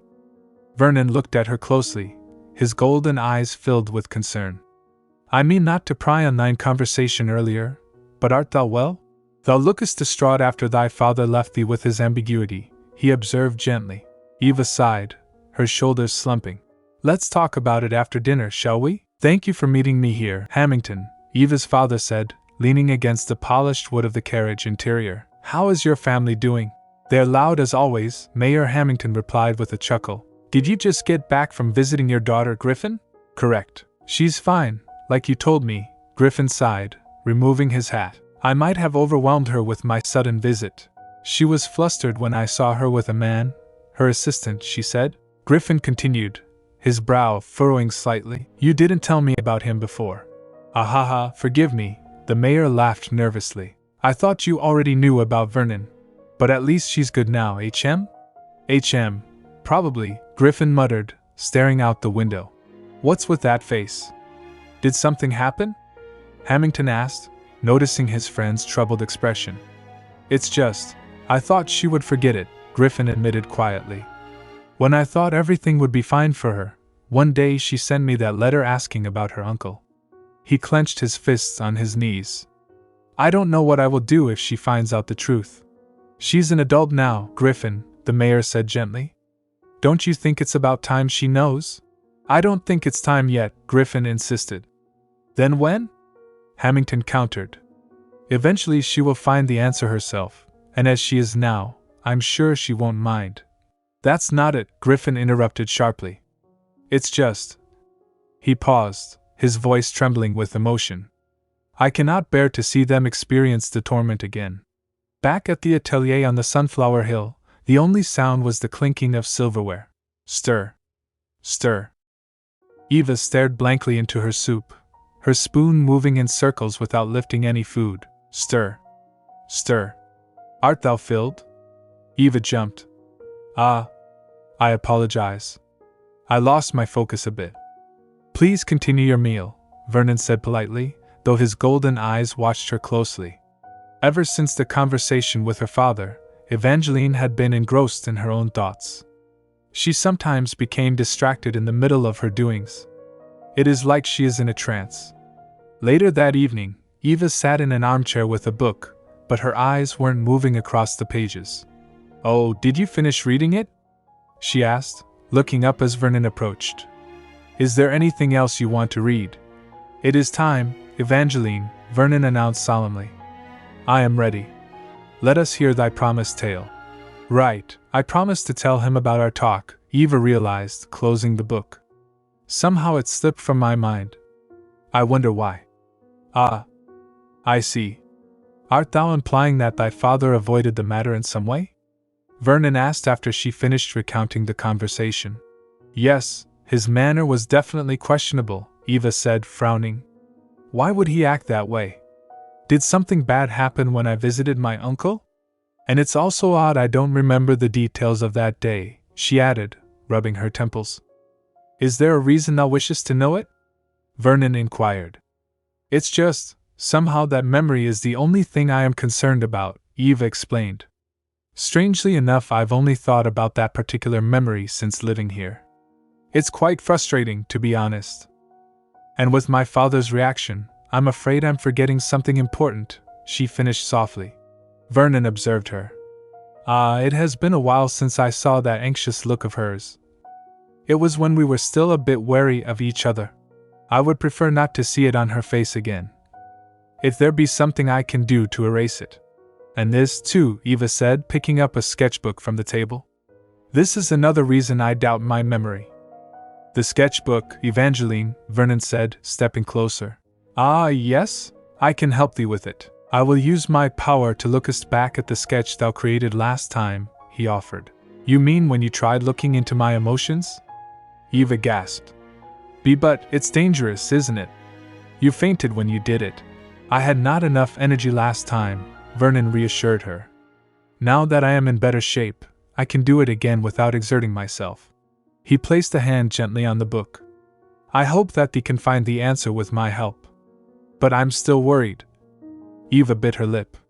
Rest assured, Evangeline, Vernon said, a small, confident smile touching his lips. I will not falter as long as thou art with me. God, if you say it like that. Eva blushed, looking away. Fine then. I'll watch you. But don't do it while standing. Let's sit there, okay? Very well, Vernon agreed. They moved to the sofa. Let us begin, he said. Okay, please be careful. I'll make sure you don't fall to the floor, Eva said nervously. Vernon closed his eyes, concentrating. A faint, magical glow emanated from his hand as he delved into the memory attached to the sketch. Evangeline's uncle. Then little Evangeline will show herself. In the vision, a bright blue sky appeared. A little girl in a yellow dress ran through a field of sunflowers. Uncle! I've found you! Ahaha! Little Evangeline laughed. A man turned around, smiling warmly. I've been found, eh? Shall we go now? Yes. The girl cheered. This part is where I collapsed before, Vernon noted in his mind. 'Tis not of concern. But then, the atmosphere shifted. HM? The air feeleth different. It is suddenly growing darker? The scene warped. The brightness returned instantly. It is brighter now. Evangeline's uncle still standeth there. Wait, I have seen this before, Vernon thought, confusion setting in. Uncle! I've found you! The little girl cried out again. Wait, this scene. Vernon realized with a start. Ahaha! I've been found, eh? The uncle repeated the exact same line. It is the same as the beginning. But why? Uncle! I've found you! Ahaha! I've been found, eh? This feeleth like I am trapped by an unknown force.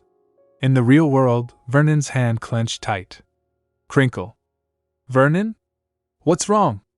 Did you see something bad? Eva asked, alarmed. Vernon's eyes snapped open. Evangeline? No. Did something happen? No, but you suddenly crumpled the paper, Eva pointed out. Vernon looked down at the wrinkled page.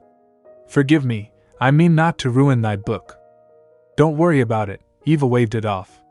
So what happened? Did you discover anything? It was the same like before, yet it was the only part one was allowed to see, Vernon explained gravely. Allowed to? What do you mean? Eva asked. The scenery was the same, the blue sky, thine uncle and thy younger self, Vernon recounted. I saw that thou foundest thine uncle, then both of you went somewhere. Went somewhere? Where to? I could not tell, since the scene repeated itself after that, he admitted. Repeated?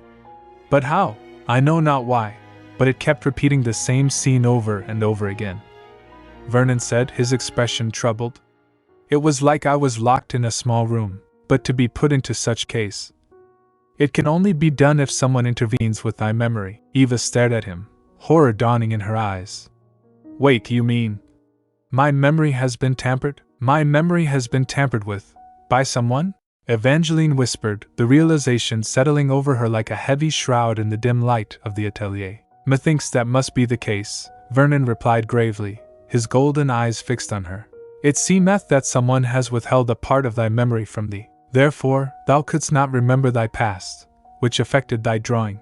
He looked down at his hands, frustration evident in his tone. It is quite a shame that I do not know who did this. If I had my sister's power, we could unlock the restraint and restore thy memory. Evangeline? He called softly, but Evangeline was no longer listening. Her mind was spiraling, dragging her into a dark vortex of questions. But why was my memory tampered with? Thump, thump, thump. Her heart began to race, battering against her ribs. Was this why Father didn't want to tell me? Wouldn't that mean something bad happened that day? Thump, thump. What happened with me and Uncle? Did Uncle do something to me? Did I do something to Uncle? The room seemed to spin. Her breath came in short, jagged gasps. Vernon noticed the shift immediately. This state, he thought, alarm flashing in his eyes. It is the same as when she passed out after learning I am not human. Evangeline, he said urgently. Her heart keepeth beating quicker. She stared blankly ahead, her pupils dilated. Evangeline? Canst thou hear me? She did not respond. She respondeth not to my call, Vernon realized. He stepped closer, reaching out to steady her trembling shoulders. Good, she refuseth not my touch. I need to ease her fear. He pulled her gently into his embrace, his voice a low, rumbling anchor in the storm of her panic. Evangeline. Rest assured, for I am here. Evangeline slumped slightly against him, her breathing ragged. I am not going anywhere, he murmured. For now, thou canst calm thy breaths. He guided her through the motions. Take a deep breath. Slowly, no need to rush. Yes, like that. Keep thy focus. Slowly, the frantic rhythm of her heart began to slow. The room stopped spinning. Feeling better? Vernon asked, looking down at her. Need anything thou canst ask me, he offered. Evangeline nodded weakly, her throat dry. Some honey water. Moments later, the soft clinking of a spoon against ceramic filled the quiet kitchen. Vernon stood by the counter, stirring the mixture with precise, gentle movements. Stir. Stir. He walked back to where Evangeline sat, placing the mug in her hands. I made it warm like thou asketh. Thank you, Evangeline whispered. She took a sip, the warm, sweet liquid soothing her frayed nerves. Gulp. Hast thou experienced this before? Vernon asked, sitting opposite her. I'm not sure, Evangeline admitted, staring into the cup. Perhaps I did back then. I think the stress and overthinking might have triggered it. She sighed, her brow furrowing. Knowing that someone messed with my memory. Questioning why it had to be done to me. Realizing my father must have been involved in it. Forgetting something important that involves both me and my uncle. She looked up at Vernon, her eyes filled with vulnerability. I'm afraid of what I'll discover when the answers reveal themselves. Vernon nodded understandingly. If that is the case, thou canst wait for the time being. For now, thou needest to restore thy mind and soul. He stood up. When thou recover and are ready to seek the truth, thou canst call for me. We should put off this quest for another time. He extended a hand. For now, let me accompany thee back to thy chamber. I guess so, Evangeline agreed wearily. Let's call it a night. At the door to her bedroom, she turned to him. Thank you for your help today. It is my pleasure, Vernon bowed slightly. Good night, Vernon. Good night, Evangeline. The bedroom was dark, save for a sliver of moonlight cutting through the curtains. Evangeline lay in bed, the sheets rustling as she tossed and turned. Rustle. Rustle. She squeezed her eyes shut. Sleep. Just sleep. Please let me sleep already. But her mind refused to quiet down. Knock. Knock. Evangeline sat up startled. Really now? The door creaked open. Evangeline. Wah, Vernon. She squinted into the gloom.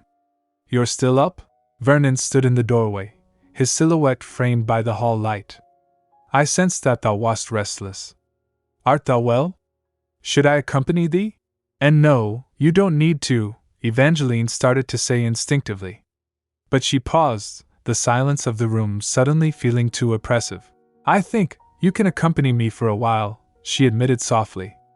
I guess I'm still occupied with those thoughts. And I'm worried I might get panicked again. I probably will stay up late if this keeps going. Vernon stepped inside. Is there anything I can do to help thee? I don't know either, Evangeline sighed, rubbing her temples. I'm too tired to think about the solution. Vernon observed her for a moment. Perhaps she needed something to distract her mind. Ah, he said, an idea striking him. I shall read a book to thee. Book? Evangeline blinked. Thou once mentioned how thine uncle used to read thee a book before bed, Vernon explained. Perhaps I can do the same. I shall find a book for thee. I shall be back shortly. Okay, Evangeline replied, watching him leave. He returned a moment later, holding a substantial volume. I find this book quite interesting. Hopefully this will suffice. Evangeline eyed the tome. Isn't that book a bit thick? That is not important. I shall begin to read, Vernon stated undeterred. It isn't too dark to read? Worry not. I am able to see in the dark, he assured her. Thou shouldst lie down. Okay, Evangeline said, settling back onto her pillows. She watched him take a seat by the bedside, wondering, can he do it? Reading a book aloud needs skills to be made interesting. Vernon opened the book and began. A while ago, there was a young man dwelling in a great and goodly city by the sea, which had to name Langton-on-Home. Evangeline's eyes widened. Eh? The intonation he read it with. He was but of 25 winters, Vernon continued, his voice taking on a melodic, storytelling quality. A fair-faced man, yellow-haired, tall and strong, rather wiser than foolisher than young men are mostly wont. A valiant youth and a kind. Vernon? Evangeline interrupted quietly. Vernon paused, looking up. Yes, Evangeline? Have you done this before? She asked. You seem to have experience. Yes, I used to read books out loud, Vernon nodded. I did it to improve the languages I had learnt. I see, Evangeline smiled. Have you read it to someone before, too?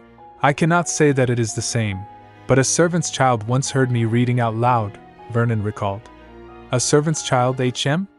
The child did not understand the words, though, Vernon added matter-of-factly. Well then, shall I continue? Please do, Evangeline murmured, closing her eyes. HM. That means it's his first time reading it for someone then, she thought as his deep voice filled the room again. Well, it's not so bad. His voice is pleasing to listen to. It's soothing, too. Vernon continued to read, the rhythmic cadence of his voice acting like a lullaby. Slowly, Evangeline's breathing evened out. Her tense shoulders relaxed, and she drifted into a peaceful slumber. Vernon stopped reading. He looked at her sleeping form, her face finally free of anxiety. She has relaxed, he noted with satisfaction. Good then. He closed the book quietly and stood up. Good night, Evangeline, he whispered into the darkness. May thou have sweet dreams. She made me read this until the 5th chapter, Vernon thought, closing the heavy book as the first light of dawn crept into the room. Evangeline was fast asleep, her breathing steady and peaceful. As silence reclaimed the space, Vernon's mind drifted, pulled back into the currents of a distant past. The library was vast, filled with the scent of old parchment and dust. A younger Vernon, though he looked much the same, dressed in the finery of a lord, sat by the window, murmuring verses to himself. Is something the matter, little one? The lord asked, his golden eyes shifting to the small figure peeking from behind a bookshelf. A young boy with messy hair stepped forward nervously. Ah, no. I heard you talking by yourself, my lord. Forgive me for intruding. No matter, the lord replied, his voice calm. Why art thou alone? Does thy guardian know thou art here? I was looking for my father, but I became lost on the way, the boy explained, fidgeting. He pointed a small finger at the book in the lord's lap. What are you reading, my lord? 'Tis a collection of poems in Latin, the lord answered. This might not be of interest. Well, I understand not any words, he said. The boy's eyes widened with curiosity, but it seemed fascinating. And ye have a lot of books there. What is thy name? My name is Philip Claus. The lord nodded slowly. My lord, I am here to learn my father's duties. I see, thou art Elmer Claus' son. The lord gestured to the shelves surrounding them. If thou wishest, thou mayst visit my chamber again. Thee may read all the books here. Really, my lord? Philip beamed, his face lighting up. I would love that. Philip, where art thou? A deep voice called out from the hallway. It is my father, Philip gasped. He bowed hastily. Excuse me, my lord, I must go now. I will visit you tomorrow. The boy ran off, his footsteps echoing on the stone floor, leaving the lord alone once more in the quiet sanctuary of his books. Good morning, Vernon. The memory dissolved as Eva's voice broke the morning stillness. She stood in the kitchen of the atelier on the Sunflower Hill, tying her apron. Good morning, Evangeline, Vernon replied, standing by the counter. Art thou feeling better? Yes, I am all refreshed now, Eva smiled, a genuine warmth returning to her face. Did thou sleep well? I did, she nodded. It was all thanks to you. Your voice helped me drift off. You would be a great bedtime storyteller. I see. Vernon reached out, his hand hovering hesitantly before gently patting her head. Eva blinked, surprised by the contact. Vernon? Why so suddenly? When thou did this to me, it comforted and eased me, Vernon stated simply, his expression earnest. Thus, I wish to give the same sensation to thee. Eva felt a flush rise to her cheeks.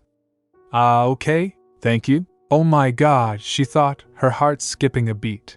He's been so expressive lately. Later that day, Eva sat with Tina in the town square. And that's how it is. Eva finished explaining the situation with her memory and her father. What do you think, Tina? It's kinda bad, isn't it? Tina grimaced. I mean, when your own family hides something from you, it's bad. That's true, Eva sighed. Maybe your father was trying to protect you. I thought about that too. But then it made me doubtful, Eva admitted, looking down at her hands. If that were the case, then it proves that Uncle did something bad to me. I don't want to think of him like that. By the way, Tina said, changing the subject to lighten the mood, what are you planning to do today? Nothing much. I'll just spend the day here. Well then, how about coming with me to the church? Tina suggested brightly. That church at the town square? Eva asked. You want to pray? Nah, I actually help the caretakers with the orphan kids, Tina grinned. Wait, it's also an orphanage? Yup. They decided to use the other building as one 3 years ago. I've been helping them out ever since. Father didn't tell me about this, Eva murmured. The church stood tall and imposing against the blue sky, its stone walls weathered by time. Here we are, Tina announced. Don't worry, they'll welcome you too. Eva glanced at Vernon. Are you fine going to a place like this, Vernon? I am fine, Vernon replied impassively. 'Tis only a sanctuary where humans pray to their god. It has no meaning to us. I see, Eva noted. The holiness of this place doesn't affect you in a bad way, I guess? There's someone I'd like you to meet, Tina said, leading them towards a man standing near the entrance. Yup, always in his usual spot. Father Ali? The priest turned, his kind face breaking into a smile. Good day, Tina. I see you brought your friends today. Yup, they're my childhood friend and her assistant, Tina introduced them. He's still young. I'm Evangeline Griffon, Eva curtsied slightly. We're sorry for barging in like this. Griffon? Father Ali's eyes widened. Are you Sir Alexander Griffin's daughter? Ah, yes, what a blessing. I thank your family for always supporting our deeds, Father Ali said warmly. Father had his influence here, too. Ah, you don't have to thank me, Eva said, feeling a bit shy. I'm really grateful for your kindness. Father Ali turned his gaze to the tall, dark-haired man beside her. And this must be your assistant? I am Vernon, assistant of Miss Griffon, Vernon bowed politely. It is a pleasure to meet you, Father. Mr. Vernon, then? It is a pleasure for me, too, Father Ali said. He paused, squinting slightly as if looking past Vernon's physical form. I see you're not from around here, are you? I hope you're enjoying this town like I am, Mr. Vernon. What a powerful radiance, Father Ali thought, awestruck. Ah, Tina invited me to see the children, Eva said. Ah, yes. We established a shelter for the unfortunate children, Father Ali gestured. Shall we go there now? Sure. Inside the courtyard, children ran around, their laughter echoing off the walls. Big sis. A group of them cheered, swarming Tina. Yo, my cinnamon rolls. Tina laughed, hugging them. Did you miss me? Yes. Miss Tina always comes here to play with the children, Father Ali explained to Eva. She instantly became their big sister. I can see why. I heard from Tina you made this into an orphanage 3 years ago. Eva asked. Right. Before that, we had been providing them with basic necessities with the town's help, Father Ali nodded. And when their numbers started increasing, we decided to turn our other building into their home. I see, that is very kind of you, Eva smiled. Ahaha, we only carried out God's will, Father Ali chuckled humbly. Speaking of which, Mr. Ash was one of the children's caretakers. Eva froze. My uncle? Yes, he'd been taking care of them long before the establishment of this place, Ali confirmed. He would visit the church every day and assist us with food and clothes. He would also teach the children reading and writing, too. Eva felt a lump form in her throat. Both he and Sir Alexander have been creating a better place for the children, Ali continued gently. No words can express how grateful we are to them. All we can do is give our blessings for their noble souls. Just then, a small girl tugged on Tina's skirt. Big sis, who are Miss and Mr.? Tina looked down. They're my friends, Natalie. I brought them to see you all. Yua, he smiles. Another child pointed at Vernon. He's like a prince. Hello, Natalie. I'm Tina's childhood friend, Tina said. This Mr. here is Vernon. Eva crouched down to the girl's eye level. My name is Evangeline. You can call me Eva. Evangeline? Natalie tilted her head. Her eyes went wide. You're that sunflower princess. Sunflower princess? Eva stammered. Wah, it's true. Her hair is like caramel. Natalie exclaimed, touching Eva's hair. She wears the same blue ribbon, too. You're so pretty, princess, ahaha. Eva looked at Tina, confused. You see, Mr. Ash used to tell them a story about the sunflower princess, Father Ali explained, pointing to a mural on the wall. He also drew the illustration there. Eva turned to look. On the wall, drawn in gentle, loving strokes, was a picture of a girl with caramel hair standing amidst sunflowers. He said it was a made-up story he came upon one day, Ali said softly. But now that I've met you, I guess it was based on his real life. Eva walked toward the drawing, her hand trembling as she reached out to touch the painted lines. Did Uncle draw me? She whispered. Vernon stood silently behind her, his golden eyes fixed on the artwork. He could feel it radiating from the wall, an echo of emotion preserved in paint and stone. I can sense his strong, vivid joy, Vernon thought. It is powerful enough to show me he was thinking of thee. Is that so? Eva murmured, tears welling in her eyes. What's wrong with Big Sis? Natalie asked, concerned. Don't worry, princess. The sound of charcoal scratching against paper filled the quiet garden. My, what are you drawing, Mr. Ash? Father Ali asked, leaning over the bench where the man sat sketching. Oh, Father! Mr. Ash looked up, a gentle smile on his face. I'm drawing the princess from the Sunflower Princess story. Ah, the princess from your story, eh? Father Ali chuckled. Yup. What do you think, Father? Mr. Ash held up the sketchbook. She's beautiful, don't you think? Ahaha, beautiful and cute too, the way you draw her, the priest agreed warmly. Right. Mr. Ash beamed, his eyes crinkling with delight. I can't wait to show this to the children. Father Ali paused thoughtfully. The princess's name is Evangeline, right? Is there a reason why you call her Sunflower Princess? Mr. Ash gazed fondly at the drawing of the girl with the ribbon in her hair. You see, Father. He looked up at the sky, his expression softening. Like the sun itself, she gives you warmth and lights up your day.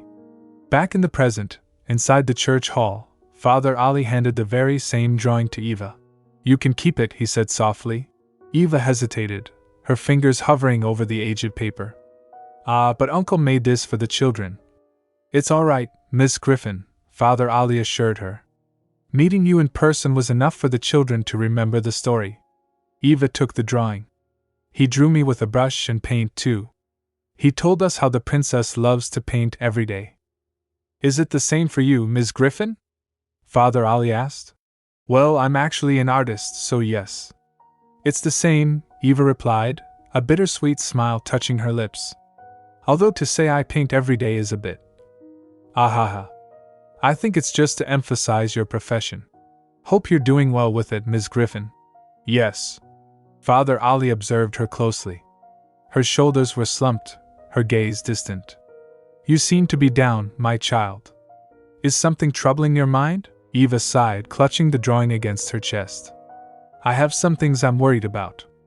After seeing this, I'm relieved yet dejected at the same time. It made me remember the promise to him I failed to keep. I see, Father Ali nodded slowly. Regret does come late. You wish you had done it sooner. However, you should know that it's inevitable in life. It is indeed a bad feeling to have, but then you can learn from it. He placed a comforting hand on her shoulder. And you can start by forgiving yourself. Forgiving myself. Eva murmured, the words feeling heavy on her tongue. Indeed, it is not an easy task. You may need more time to heal, Father Ali said kindly. Of course, if something's weighing on you, feel free to visit the church. But Father, is it okay? I'm not a believer, Eva admitted sheepishly. Fufu, it doesn't matter, he laughed softly. After all, we are all equal in the eyes of God. Meanwhile, in the orphanage playroom, Vernon sat on a small wooden stool, surrounded by a chaotic sea of children. A lopsided paper crown sat atop his dark hair. It suits you, mister. A boy cheered. Mister is a prince now. Another shouted. Tina watched from the sidelines, amused. You sure are good with kids, Vernon. Is that so? Vernon replied, his expression stoic despite the crown. You've had experience with kids before? Tina asked. I did establish a bond with a child. It was a short yet memorable one, Vernon said vaguely. Mister. Little Arya tugged at his sleeve. Who? Certainly you're good at it. She stared at his hand. You have a big ring, mister. Did you buy it, mister? She asked, her eyes wide. Vernon looked down at the heavy signet ring on his finger. No, it was given to me by my father. This is a legacy of our predecessors. Predecessors? What is that? Arya tilted her head. The sign of Vadimir's heir, Vernon explained solemnly, his voice dropping an octave. The duty I bear and must perform. Arya! Nat, Leia! The children's attention snapped toward the door as Eva walked in. Ah! You're that mister from yesterday. Arya pointed at Vernon, connecting the dots. Who, Arya? You know the mister here? A boy asked. Huh! He gave me ice cream yesterday. Arya exclaimed. Then she gasped, spotting Eva. The Sunflower Princess is here, Arya. What, really? Where is she? Oh, was it when we were at the town square? Tina asked Eva as she approached. Talking with father outside? Correct, Eva nodded. Then I guess you met with her dad, too? Some kids like Arya have parents who entrusted their children with us, Tina explained. They don't want to leave their kids alone at home, so we look after them here. I'm back, Eva announced softly. Arya's eyes widened as she took in Eva's appearance. Caramel hair, purple eyes, and blue ribbon? Yoa, Sunflower Princess is here. Please just call me Eva, Eva stammered, flustered. What did you talk about with father, Eva? Vernon asked, looking up from his seated position. He told me about uncle and his story, Eva replied. Then she noticed his headwear. Ah, Vernon, is that? The little ones wish me to be their prince, Vernon stated with immense dignity. See. You're so pretty just like Mr. Ash said, Princess Eva. Arya beamed. Please, just Eva is fine, Eva insisted weakly. Mr. Ash told us you love to paint. Another child chirped. Could you show us your paintings? Ah. I didn't bring my paintings today, Eva apologized. Then could you show us how you paint? We want to see. The children chanted, crowding around her. Eva froze. Her breath hitched. Paint? Now? I can't. About that, she faltered, looking for an escape. May I ask a favor from you, little ones? Vernon's deep voice cut through the noise. Favor? The children turned to him. Vernon stood up, adjusting his paper crown. Sunflower Princess's magic power is depleted due to the loss of her loved one. To heal her, she needs to do and see things that make her happy. Eva stared at him, stunned. Magic power. I am on a quest to fulfill it, Vernon declared dramatically. Will you assist me so she can shine brightly again? Vernon. Eva whispered. I want to join the quest.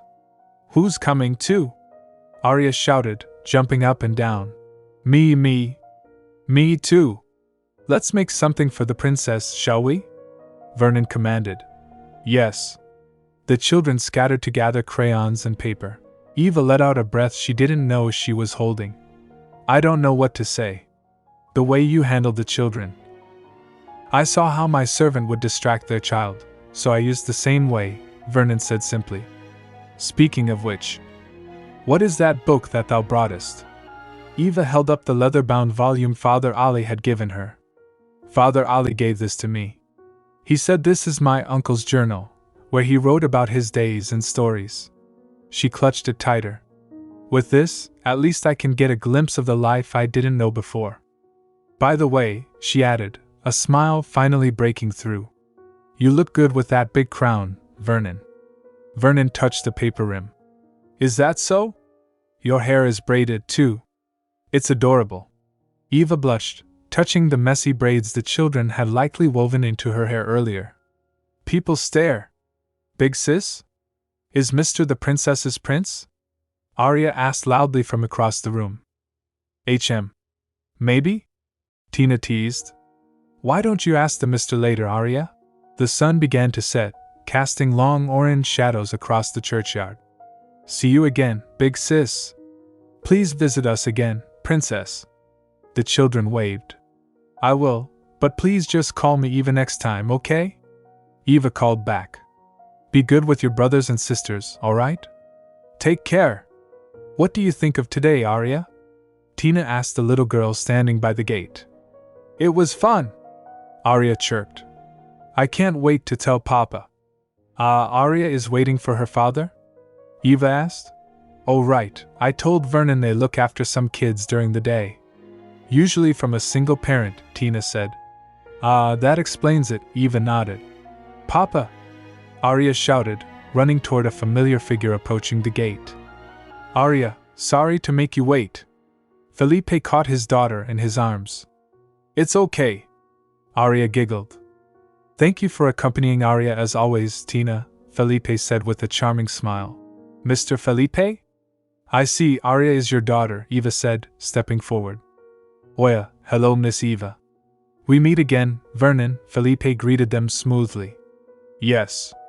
What a small town we live in, Eva replied politely. We're going to have dinner at Peepo's. Want to join us? Felipe offered casually. Eva shook her head gently. I apologize.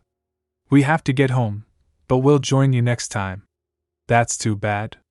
Have a good evening then, Felipe said, turning to leave. See ya, Eva, Vernon. Pardon me, Mr. Felipe. Vernon's voice rang out sharply. Eva turned to him in surprise. But may we join you? Vernon asked, his golden eyes locked onto Felipe with an intensity that made the air feel suddenly heavy. Eh? You want to change our plans, Vernon? Eva whispered, confused. Felipe paused, his smile widening slightly. Of course, please join us. Goat curry rice. The joyous shout rang through the cozy interior of Peepo's restaurant. Arya sat at the table, her spoon digging enthusiastically into the steaming plate before her. You really like Peepo's dish, huh, Arya? Take it slow, sweetie, Felipe chuckled, watching his daughter with amusement. Mr. Peepo's goat curry is the best, Arya declared between mouthfuls. Nom nom. It is, Felipe agreed. By the way, how was your day, Arya? It was magical. Arya beamed, her eyes sparkling. Did you know, Papa? Miss Eva is the sunflower princess from Mr. Ash's story. And now she's having dinner with us. Evangeline, seated across from them, blushed crimson. Arya. Oh, so Miss Eva is that princess, huh? Felipe leaned back in his chair, a knowing look in his eyes. To be honest, I kind of figured out the real identity of the princess. Mr. Ash always mentioned his niece whenever we hung out, Felipe continued, looking at Eva. He boasted about you every chance he got, to the point where we were suspicious that he was your real father. Ah, uncle, Eva murmured, a soft sadness touching her expression.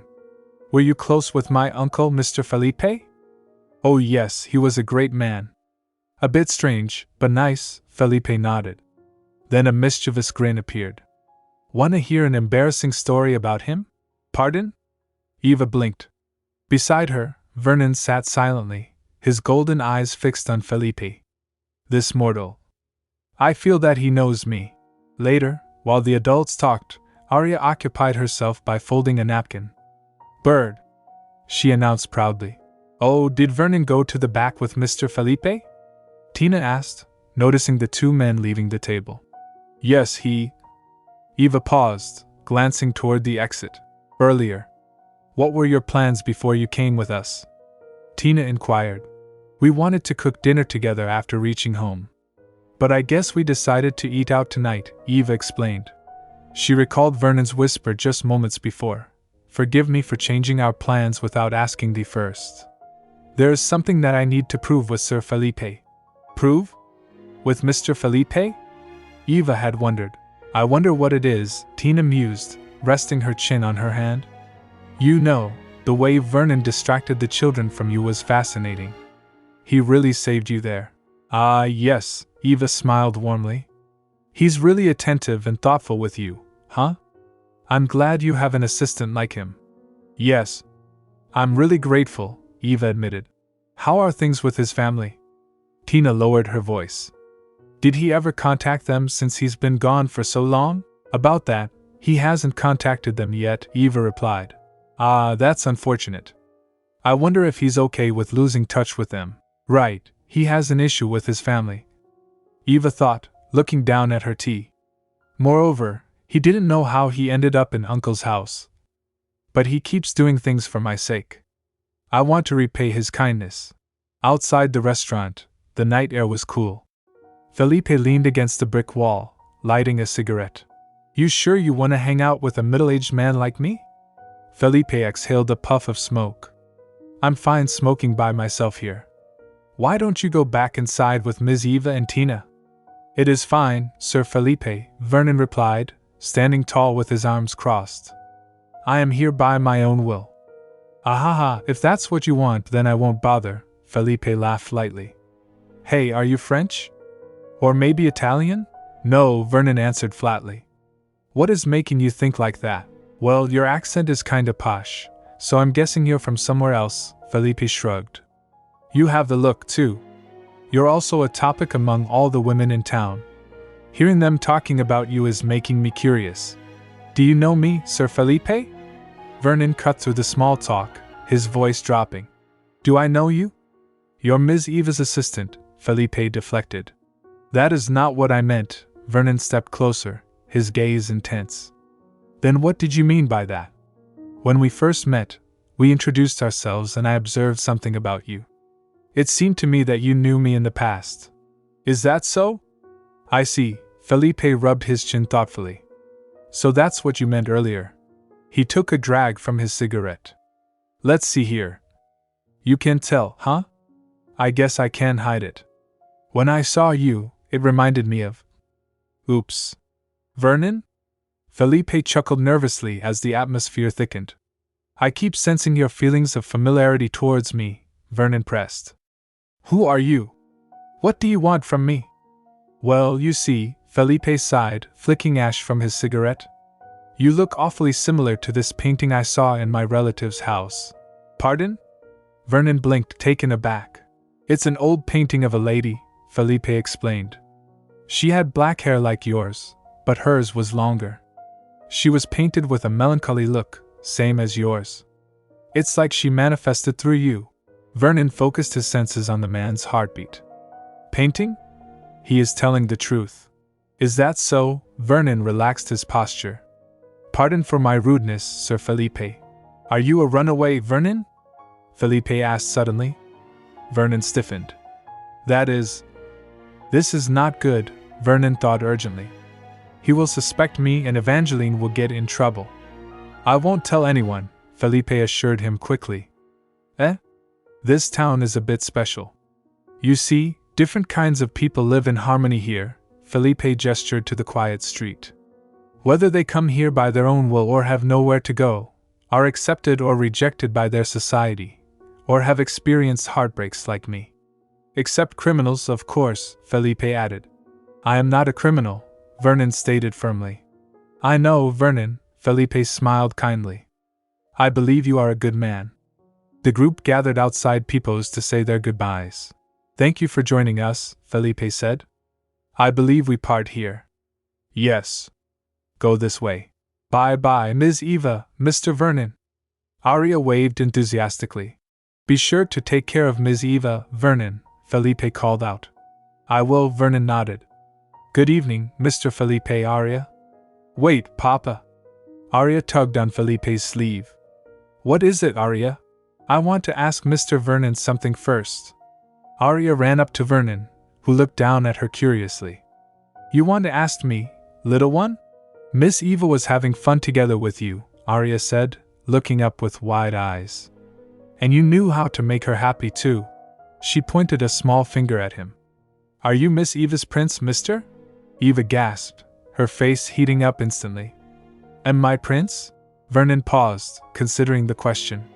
Her prince, H.M. He placed a hand over his heart, his expression solemn and devoted. I cannot say I see myself as a prince. I would rather be her knight, if that is allowed. Kyun. Eva felt her heart skip a beat. V. Vernon, she stammered. My, it sure is good to be young, Felipe teased, grinning broadly. Bye-bye again. And Mr. Felipe. Eva cried out in embarrassment. We'll take our leave then. Have a great night, you two. As they walked home under the streetlights, Eva glanced at Vernon. Why did you have to say that? I only spoke what I truly felt, Vernon replied calmly. Did I vex thee? And no. I was just taken aback a little, Eva admitted softly. If you think of yourself like that, I'm really honored. She stopped and turned to him. However, I don't want to have you do anything by yourself. We're in this together, so please rely on me too. Promise me you will, okay? She insisted. Vernon looked at her, his golden eyes softening. Right. I will keep that in mind. Thank you, Evangeline. I am not alone, he realized, a profound sense of belonging settling deep within his soul. Papa. Yes, sweetie? Is your work done yet? In a little bit. Why don't you wait in bed? Papa will be done soon. Okay. Felipe watched little Aria trudge off to her room, clutching her stuffed toy. Once she was gone, he turned back to his desk, the scratching of his pen against paper the only sound in the quiet study. Sret. Sret. To think he can make those faces. Felipe mused, a small smile playing on his lips. I should write about them, too. Starting from when Arya asked him that question. He dipped his pen into the inkwell and began to write. XX April 19XX. I met Vernon when I wanted to pick up Arya. I invited him and Ms. Eva to dinner. I wanted to smoke at the back, but he then said he wanted to join us. I guess he wanted to check on me, which he did when I lighted my cigarette. He waited till I lighted my cigarette to help him. Felipe paused, staring at the words. He recalled the intense, almost predatory gaze of the man who called himself an assistant. Looking forward to discovering more sides of you, Lord Vernon. At the atelier on the Sunflower Hill, the night air was still. You suspected Mr. Felipe knew you? Eva asked, breaking the silence of the bedroom. Yes. I felt his familiarity every time we met, Vernon replied, standing near the window. So, did he really know you? Is he, like you too? Eva asked anxiously. No, I was familiar because he had seen someone who looked like me, Vernon reassured her. He is just a mortal. Thou needest not to worry. Is that so? Glad to hear it, Eva sighed, placing a hand on her chest. I wouldn't know what to do if he really did know you. Meeting each other would have been awkward. She gestured to the stool by the vanity. Well, anyway, please sit there and I'll undo the braids for you. It won't take long. Vernon walked over. But instead of sitting on the stool, he lowered himself directly onto the floor. Bam. Vernon? Eva blinked, surprised. Thou always standest to tend my hair, Vernon said, looking up at her with golden eyes. This way, thou canst sit while thou doest it. Oh my God! Eva felt a sudden warmth rush to her cheeks. She sat down on the stool behind him. Thou canst begin, Vernon said softly. Undo, Eva whispered, her fingers working gently to unravel the messy braids the children had woven. Where did Mr. Felipe see that man who was similar to you? She asked. He saw an old painting of a lady in his relative's house, Vernon explained. Wait, so it was a lady? Yes. He said she had the same black hair and smile as me. Is there a possibility that he was lying about that? No, he was telling the truth. I would know if he were faking it, Vernon stated confidently. Now Sir Felipe thinks I am a runaway because of my reaction. Is that so? Well, we can let him think that way of you, Eva decided. Her fingers brushed against the heavy signet ring on his hand. Right, that's the symbol of the head of your family. You acted like that since you wanted to protect him? Certainly. What does the head of your family usually do? We protect and make decisions for our kin, Vernon recited, his tone turning formal. Our kin were the most distinguished among the elites. We used our power to set law and order and involve ourselves in some of the mortals' diplomatic pacts. Can I get the brush here? Eva leaned over to reach the table. Sret. She began brushing his long dark hair. You have a lot of responsibilities to handle. Is it hard? Indeed, but it must be done, Vernon replied. It is the role I was born into. Eh? Eva frowned slightly. It sounds like it was his only purpose in life. Say, Vernon, do you like being the head of your family? Vernon fell silent.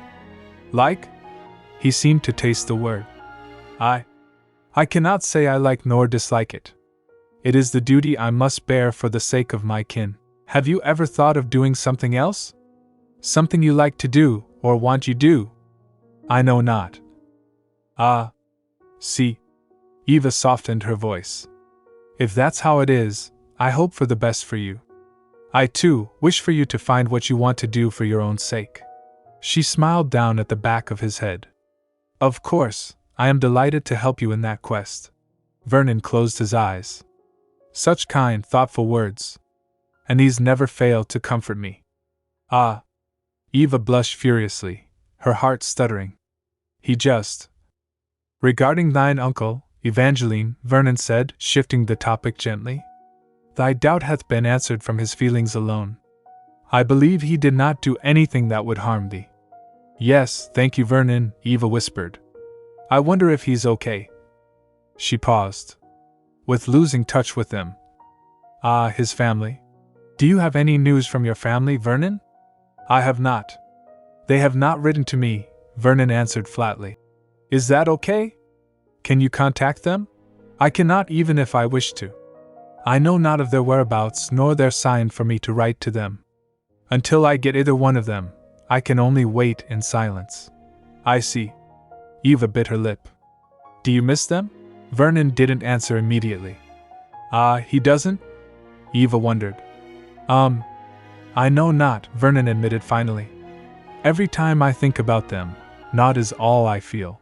He looked at his hands resting on his knees. It is different compared to thee and thine uncle. No matter what kind of emotions thou hast toward him.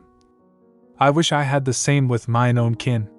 Actually, Eva said, pausing her brushing. My father and uncle were not related by blood. Vernon turned his head sharply. He was not. Yes, uncle was adopted by my grandfather when he was 12 years old. He then became my father's little brother. Thou knewest yet why thou regardest him as kin still? Vernon asked, genuinely puzzled. Well, how do I explain this? Eva smiled. I guess the bond between us disregarded that fact. She finished smoothing his hair. I'll make some tea for us. As Eva walked away to the kitchen, Vernon remained sitting on the floor. So he was but a stranger before. Then he became one of her kin. He stared at the space where she had been. Bond. Do we have it, Vernon Vladimir? A stern voice echoed through the grand, cold hall of the Vladimir estate. The young Vernon knelt before his parents, his head bowed low. Thou art the next heir of our kin, his father proclaimed. The first son is bound to succeed the throne of our predecessor. Such is the fate that thou art born with. Why it must be me? Vernon asked, his small voice trembling. But must I really do it? He looked up with pleading eyes. I wish to play with those children and go outside. Naught shall hinder thee on the path to our glory, his father stated unmoved. Thou must fulfill thy duty. But why? I wish it not, Vernon insisted. Thou must cast away thyself. Why can it not be my sister? Vernon cried. I wish it not. I wish it not. Thou must throw thy freedom, his father commanded. No! Vernon shouted. We shall teach thee to be the one that beareth Vladimir's name. No, father, mother, please! As the shadows of his destiny loomed over him, the young Vernon screamed into the void. I wish not to bear that duty. I wish for. You have woken up. Vernon blinked, the remnants of the nightmare fading as sunlight streamed into the room. Evangeline stood by the window, smiling brightly. Good morning, Evangeline. Thou art up early today. Vernon sat up, rubbing his eyes. Not really, Eva replied. And good morning, Vernon. She walked over to the table. You always wake up earlier than me, so it was strange when I didn't see you outside my room. It seemed you were still asleep, so I let you sleep a little longer. Is that so? Vernon murmured. Now that you're up, here's your tea, she said, handing him a warm cup. I've made Earl Grey today. Vernon inhaled the steam. This hath a smell like oranges. I guess you were tired from handling the children yesterday, Eva suggested. I cannot say it was because of them, Vernon admitted quietly. I dream. Nightmare? I was not allowed to do what I wished. I could not run away from it, he recounted, staring into his tea. It haunted me. I see, Eva said sympathetically. Yeah. Vernon reached out and gently rubbed his cheek against her hand, which was resting on the table. Rub. Rub. Rub. This is bad. I'm going to get used to doing this to him. Eva thought, flustered but not pulling away. Evangeline, have we not the bond? Vernon asked suddenly, looking up at her. Our bond? Of course we have one, Eva blinked. But why did you ask? Then what kind of bond have we? I think we're friends, Eva smiled. Friends? I see, so friends can do this to each other? Vernon asked, nuzzling her hand again. And no, not every friend wants to do this, Eva laughed nervously. Well, I do this because you're also like a little brother to me. Little brother? Vernon tilted his head. Then if thou and Miss Tina are friends, ye can touch faces and embrace each other? Ah. It's because Tina is touchy-feely with me and we're both women, Eva explained. You can't do it so easily with the opposite sex. Ah, I understand, Vernon nodded slowly. Sex hath its bounds in this. I see. I need to learn more about these conditions. Well, anyways, let's have our breakfast. Eva clapped her hands. I made toast with omelette. Puff. She set the plate down. It's done!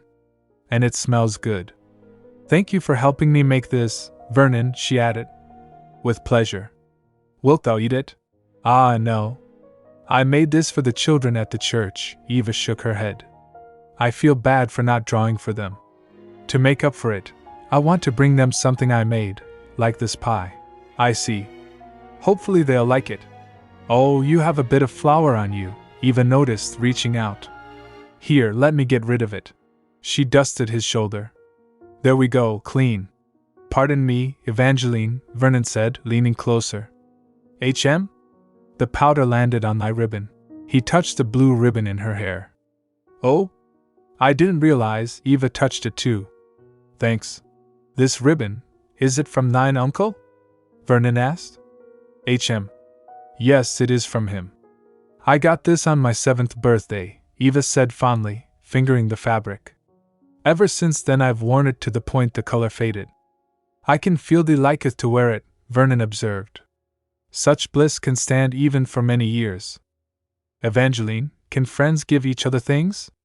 He asked curiously. Like a gift? Yes, they can, Eva nodded. Should the thing be something to wear? Not necessarily. You can give them things they can use, keep, or consume. Like food or books. I see. Should we give it during a birthday? No, you don't have to, Eva chuckled. People give gifts during birthdays because it is a special occasion. What is this birthday about? It's an anniversary. A celebration of the day on which someone was born. Thou celebratest the day on which thou wast born? Vernon looked intrigued. Certainly we all do, Eva explained. We blow candles on a layered cake. We also send birthday cards to congratulate them.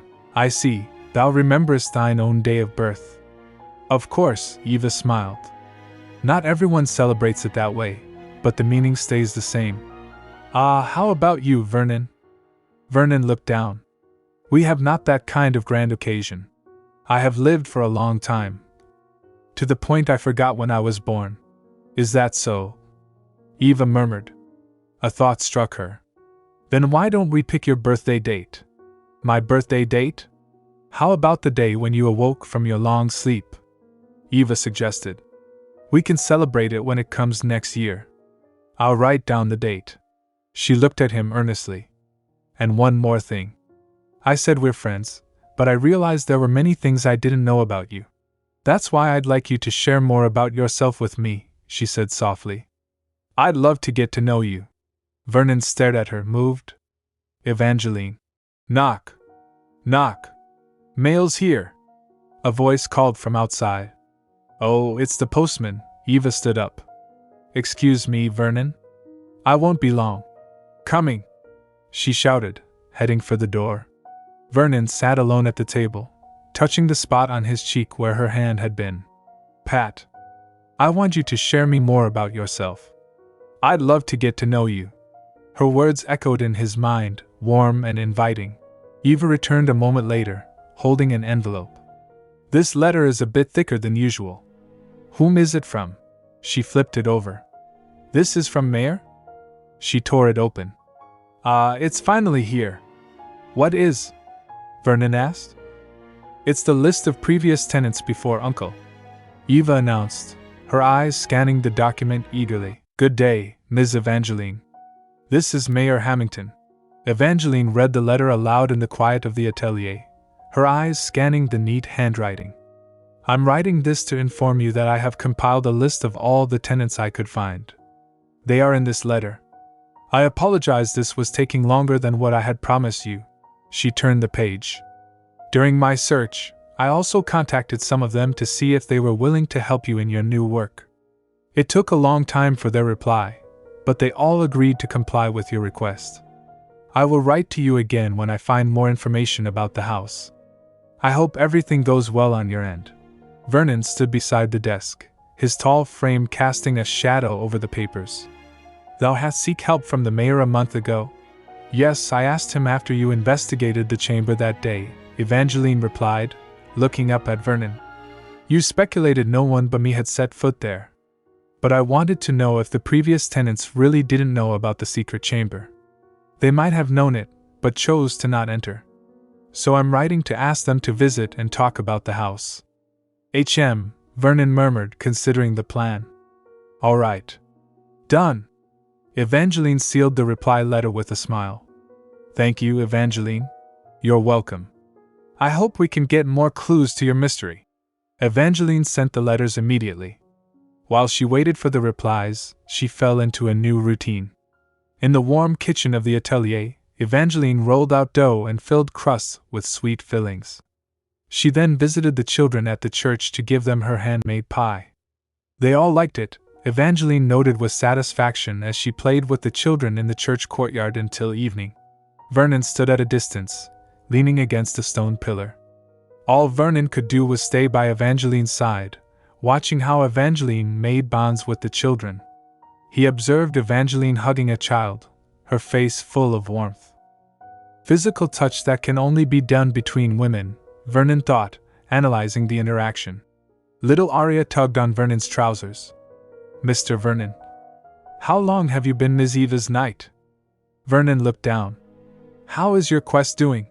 I think about 7 days, Vernon replied. As for the quest, it is going quite well.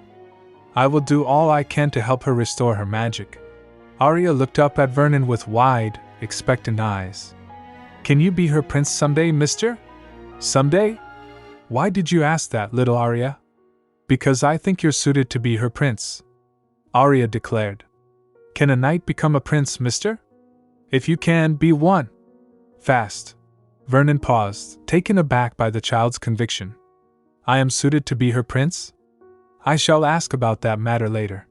However, beneath the calm surface of his daze, turmoil brewed in Vernon's mind. Other than that, I wish not for it. Lately, that dream of his kept disturbing Vernon. Vernon did not sleep for days because of it. The day of the interviews arrived. Evangeline sat in the parlor, welcoming 2 elderly guests, Mrs. Hill and Mr. Botts. Thank you for coming here, Mrs. Hill, Mr. Botts, Evangeline said politely. With pleasure, Ms. Griffon, Mrs. Hill replied. I heard Mr. Botts used to come here during his youth? Evangeline asked. Yes, my father used to visit his grandfather to play with him, Mr. Botts confirmed, nodding to Mrs. Hill. It was years ago. Right, father? Yes, it's been a long time, the older man agreed. One by one, the previous owners came at Evangeline's request. Evangeline then asked about their memories of the house. Hidden behind the wall in the secret chamber, Vernon listened intently to their conversation.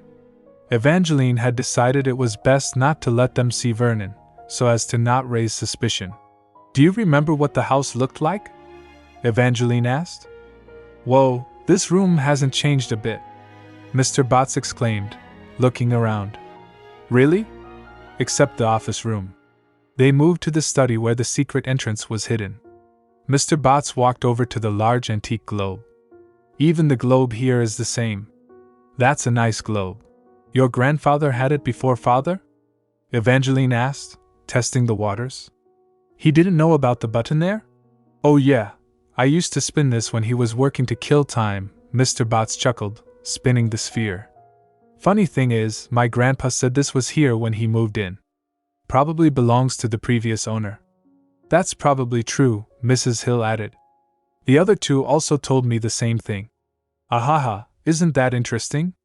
The globe stays for many years. Evangeline laughed, though her eyes were sharp. Inside the secret chamber, Vernon stood in the dark.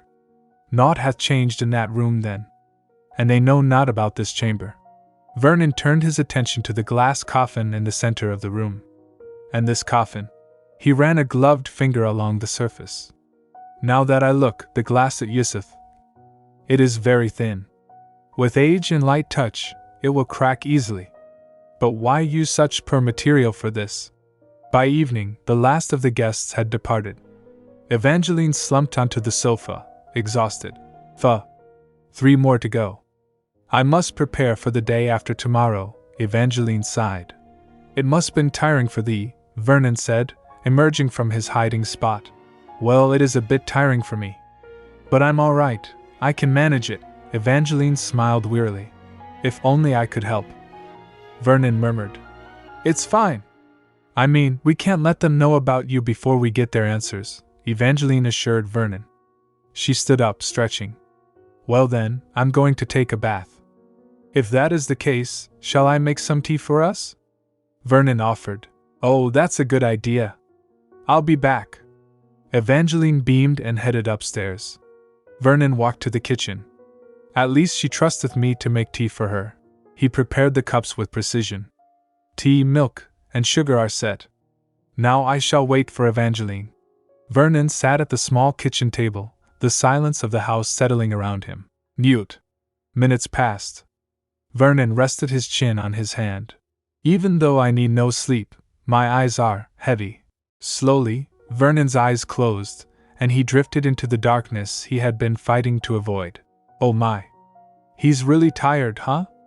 Evangeline thought as she entered the kitchen later, wrapped in a robe. She saw Vernon slumped over the table, sound asleep. Oh well, let's just leave him be. I'll wake him up when it's time for his bath, Evangeline whispered, smiling gently. But inside Vernon's mind, the nightmare raged. Please, father, mother. A young Vernon screamed in the void. I wish not for that duty. NGH. Vernon gasped in his sleep, his brow furrowing in distress. Vernon? Evangeline noticed his agitation. GH. NN. Vernon groaned, his hands clenching the tablecloth. Wish this not. Please. Evangeline rushed to his side, shaking his shoulder. What's wrong? Are you sick? No. Get a hold of yourself, Vernon. Evangeline cried out. Vernon's eyes snapped open, wide with terror and confusion. He grabbed Evangeline's arm tightly, his breathing ragged. Evangeline, splash, splash.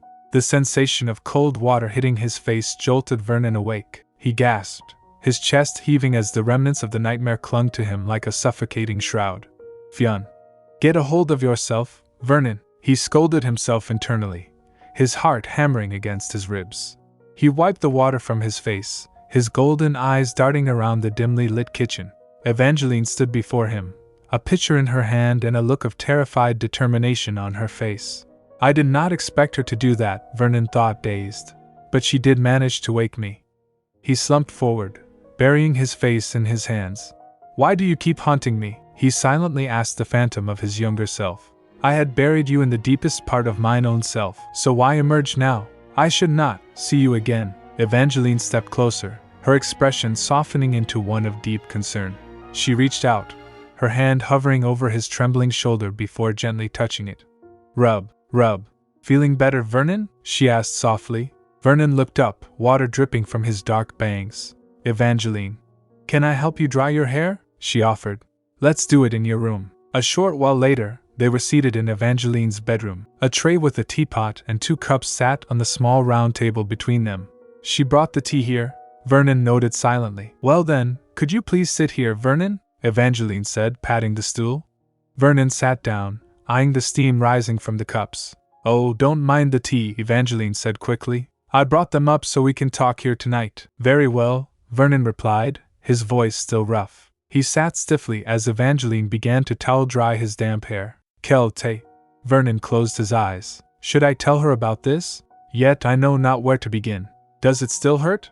Evangeline asked hesitantly, breaking the silence. I slapped you too hard, didn't I? Shouldn't have done that to you.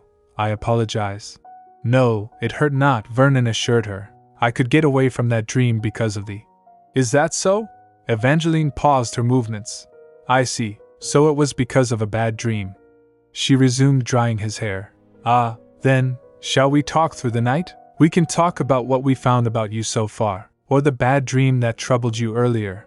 Vernon sighed, the weight of the secret finally becoming too heavy to bear alone. I have been dreaming the same dream, he admitted, staring at the floor.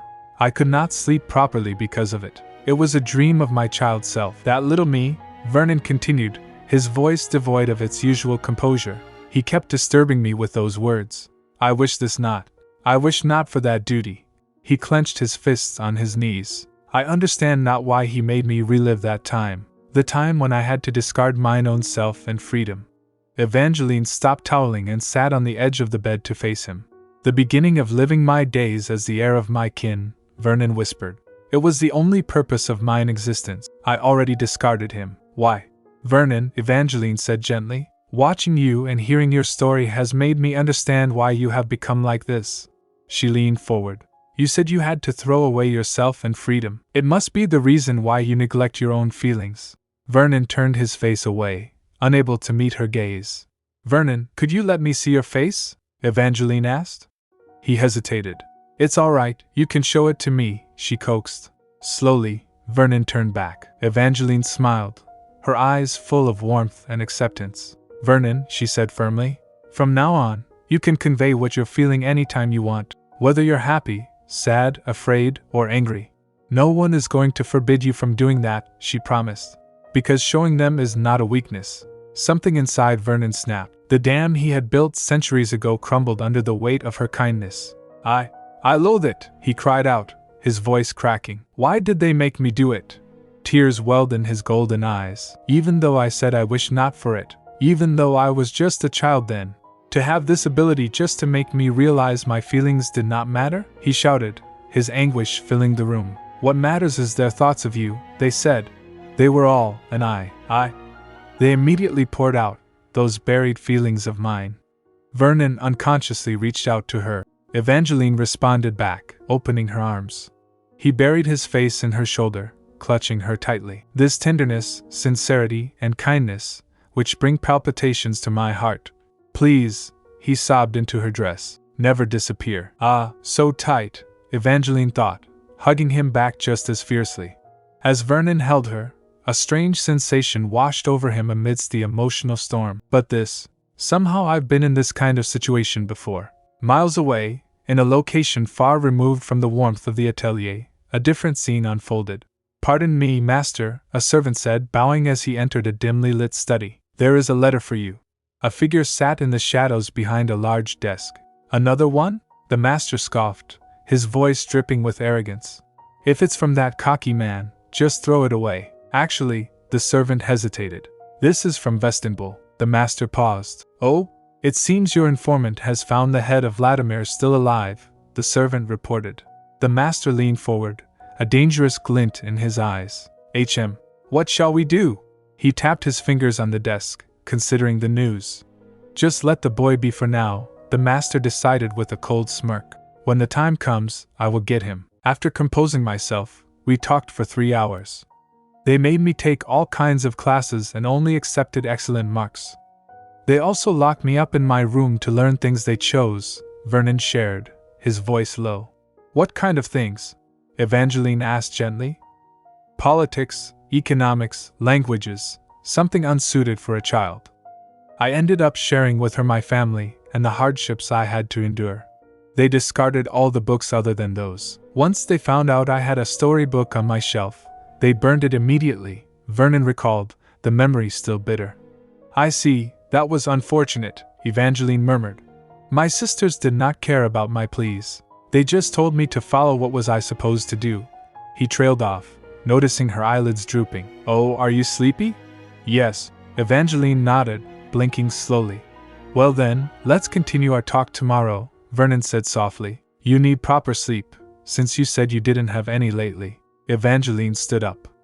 I'll take care of the cups tomorrow morning. Good night, Vernon. She turned to leave. Wait.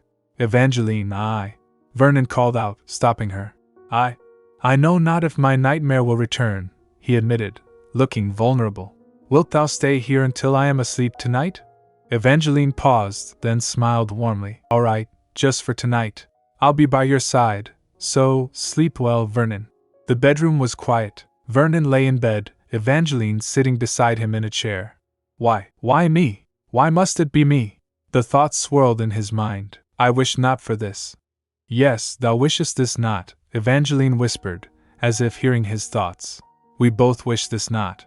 She reached out and took his hand. I'm sorry for leaving you behind. Vernon looked at her, his golden eyes wide. From now on, I shall express you without fear, he vowed silently.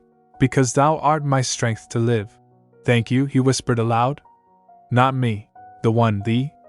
We should thank, Evangeline murmured, already drifting off. The next day, after the fourth visitor left. That took a bit longer than I had anticipated, Evangeline sighed, collapsing onto the sofa. The fourth visitor was loquacious.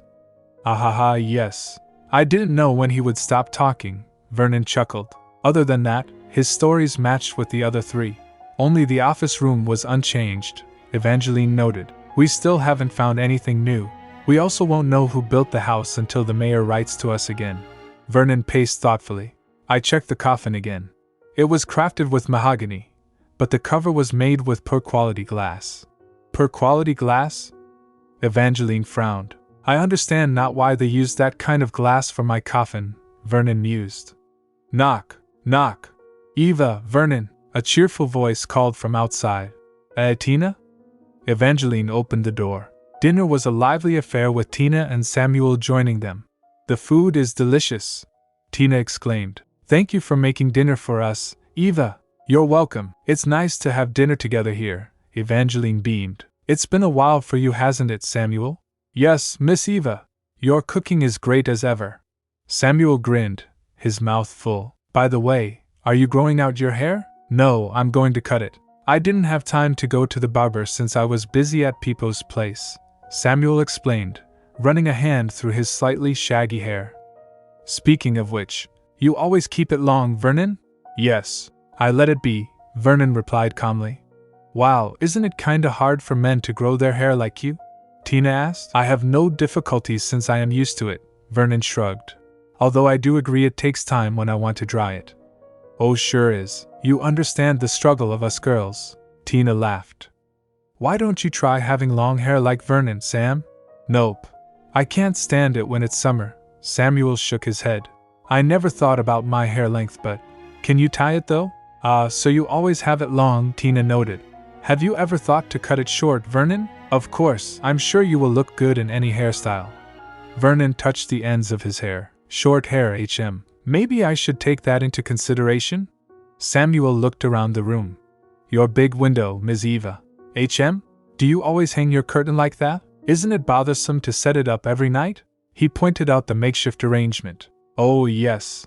I always forget to ask someone to fix the rod, Evangeline admitted sheepishly. If that's the case, I'll fix it for you, Samuel offered. I'll bring all the stuff in the morning. You don't mind? Really? I'm grateful for that. Thank you so much, Samuel, Evangeline said. It's fine. I mean, having a glass window without a proper curtain is going to be uncomfortable for you, right? Samuel reasoned, especially at night. We don't want to have some weirdos watching you from outside. Vernon froze. Glass window. A glass window without its blinds? If it's the same situation with the coffin. I have a question, Mr. Samuel, Vernon said suddenly. What's up? Samuel looked at him. There once was a man who had the most precious jewel in the world, Vernon began, his tone serious. He put it in a wooden chest with glass so he could still see its beauty. However, the man doesn't have a lock for his treasure. He brought it to his chamber and left it there for years. As years pass, what will happen to the jewel when someone discovers it? Samuel blinked. What the? Why are you suddenly asking that? Some kind of puzzle? Is he asking about the glass? It is a mystery I am trying to solve. I am asking your opinion about the fate of the jewel, Vernon clarified. Why ask me though? Oh well, since you ask for it, here's my thought. Samuel leaned back. You said the chest has a glass cover, yeah? Then that means people can see what's inside from afar. I'd say it depends on the people who discover it, Samuel continued. They can choose to take it or see it and let it be. But isn't it weird that the man doesn't lock his treasure and just leaves it like that? Tina interjected. Yeah, I mean he should have used a wooden chest without glass so they don't know what's inside until it's opened. I don't understand why he leaves it there for years if it's precious, Samuel agreed. Maybe the man found another jewel, so he doesn't need that anymore? Tina suggested. That can be a possibility, Samuel nodded. The man probably gets so rich and forgets about that one. Unless he's greedy. Maybe the man finds other jewels so he doesn't need that anymore? Tina's words from dinner echoed in Vernon's mind, a haunting refrain that seemed to vibrate against the cold stone walls of the secret chamber. In the silence, unwanted memories from a distant past clawed their way to the surface. We shall teach thee to be the one that beareth Vadimir's name. His father's voice boomed in his memory, cold and absolute. Thou need not this kind of thing. Attent at thine own purpose. His mother's sharp rebuke followed, dismissing his childish desires. To think our Vernon is chosen, what a surprise! The whispers of his kin, dripping with skepticism and veiled disappointment. I hope you keep us entertained with thine abilities, Bach. A sharp sound snapped Vernon back to the present. He stood alone in the dim chamber, his hand clenched tight. Evangeline, he murmured, the name escaping his lips like a prayer. Vernon, where were you? Eva's voice called out, anxious and near. She appeared in the doorway, her eyes scanning the room until they landed on him. I was at the secret chamber, Vernon replied, his voice flat. Ah, is that so? Eva stepped closer, relief washing over her face until her gaze fell to his side. Your hand? Are those glass shards? What happened? Vernon looked down at his hand. Shards from the brittle glass coffin were embedded in his palm, though no blood flowed. No need to worry, Evangeline. It shall heal by itself. But even so, doesn't it hurt? Eva cried, panic rising in her voice. She reached out, hovering over the injury. Did you get hurt while checking the glass? How about blood? You haven't had any since that one time, right? I will give you mine. That is unnecessary, Evangeline, Vernon interrupted, gently grabbing her wrist to stop her frenzied movements. It was of mine own impulse, he admitted quietly. It just happened while I was contemplating what Miss Tina said earlier. Eva frowned, confusion knitting her brows. You did it on purpose? And you thought Tina's guess was true? She shook her head firmly. But it's only a guess. We can't say for sure that it's the answer. There might be other reasons why you were placed here. Your family might have had trouble when coming to see you, she suggested, trying to find a kinder explanation. Vernon sighed, releasing her wrist and turning away. I was indeed the head of my kin, he began, staring into the shadows. Yet I was considered the weakest among them. At first, my parents wanted to wait until one of my sisters married and bore a son for them, he explained, the old wounds reopening. Then I was born, yet I could not match even my sister's power. I was always the last when competing with other rivals. He clenched his uninjured hand. They thought my lenience towards the mortals hindered my potential. When I gave them mercy, my kind saw it as a flaw and form of shame. My kin thought the same as well. He turned back to face Eva, his golden eyes filled with a lifetime of rejection. So when I heard Miss Tina say that, I thought it might be the case. It should explain why they have not reached out to me when they knew I was here. His voice trembled slightly. But when I thought about all the hardships I endured to fulfill their expectations and the hidden hostility others had toward me, I was filled with all kinds of emotions. Eva looked at him with profound sadness. I see, I understand, Vernon, she said softly. Thank you for sharing this with me. She stepped closer, placing a comforting hand on his arm. For now, don't think about the things they made you do. Your compassion is one of the things that makes you who you are. Without it, we wouldn't stand together like this. Then, her expression turned stern. Also, please don't do that reckless thing again. Yes? Vernon blinked, surprised by the sudden shift. Ah, yes. Forgive me, Eva sighed, patting his arm rhythmically. You had me worried there, you know? Pat, pat, there. Vernon watched her, a sense of peace settling over him. Thou art really amazing, Evangeline. HM? Why did you say that? Eva asked, tilting her head. Thou knowest how to soothe me. Eva blushed, waving her hand dismissively. My, what are you talking about? It's nothing special. Why don't you take your bath now so we can continue our talk from last night? As she walked away, Vernon remained standing there for a moment. To meet someone like thee. I am pleased that thou wast the one who found me. The next morning, the atelier on the Sunflower Hill was bright with sunshine. Samuel arrived early, toolbox in hand. All right, I can start right away, Samuel announced, rolling up his sleeves. Thank you again for your help, Samuel, Eva said, smiling gratefully. Don't sweat it, Ms. Eva. Do you want to eat something? I'll make it for you, she offered. It's okay. I'm already full from Mom's food, Samuel declined. He hesitated for a moment, shifting his weight. But can I ask you something, Miss Eva? What is it? Do both of you live together? Eva froze. Ooh.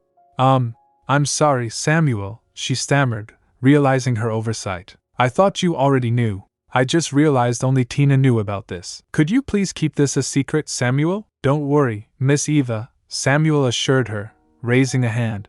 I won't tell anyone. Then his expression darkened slightly. But he didn't do anything funny to you, right? No, he didn't, Eva replied immediately, her voice firm. Vernon is trustworthy, don't worry. In the living room, Samuel balanced on a ladder, struggling with the heavy curtain rod while Vernon supported the other end. All right, it should be okay now. Yo, give me the rod, Samuel commanded. Vernon handed it up. Set. And, there, it's straight and stable now, Samuel said, stepping back to admire his work. Vernon watched him, noting the strength in the young man's back. Such broad shoulders, he thought. "'Kay, we can put on the curtain," Samuel said, hopping down from the ladder. He turned to Vernon, a look of exasperation on his face. But really, dude, you live with Miss Eva now, right? If you know the curtain needs to be fixed, then fix it or call someone to do it. Vernon stared at him blankly. I did not know that. I will remember that. Samuel sighed, scratching the back of his head. Oh well, it's not like it's your fault. He leaned against the wall, crossing his arms. You had it rough with your family and all, but they didn't get to teach you this basic stuff, yeah? Samuel looked Vernon in the eye, his tone shifting from annoyance to understanding. When you asked me about that jewel thing yesterday, I had a hunch you were talking about your situation with your family. I mean, your face said it all, Samuel added bluntly. My face. Vernon touched his cheek, confused. I don't understand some things you mentioned there, but I kinda get the gist of it, Samuel continued, but here's my advice. He pointed a finger at Vernon. Move on. Vernon went still. There's no point thinking about someone who doesn't give a damn about you, Samuel said with conviction. There are others who are worth your time. The words struck a chord deep within Vernon. Anyways, Samuel clapped his hands, breaking the tension. At least you know how to set up the curtains? You only need to slide these rings into the rod. Yes, I can do it, Vernon nodded. Yeah, do it starting from this side, Samuel instructed. Vom. Vernon munched on a snack as he and Samuel stood back to admire their handiwork. The curtain looks great. You two did well, Eva praised, clapping her hands. Haha, it's nothing special, but I'm glad you like it, Ms. Eva. Samuel grinned, wiping his hands on his pants. Why don't we have some tea before you leave? Eva offered warmly. I'd like to, but I don't want to make Dad wait any longer, Samuel replied apologetically. Working alone in the field at this hour must be tiring for him. That's too bad then, Eva said. Vernon tilted his head. Field? He hath a farm? Well then, I'll be going. Samuel picked up his toolbox. Yes, thank you again for your help, Samuel. Please give your parents my regards, Eva said. Vernon stepped forward. Pardon me. Can I come with you, Mr. Samuel? I want to see your farm. Samuel blinked. Huh? Why do you want to see it? I am interested to see how you work there.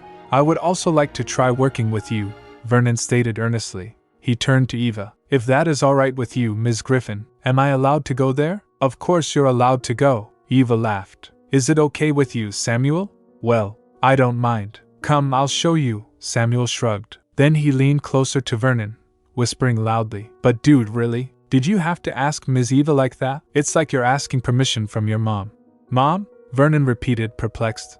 Oh gosh, it really was like that. Tina, who had been listening nearby, burst out laughing. And I just went along with it, too. Eva covered her face, blushing furiously. Ew, so cute. How adorable, Vernon thought, watching her reaction. The group walked along the country road, the sun shining brightly overhead. Srack, srack. It's been a long time since I last visited your family, right? Eva asked Samuel. Oh, that's right. Say, Samuel, are you planning to take over the farm? Tina asked. I'm not really sure, and Dad's not really pushy about it, Samuel admitted. Oh, are you thinking of doing something else? Eva inquired. Well, I have many things I want to try, especially cooking. But I'd like to try being a bartender too, Samuel said. I see, that's why you work at Peepo's, Eva nodded. They look good with each other, Vernon observed silently. Vernon, over here, Eva called out, pointing towards a picturesque farmhouse in the distance. Can you see that house with the farm over there? That's Tina and Samuel's house. It's been a while since I saw this scenery, she exclaimed, taking a deep breath of fresh air. So that is how a farm looketh, Vernon murmured, his eyes scanning the green fields. Oh, Dad already started? Even though I said to wait for me, Samuel groaned. Is that so? Then let's meet him, Eva said. They hurried towards the field where a man was already hard at work. Swack, swack. Oi, Dad, Samuel shouted. Didn't I say to wait for me? I said I wouldn't be long, right? Mr. Trent looked up, wiping sweat from his brow. San already back from Eva's place? It's okay, I just started a bit ago. By the way, I brought guests here. Good day, Mr. Trent. It's been a while, Eva greeted him cheerfully. Oh, Eva, nice to see you again, Mr. Trent beamed. How are you doing so far? Living alone must be hard. I'm doing well, sir. How about you? Well, I'm still good, although I get back pains sometimes, he chuckled. That's because you worked too hard when I told you not to, Samuel scolded gently. Well, Sam helps me with the farm now, so all is well, Mr. Trent waved him off. He looketh a lot like Ms. Tina, Vernon noted. Oh, who's this? Mr. Trent asked, noticing the tall stranger. He's my assistant. He's with me to see you work at the farm, Eva introduced him. I am Vernon. It is a pleasure to meet you, sir. Vernon bowed respectfully. I see. Hello, Vernon. Mr. Trent squinted at him. I thought you were a really tall woman at first, since your hair is long. Samuel stifled a laugh. Do I look like a woman? Am I a man? Vernon muttered, touching his hair, genuinely confused. Well, I guess it's rare to see a long-haired man like Vernon, yes? Eva stammered, trying to salvage the situation. Ha ha ha ha. Oh ho, you're right. Why don't you two come in? I'm sure my wife be happy to see you, Mr. Trent invited. Yes, thank you. Inside the cozy farmhouse, Mrs. Nana greeted them with open arms. Oh my, is that you, Eva? Hello, Mrs. Nana. It's good to see you again. You're beautiful as ever, dear. Why you didn't visit us sooner? I miss you. Mrs. Nana hugged her tight. She looketh a lot like Mr. Samuel, Vernon observed this time. Oh, who's this tall man with you? Mrs. Nana asked, spotting Vernon. I am Vernon, assistant to Miss Griffon. It is a pleasure to meet you, madam, Vernon said. Eva's assistant? So you're that man who's been the talk of our town, yeah? You're really beautiful just like the women said, Mrs. Nana exclaimed. I am beautiful? Vernon blinked. Guess those women don't have any other topics to discuss, huh? Samuel muttered from the corner. Didn't know you were interested in gossip, Mom, he teased. Oh ho ho, don't mind this brat here, Vernon. Mrs. Nana laughed, smacking Samuel on the arm. Slap. G-U-H. So, what are you two doing here? She asked. Well, Vernon is interested to see your farm, Eva explained. He wants to know how Mr. Trent and Samuel work, and wants to try it if possible. I see, of course it's possible. Right, darling? Mrs. Nana said, but you have to change your clothes though. Why don't you lend some of your clothes to Vernon, Sam? It hurts, Mom. Stop using your strength, will ya? Samuel rubbed his arm. If that's the case, just give your clothes to me later. Vernon turned to Eva. What about you, Evangeline? Are you going to wait for me? Yes, I want to see you try it, Eva smiled. I'll watch you from here, so do your best, HM? HM. Vernon nodded determinedly. A while later, Vernon emerged wearing Samuel's work clothes. You're done changing? Took you long enough, Samuel commented. I apologize, Ms. Griffon helped me with my hair, Vernon explained, touching the neat braid Eva had woven for him. You should show Vernon the potatoes, Sam. I'll prepare the others, Mr. Trent instructed. Gotcha. Now, can you see those plants with the flowers? Samuel pointed to the field. These are potatoes. They're ripe now, so we're gonna harvest them, Samuel explained. With your trowel, dig the soil below the plant. Struck. And you can see these guys. Samuel pulled up a cluster of potatoes. Struck. So this is how potatoes grow, Vernon marveled. But don't dig too hard or you're gonna kill the plant, Samuel warned. Then I must do it gently, Vernon said, focusing intensely. Dude, do you want to take off that ring? Samuel asked, eyeing the large signet ring on Vernon's finger. You always wear that ring, huh? You better keep it in your pocket or it'll get dirty, Samuel advised. Struck. The rhythmic sound of digging filled the field as Vernon worked alongside Samuel. Struck. Set. Vernon placed another potato into the basket. I am done collecting all of them from this row, he announced, wiping a speck of dirt from his cheek. Pat. He looked down at his bare hand, flexing his fingers. I am still not used to being without the ring. You're done there? Samuel called out. Bring the basket and follow me. Vernon hesitated, then picked up the basket. SH. At the washing station, water flowed from a simple pump. Make sure to wash the dirt away, Samuel instructed, demonstrating with a potato. Splash. You can put the cleaned ones in that basket over there, he added, pointing to a wicker container. Splash. Vernon mimicked Samuel's movements, the cold water rushing over his hands. Tub. He dropped a clean potato into the basket. Strange, he thought, glancing at his ring finger again. This sensation feeleth like I am losing one of my limbs. Is it natural to feel like this? Number. Ka-da. It's your lunch, boys. Mrs. Nana's cheerful voice rang out as she approached with a tray. Finally! Thanks, darling, Mr. Trent exclaimed, wiping his hands. Whoa, is that orange juice? Yes. Come here now, Samuel cheered. Thank you, Miss Eva, he said as Eva handed him a glass. I'll take this one. Here's your lunch, Vernon. Please come over here, Eva called out. Vernon walked over, still drying his hands. Samuel's mother made these sandwiches. You can take one, Eva offered. Vernon took a sandwich and bit into it. Sliced bread, lettuce, and meat, he analyzed as he chewed. This sandwich is crunchy and juicy, madam. Is that so? All of the ingredients are fresh from our farm combined with my exceptional cooking, of course. Mrs. Nana laughed heartily. Nom nom. True. I'm so lucky to have her as my wife. Mr. Trent agreed, hugging her side. Yes, stop it now, Mrs. Nana blushed. I love your cooking in you. I know, stop embarrassing me, she swatted at him playfully. You two are embarrassing me, too, Samuel grumbled, rolling his eyes. Guests, we have guests, you know. Eva giggled, watching the family dynamic. Then her eyes fell on Vernon's hand. His ring. Did he take it off before farming?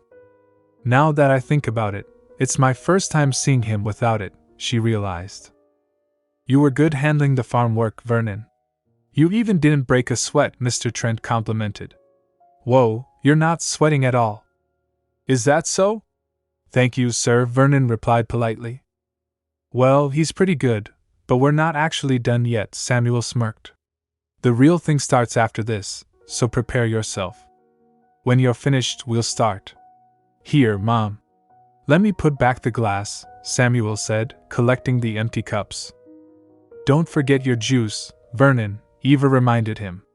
Just drink it slowly, no need to rush. Then I'm going back to the field, Mr. Trent announced, standing up. Let me recharge. Sure. He pecked Mrs. Nana on the cheek. Geez, don't kiss me. Your beard is itchy. Mrs. Nana protested, though she was smiling. But you love it, right? Shut up. How's the orange juice? Eva asked Vernon, distracting herself from the display of affection. It is refreshing, Vernon said, draining the glass. Now I will continue helping Mr. Samuel and Mr. Trent.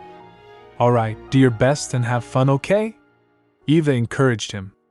I watched you harvest the potatoes with Sam from the window, she continued softly. And Sam took care of you too. I'm glad to see you two, getting closer.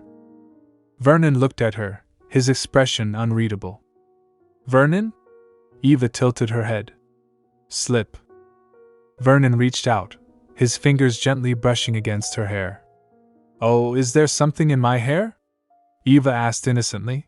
Vernon leaned in closer, his golden eyes intense. Can I kiss you? Eva's eyes widened in shock. Yeah? Kiss me. Oh my, are you two perhaps going out? Mr. Trent's voice boomed from behind them. Eva jumped, her face burning. And no, Mr. Trent. We're just colleagues. Slip. In her fluster, the plate in her hand slipped from her grasp. Wait, Eva, the plate, Samuel shouted. Ah. Oh gosh, what have I done? Eva cried out as she stumbled. Catch. Strong arms wrapped around her waist, pulling her back to safety. The plate was caught in Vernon's other hand before it could hit the ground. Are you okay, sweetie? Mrs. Nana asked, rushing over. I am okay, Eva breathed, her heart racing. That was a close one. Good job, Vernon, Samuel said, impressed. Let me take that plate, Vernon. And thank you, Mrs. Nana took the dish. Good grief, my carelessness. Eva looked up at Vernon, realizing their position. He held my hand? I think he caught me before I stumbled. Vernon gazed down at her with concern. Forgive me, Evangeline. Are you hurt? I should not have startled you like that, he murmured. Degree. Her heart thumped loudly in her chest. No. It's not your fault, Eva stammered, pulling away gently. All's good, Eva. Thank you for your help. Samuel waved, a cheerful grin plastered on his face. You're welcome, Eva replied warmly. Why don't you relax there? I'll make tea for us. All right. Samuel leaned back in the chair, watching the field. We need to chat. Now they're tilling the soil, Samuel observed as Vernon and Mr. Trent worked in the distance. He looks very skilled. I see, they are preparing for the next batch. He looks like he's enjoying it too, Samuel noted, a hint of surprise in his voice. Eva watched them from the window, a small smile playing on her lips. Suddenly, the memory of earlier that afternoon flashed in her mind. Can I kiss you? Poof. Eva's face flushed crimson. What was that earlier? She thought frantically. Why did he ask that? Why did he want to, kiss me? I probably misheard him. But... Oh God. She risked a glance towards the field. Oh no, he's looking this way. Vernon stood straight, his golden eyes fixed directly on the window where Eva was hiding. Evangeline is indeed watching me, he thought, a faint sense of satisfaction rising within him. Stare. Oh God, Eva panicked, ducking down. Don't look at me with that face. Later that evening, the group gathered to say their goodbyes. Bam. You gave me so much, Mrs. Nana, Eva said, holding a basket overflowing with fresh produce. Thank you. I'll be sure to use them for meals. You should, sweetie. Thanks for coming by and helping out, Mrs. Nana beamed. You two should come again. Let's have dinner together sometime. We'll keep that in mind. Good evening, Mr. Trent, Mrs. Nana, Eva bowed.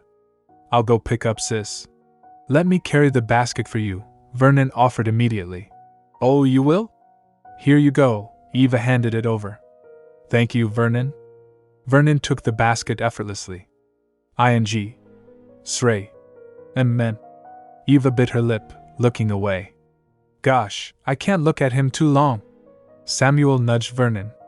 What did you do to Ms. Eva, huh? No, Samuel. You got it wrong. Eva interjected quickly. I have to distract him. You're going to cut your hair today, Samuel? Yes.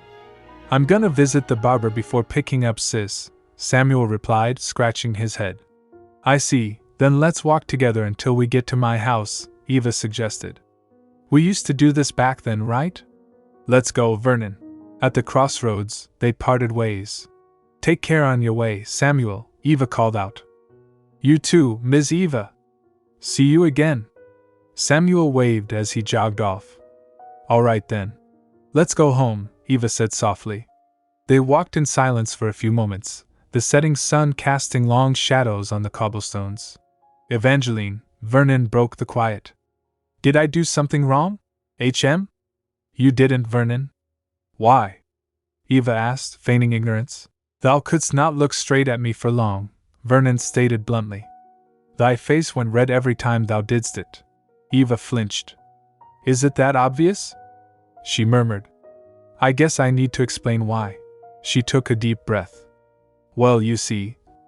Back at the farm. Why did you say you wanted to kiss me? I saw how Mr. Trent kissed Madame Nana on her cheek before going back to the field, Vernon explained innocently. He quoth he wanted to recharge. I was curious and wanted to try it out with thee. Ah, so that's why, Eva sighed in relief.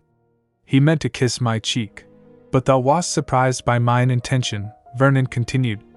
Does it mean not all people are allowed to do it? No, everyone can, but there are different reasons behind the act, Eva clarified.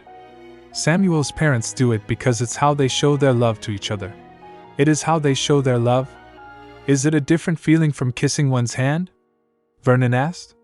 He compared it with a hand kiss? It is completely different, Eva said firmly. While a hand kiss is a gesture of courtesy or devotion, cheek kissing is considered romantic to couples. So the kiss has a different meaning depending on whom you share it. I see, Vernon nodded slowly. But in some cases cheek kissing is considered a friendly gesture, like how Tina does with me sometimes. Then can I kiss thee on the cheek? And then, Eva stopped walking. But why? I want to know how it feeleth, Vernon insisted, his gaze intense. Since thou quoth it was different, I want to feel the distinction. But I don't think we can do that, Eva stammered, twisting her hands. You see, when it is done between men and women, it means they have something special. It's complicated. Is that so? Vernon looked crestfallen. Eva glanced at his disappointed expression. Oh no, please don't make that face. But he didn't mean it in that way, so I guess. Fine, then just this once. Eva relented, her voice high. Thank you, Evangeline. I shall begin, Vernon said, stepping closer. Why yes, Eva squeezed her eyes shut. Pardon me. SLQ.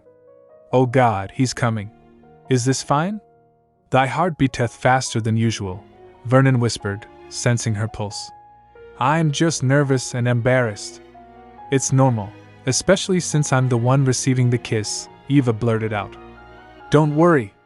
I understand, I shall keep that in mind, Vernon murmured. I am coming, Evangeline. Deg. VD. Deg. Deg. Deb. Deg. Deb. Chew. Soft lips pressed against her cheek, lingering for a heartbeat longer than necessary. Vernon pulled back, a thoughtful expression on his face. So, how was it? Eva asked, breathless. It's completely different, right? The recharge thing is not happening, Vernon stated matter-of-factly. Dio me. Eva slumped. Or perhaps it is just not affecting me? Vernon mused, placing a hand on his chin. Vernon? What are you thinking about? Eva started to ask, then noticed something. Wait, where's your ring, Vernon? My ring? Ah. Vernon reached into his pocket. Here, I kept it in my pocket. Oh, I thought you forgot it back at Samuel's house, Eva said. Why didn't you put it back on? I wanted to get used to being without it, Vernon replied, looking at the silver band in his palm. This ring hath been with me for so long. It bindeth my will and freedom. I think I do not need to wear this. Gret. He clenched his fist around the ring, hiding it away. Now I want to not to be a Vladimir, he declared softly. Just Vernon. I see, Eva smiled gently.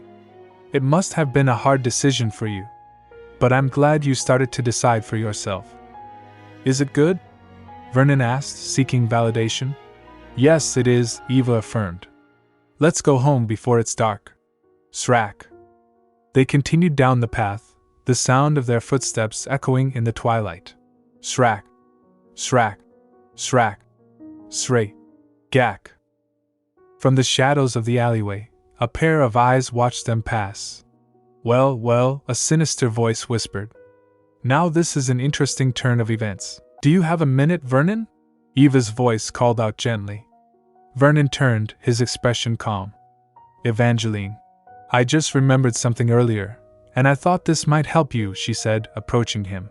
I took this from my necklace, she explained, holding up a thin silver chain. Could I have your ring? And hold my book too? My ring? Vernon asked, puzzled, but he handed it over along with the book she was carrying. Then you insert it here. Eva threaded the chain through the ring. And done. She held up the makeshift necklace, the heavy signet ring dangling from it. Ta-da! This is it, what do you think? Now you can keep it without fear of losing it. Thou makest it a necklace? Vernon asked, looking at the silver band glinting in the light. Yes. Could you hold your hair back? Eva requested. Set. Vernon swept his dark hair aside. Like this? Yes, just like that. Excuse me, the hook is here.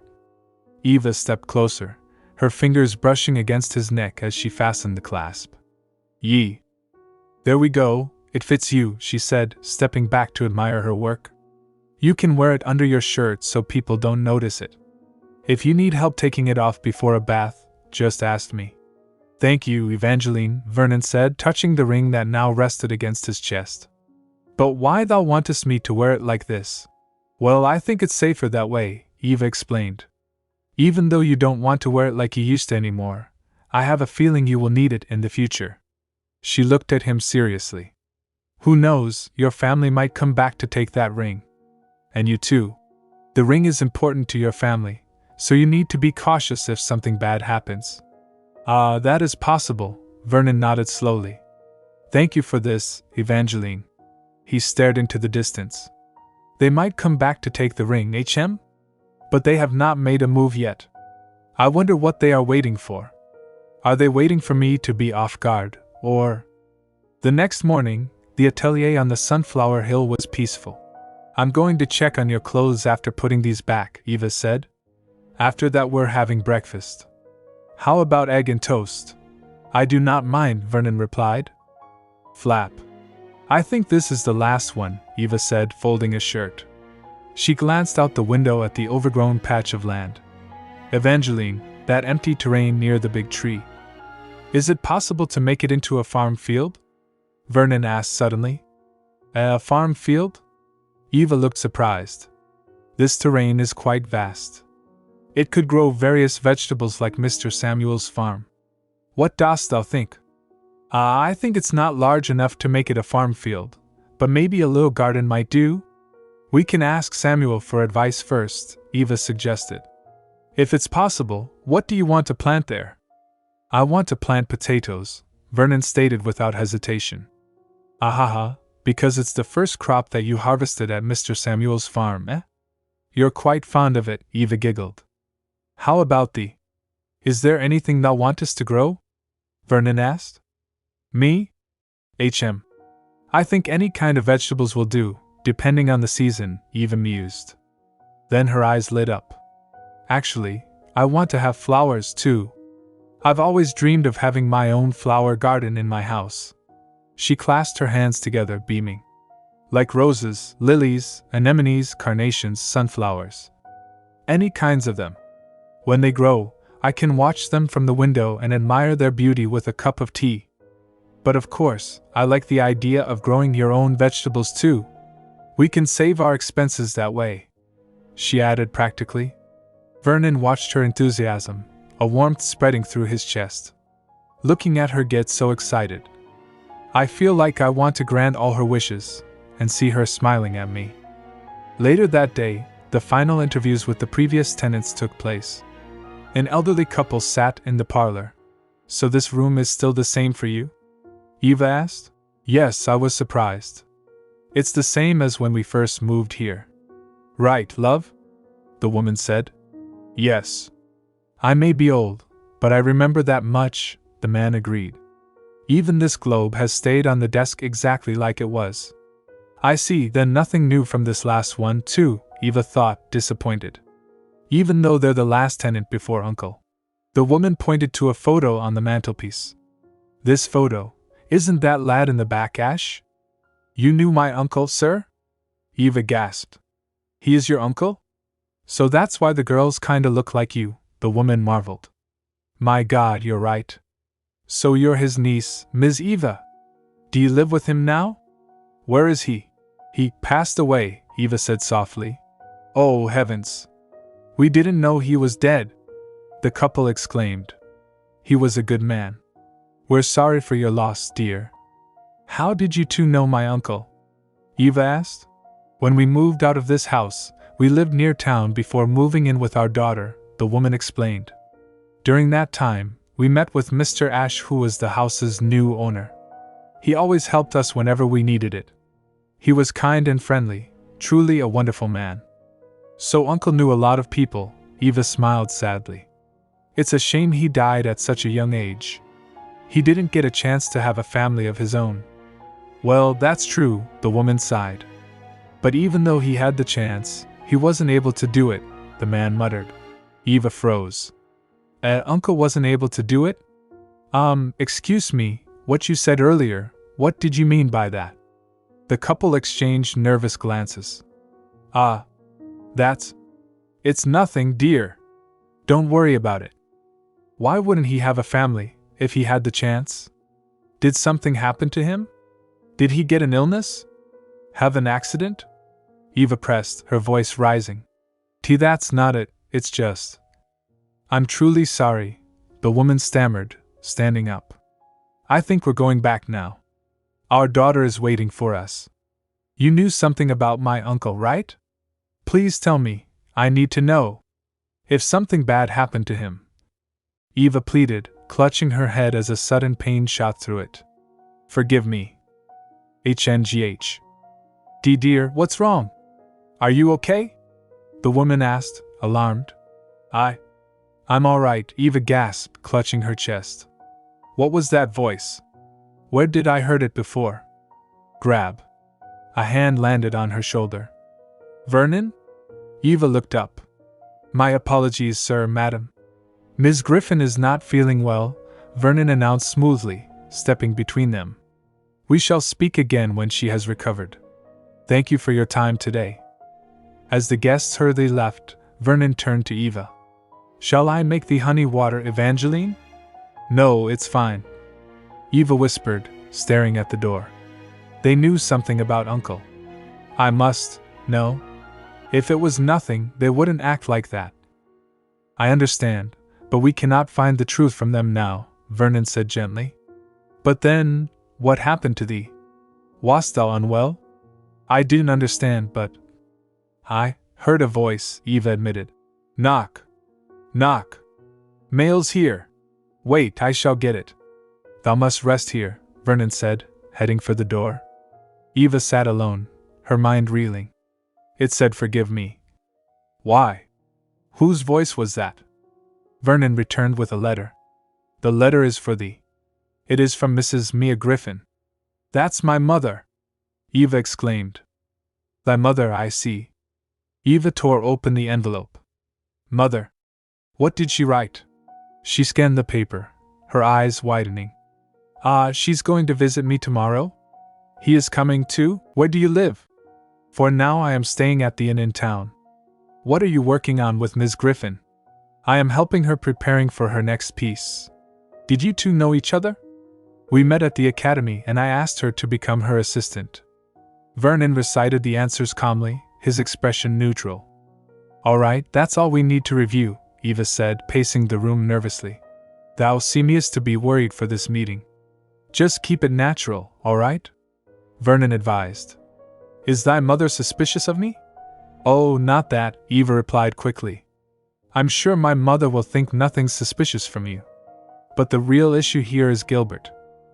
Gilbert? Is he the man who is coming with thy mother? Yes, he's a perceptive man. He instantly knows when someone's lying. I understand now. We must be careful then, Vernon nodded. Eva fidgeted. YK. Kleck. Ah, they're here, she whispered. Are you ready, Vernon? I am. Kleck. Eva opened the door. Mother, Gilbert. Oh, Eva. I missed you so much, Mrs. Griffon exclaimed, pulling her daughter into a warm embrace. Missed you too, Mother. You're the same as the last time I saw you, Eva smiled. My, but you're different now. Your father was right, you're brighter than before. I'm so glad for you, her mother beamed. Is that so? Oh, and Gilbert. You're still the same as ever, Eva turned to the young man beside her mother. What's with that tone? You don't want to say you miss me? Gilbert retorted, crossing his arms with a smirk. Well, anyways, it's been a long time, Eva. Yes. It's been 3 months, if I recall? Yes. Also, I get these for you. Mrs. Griffon handed her a large bouquet of flowers. Oh, Gilbert. My, you didn't have to do this, Eva gasped. It's fine, sweetie. Gil made an effort to select the prettiest bouquet for you before we departed, Mrs. Griffon teased. Nothing much, Gilbert muttered, looking away. Oh, I apologize. It's my first time seeing you here. Gilbert's sharp eyes landed on Vernon. Right. You haven't heard about him. Mother, Gilbert, this is my assistant, Eva introduced. Vernon stepped forward and bowed elegantly. I am Vernon, assistant of Miss Griffon. It is an honor to meet you. Your assistant? Oh, the ethereal man my husband told me about. Mrs. Griffon clapped her hands. You have a beautiful face. So tall like my husband, too. Thank you for the compliment, Mrs. Griffon, Vernon replied smoothly. Well then, should we continue this inside? I already prepared the tea for us, Eva invited. I shall handle the bouquet for you, Vernon offered.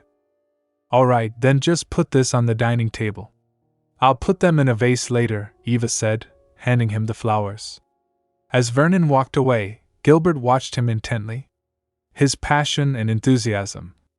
He did put his feelings into this. Your assistant as in your art assistant? Gilbert asked Eva. Yes. He's been under my care ever since. Ah, really? I guess it's good for you, Gilbert sighed. What's with the sigh? Eva frowned. It's just. Really glad you're fine now, Gilbert smiled softly. Oh, Gilbert? I'm sorry for not telling you I lived here now. I should have written sooner, but I was scared you were mad at me, Eva admitted. It's all right, I wasn't mad at you, Gilbert assured her. But for not telling me, you owe me a kiss. Wah, what's that supposed to mean? Eva sputtered. A kiss on the cheek will do. There's no way I'm going to do that. Eva pushed him away. Book. I hope I don't trouble you for wanting to meet you in person, Vernon. On your day off, too, Mrs. Griffon said as Vernon returned. I do not mind, Mrs. Griffon. Thank you for wanting to meet me, Vernon replied. I'm going to ask you many questions, so be ready for it, okay? I am ready. The conversation flowed easily for a while. You met many good people here, eh? Mrs. Griffon asked. Yes, I'm really grateful for them, Eva nodded. By the way, Vernon, what do you do other than helping Eva with her work? Sometimes I volunteer to take care of the children in the church. I am also learning to grow potatoes from Mr. Samuel, Vernon answered honestly. Potatoes from Samuel? Since his family owns a farm, eh? Gilbert chimed in. How about your studies, Gilbert? They're fine. I got excellent grades in all of them. I just need to wait for the approval of my report, Gilbert shrugged. I see, then you can apply for your license after that? Eva asked. Probably. Let's just wait and see. Gilbert looked around the room. But Eva, I don't see any of your paintings around. Are you keeping them somewhere? Usually I can find your tools scattered around. Eva froze for a split second. I shouldn't make Mother worried, so I'm still preparing some things for the next painting. I don't want the house to get dirty, so I store them away, she lied smoothly. I see. Of course you don't want it dirty. But don't push yourself too hard, okay? Gilbert said. Yes, Mother. I'm going to prepare our snack. Excuse me, Eva stood up. Wait, I'm going to help you, Mrs. Griffon offered. It's okay, Mother. I can do it myself. It's fine. We'll leave you two for a while, all right? Understood, Mrs. Griffon, Vernon bowed. Once the women left the room, silence descended. I guess we can continue our talk, eh? Gilbert said, his tone shifting. Yes, it seems so, Vernon agreed. Then what should I call you? Mr. Vernon, Sir Vernon, or just Vernon? You can call me Vernon, Sir Gilbert. I see. Then you can just call me Gilbert or Gil. Say, Vernon, how long have you been Eva's assistant? It has been more than a year, Vernon lied, keeping his face impassive. Gilbert stared at him, his gaze piercing. He have been staring at me like that. More than a year? Are you really her assistant? Yes. Is there any issue with it? Vernon asked calmly. It's just.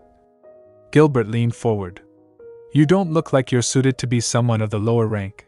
The way you speak and behave. You're from a noble family, aren't you? Vernon met his gaze without flinching. Oh. In the kitchen, Eva and her mother were preparing tea and cake. When did you buy that cake? Mrs. Griffon asked. This morning from Madame Liza's cafe, Eva replied, picking up a knife. Here, let me slice the cake. Found. Okay. Eva thought. I want to ask about my memory, but Father probably asked Mother to not tell me everything. Maybe I should ask something else? Mother, do you know why Uncle didn't marry? She asked casually. Your uncle? Mrs. Griffon paused. I don't know. Why did you ask that? I just thought it's sad that Uncle didn't get to have his own family. It must be lonely, living alone here without his lover or us, Eva said. His lover, eh? Oh, maybe, Mrs. Griffon mused. You know, your uncle had someone he liked. He had? Eva looked up, surprised. I once noticed he wrote a love letter to someone. Yes, I think her name was Joan, or Jean? Mrs. Griffon tapped her chin. A woman he liked. He indeed is a sharp observer, Vernon thought, maintaining his composure under Gilbert's scrutinizing gaze. Then I shall handle this in another way. Allow me to explain myself, Vernon said calmly. Why do you think I am not Miss Griffon's assistant? Gilbert crossed his arms, his eyes narrowing. You said you've been hers for more than a year. If that's the case, I should have known it from the start. However, I never saw you whenever I spent time with her during that period. That fact led me to this conclusion. So, who are you? Vernon inclined his head slightly. I see, then I shall clarify. Indeed, I have not been her assistant for that long. However, I am learning under her guidance as one. Learning? And she regards you as her assistant? Gilbert scoffed, unconvinced. But why? You're noble, aren't you?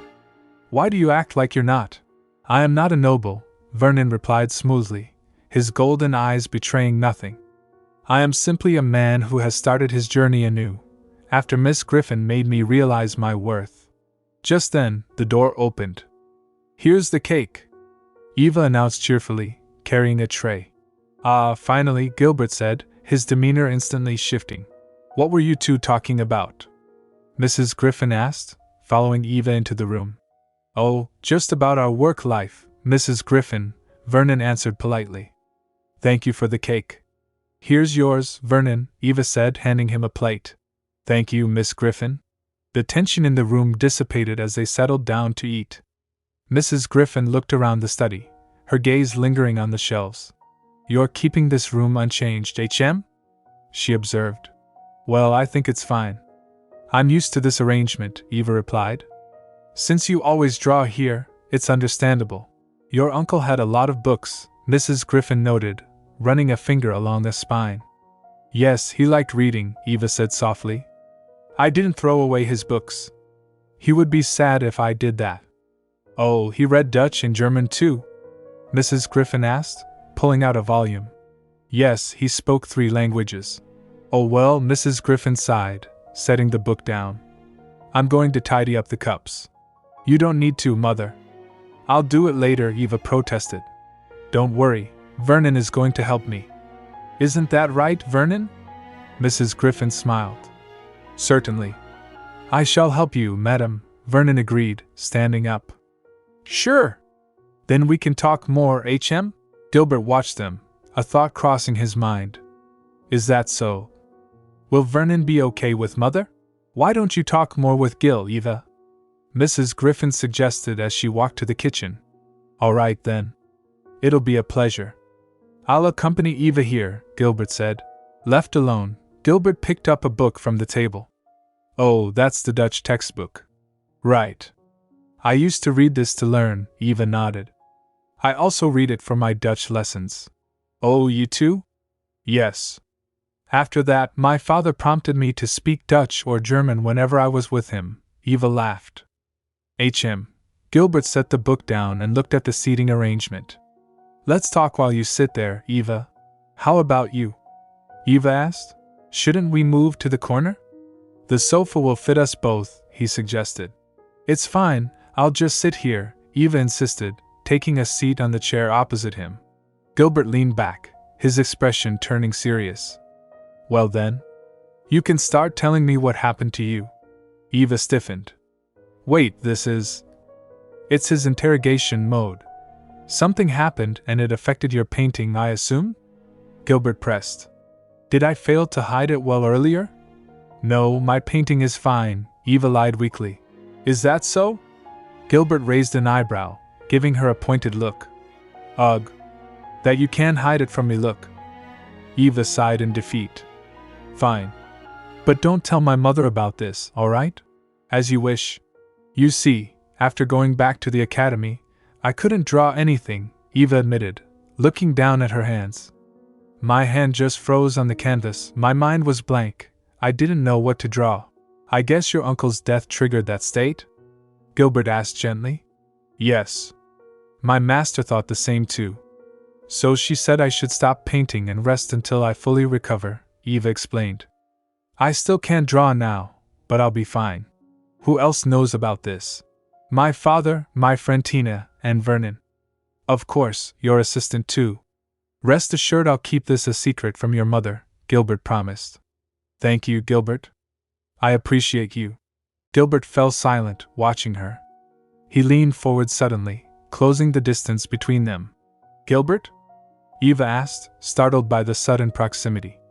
What's wrong? Hey, say something. Gilbert inhaled sharply. This aroma. It can't be. Say, Eva, he whispered, his face inches from hers. Are you and him? Knock. The sound was sharp, though the door opened almost simultaneously. Miss Griffon, Vernon stood in the doorway. Gilbert sat back abruptly. Pardon me, I should have knocked. It's okay, Vernon. What is it? Eva asked, flustered. Mrs. Griffon needs your assistance, Vernon stated. Mother? I'll go to her now. Excuse me, Eva stood up and hurried out of the room. The atmosphere in the room froze the moment she left. I apologize you had to see us like that, Gilbert said coolly, though his eyes were sharp. It wasn't on purpose. I see, I understand, Vernon replied, his face impassive. But you didn't knock on the door on purpose, did you? Gilbert accused. I do not understand, Sir Gilbert, Vernon said calmly. I merely forgot to knock. I apologize if this upset you. Your timing was perfect, Gilbert retorted, standing up to face him. I meant to ask about your relationship with her, but your appearance was too perfectly timed. He took a step closer to Vernon. To tell you the truth, I don't trust you. Vernon remained silent. I can't have such a suspicious man around my dearest friend, Gilbert hissed. What are you planning to do by hiding your true identity from her? If you get her involved in danger, I won't. It seems you are mistaken, Sir Gilbert, Vernon interrupted, his voice steady and solemn. I have no ill intention towards Miss Griffon. He looked Gilbert in the eye. She has saved me. Thus I am here to repay her. Gilbert paused, taken aback. That look. He meant it. But the way he said it was like a night adieu. Miss Griffon is calling for us, Vernon said, gesturing to the hallway.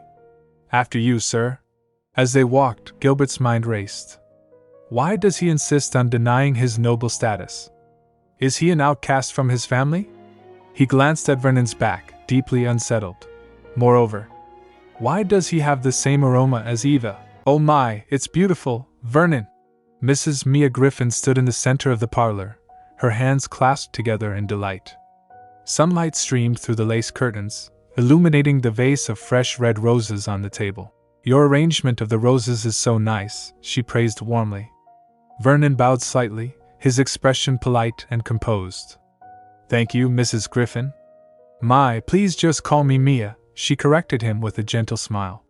Very well, Mrs. Mia, Vernon amended smoothly. Mia circled the room, observing the immaculate state of the furniture and decor. Say, you seem to know well the way of this house. It is because I always help Miss Griffon with her daily chores, Vernon replied. Oh, so that's why. Mia paused, her gaze turning thoughtful. Something happened and it affected your painting, I assume? Vernon hesitated for a fraction of a second, recalling the secret Evangeline wished to keep. And no, my painting is fine, he lied, stepping into the role of the protective assistant to deflect suspicion from Evangeline's struggle. It's good to know that my daughter has someone she can rely on any time, Mia said, looking satisfied. Vernon mentally recalled the earlier conversation he had overheard between Evangeline and Gilbert. Fine, but don't tell my mother about this, all right? As you wish. They are talking about Evangeline's condition, Vernon realized. As expected of Sir Gilbert. He immediately knew. Say, what do you think about Eva? Gilbert asked suddenly, stepping into the conversation with a sharp look. Vernon met his gaze steadily. About Miss Griffon? She is the most tender and compassionate person that I have ever met. My, such kind words. Mia beamed. I'm happy you regard her highly. I'm sure she'll be delighted to hear that. Gilbert, however, narrowed his eyes slightly. Her tone is different. Is something happening to her? He shook his head, pushing the thought aside. Maybe I'll prepare dinner for her. Where did she put the pan? I shall ask Miss Griffon to assist you, Vernon offered. Oh, it's okay. You don't have to, Gilbert declined quickly. I will be back shortly. No, it's fine, Gilbert muttered, walking toward the kitchen. Suddenly, he stopped and turned back to Evangeline, who had just entered. What's wrong? Hey, say something. Say Eva, are you and him? Miss Griffon, Vernon interrupted their tense moment, appearing at the doorway. Later that evening, the air outside the atelier on the Sunflower Hill was crisp and cool. Don't forget to stay healthy, all right? Eat lots of foods, Mia said, hugging her daughter tightly at the gate. Yes, Mother, Evangeline promised. You really don't want me to stay with you tonight? Mia asked one last time. It's fine. You shouldn't leave Father alone at home, Evangeline insisted gently. She turned to the young man beside her mother. Please take care of my mother along the way too, Gilbert.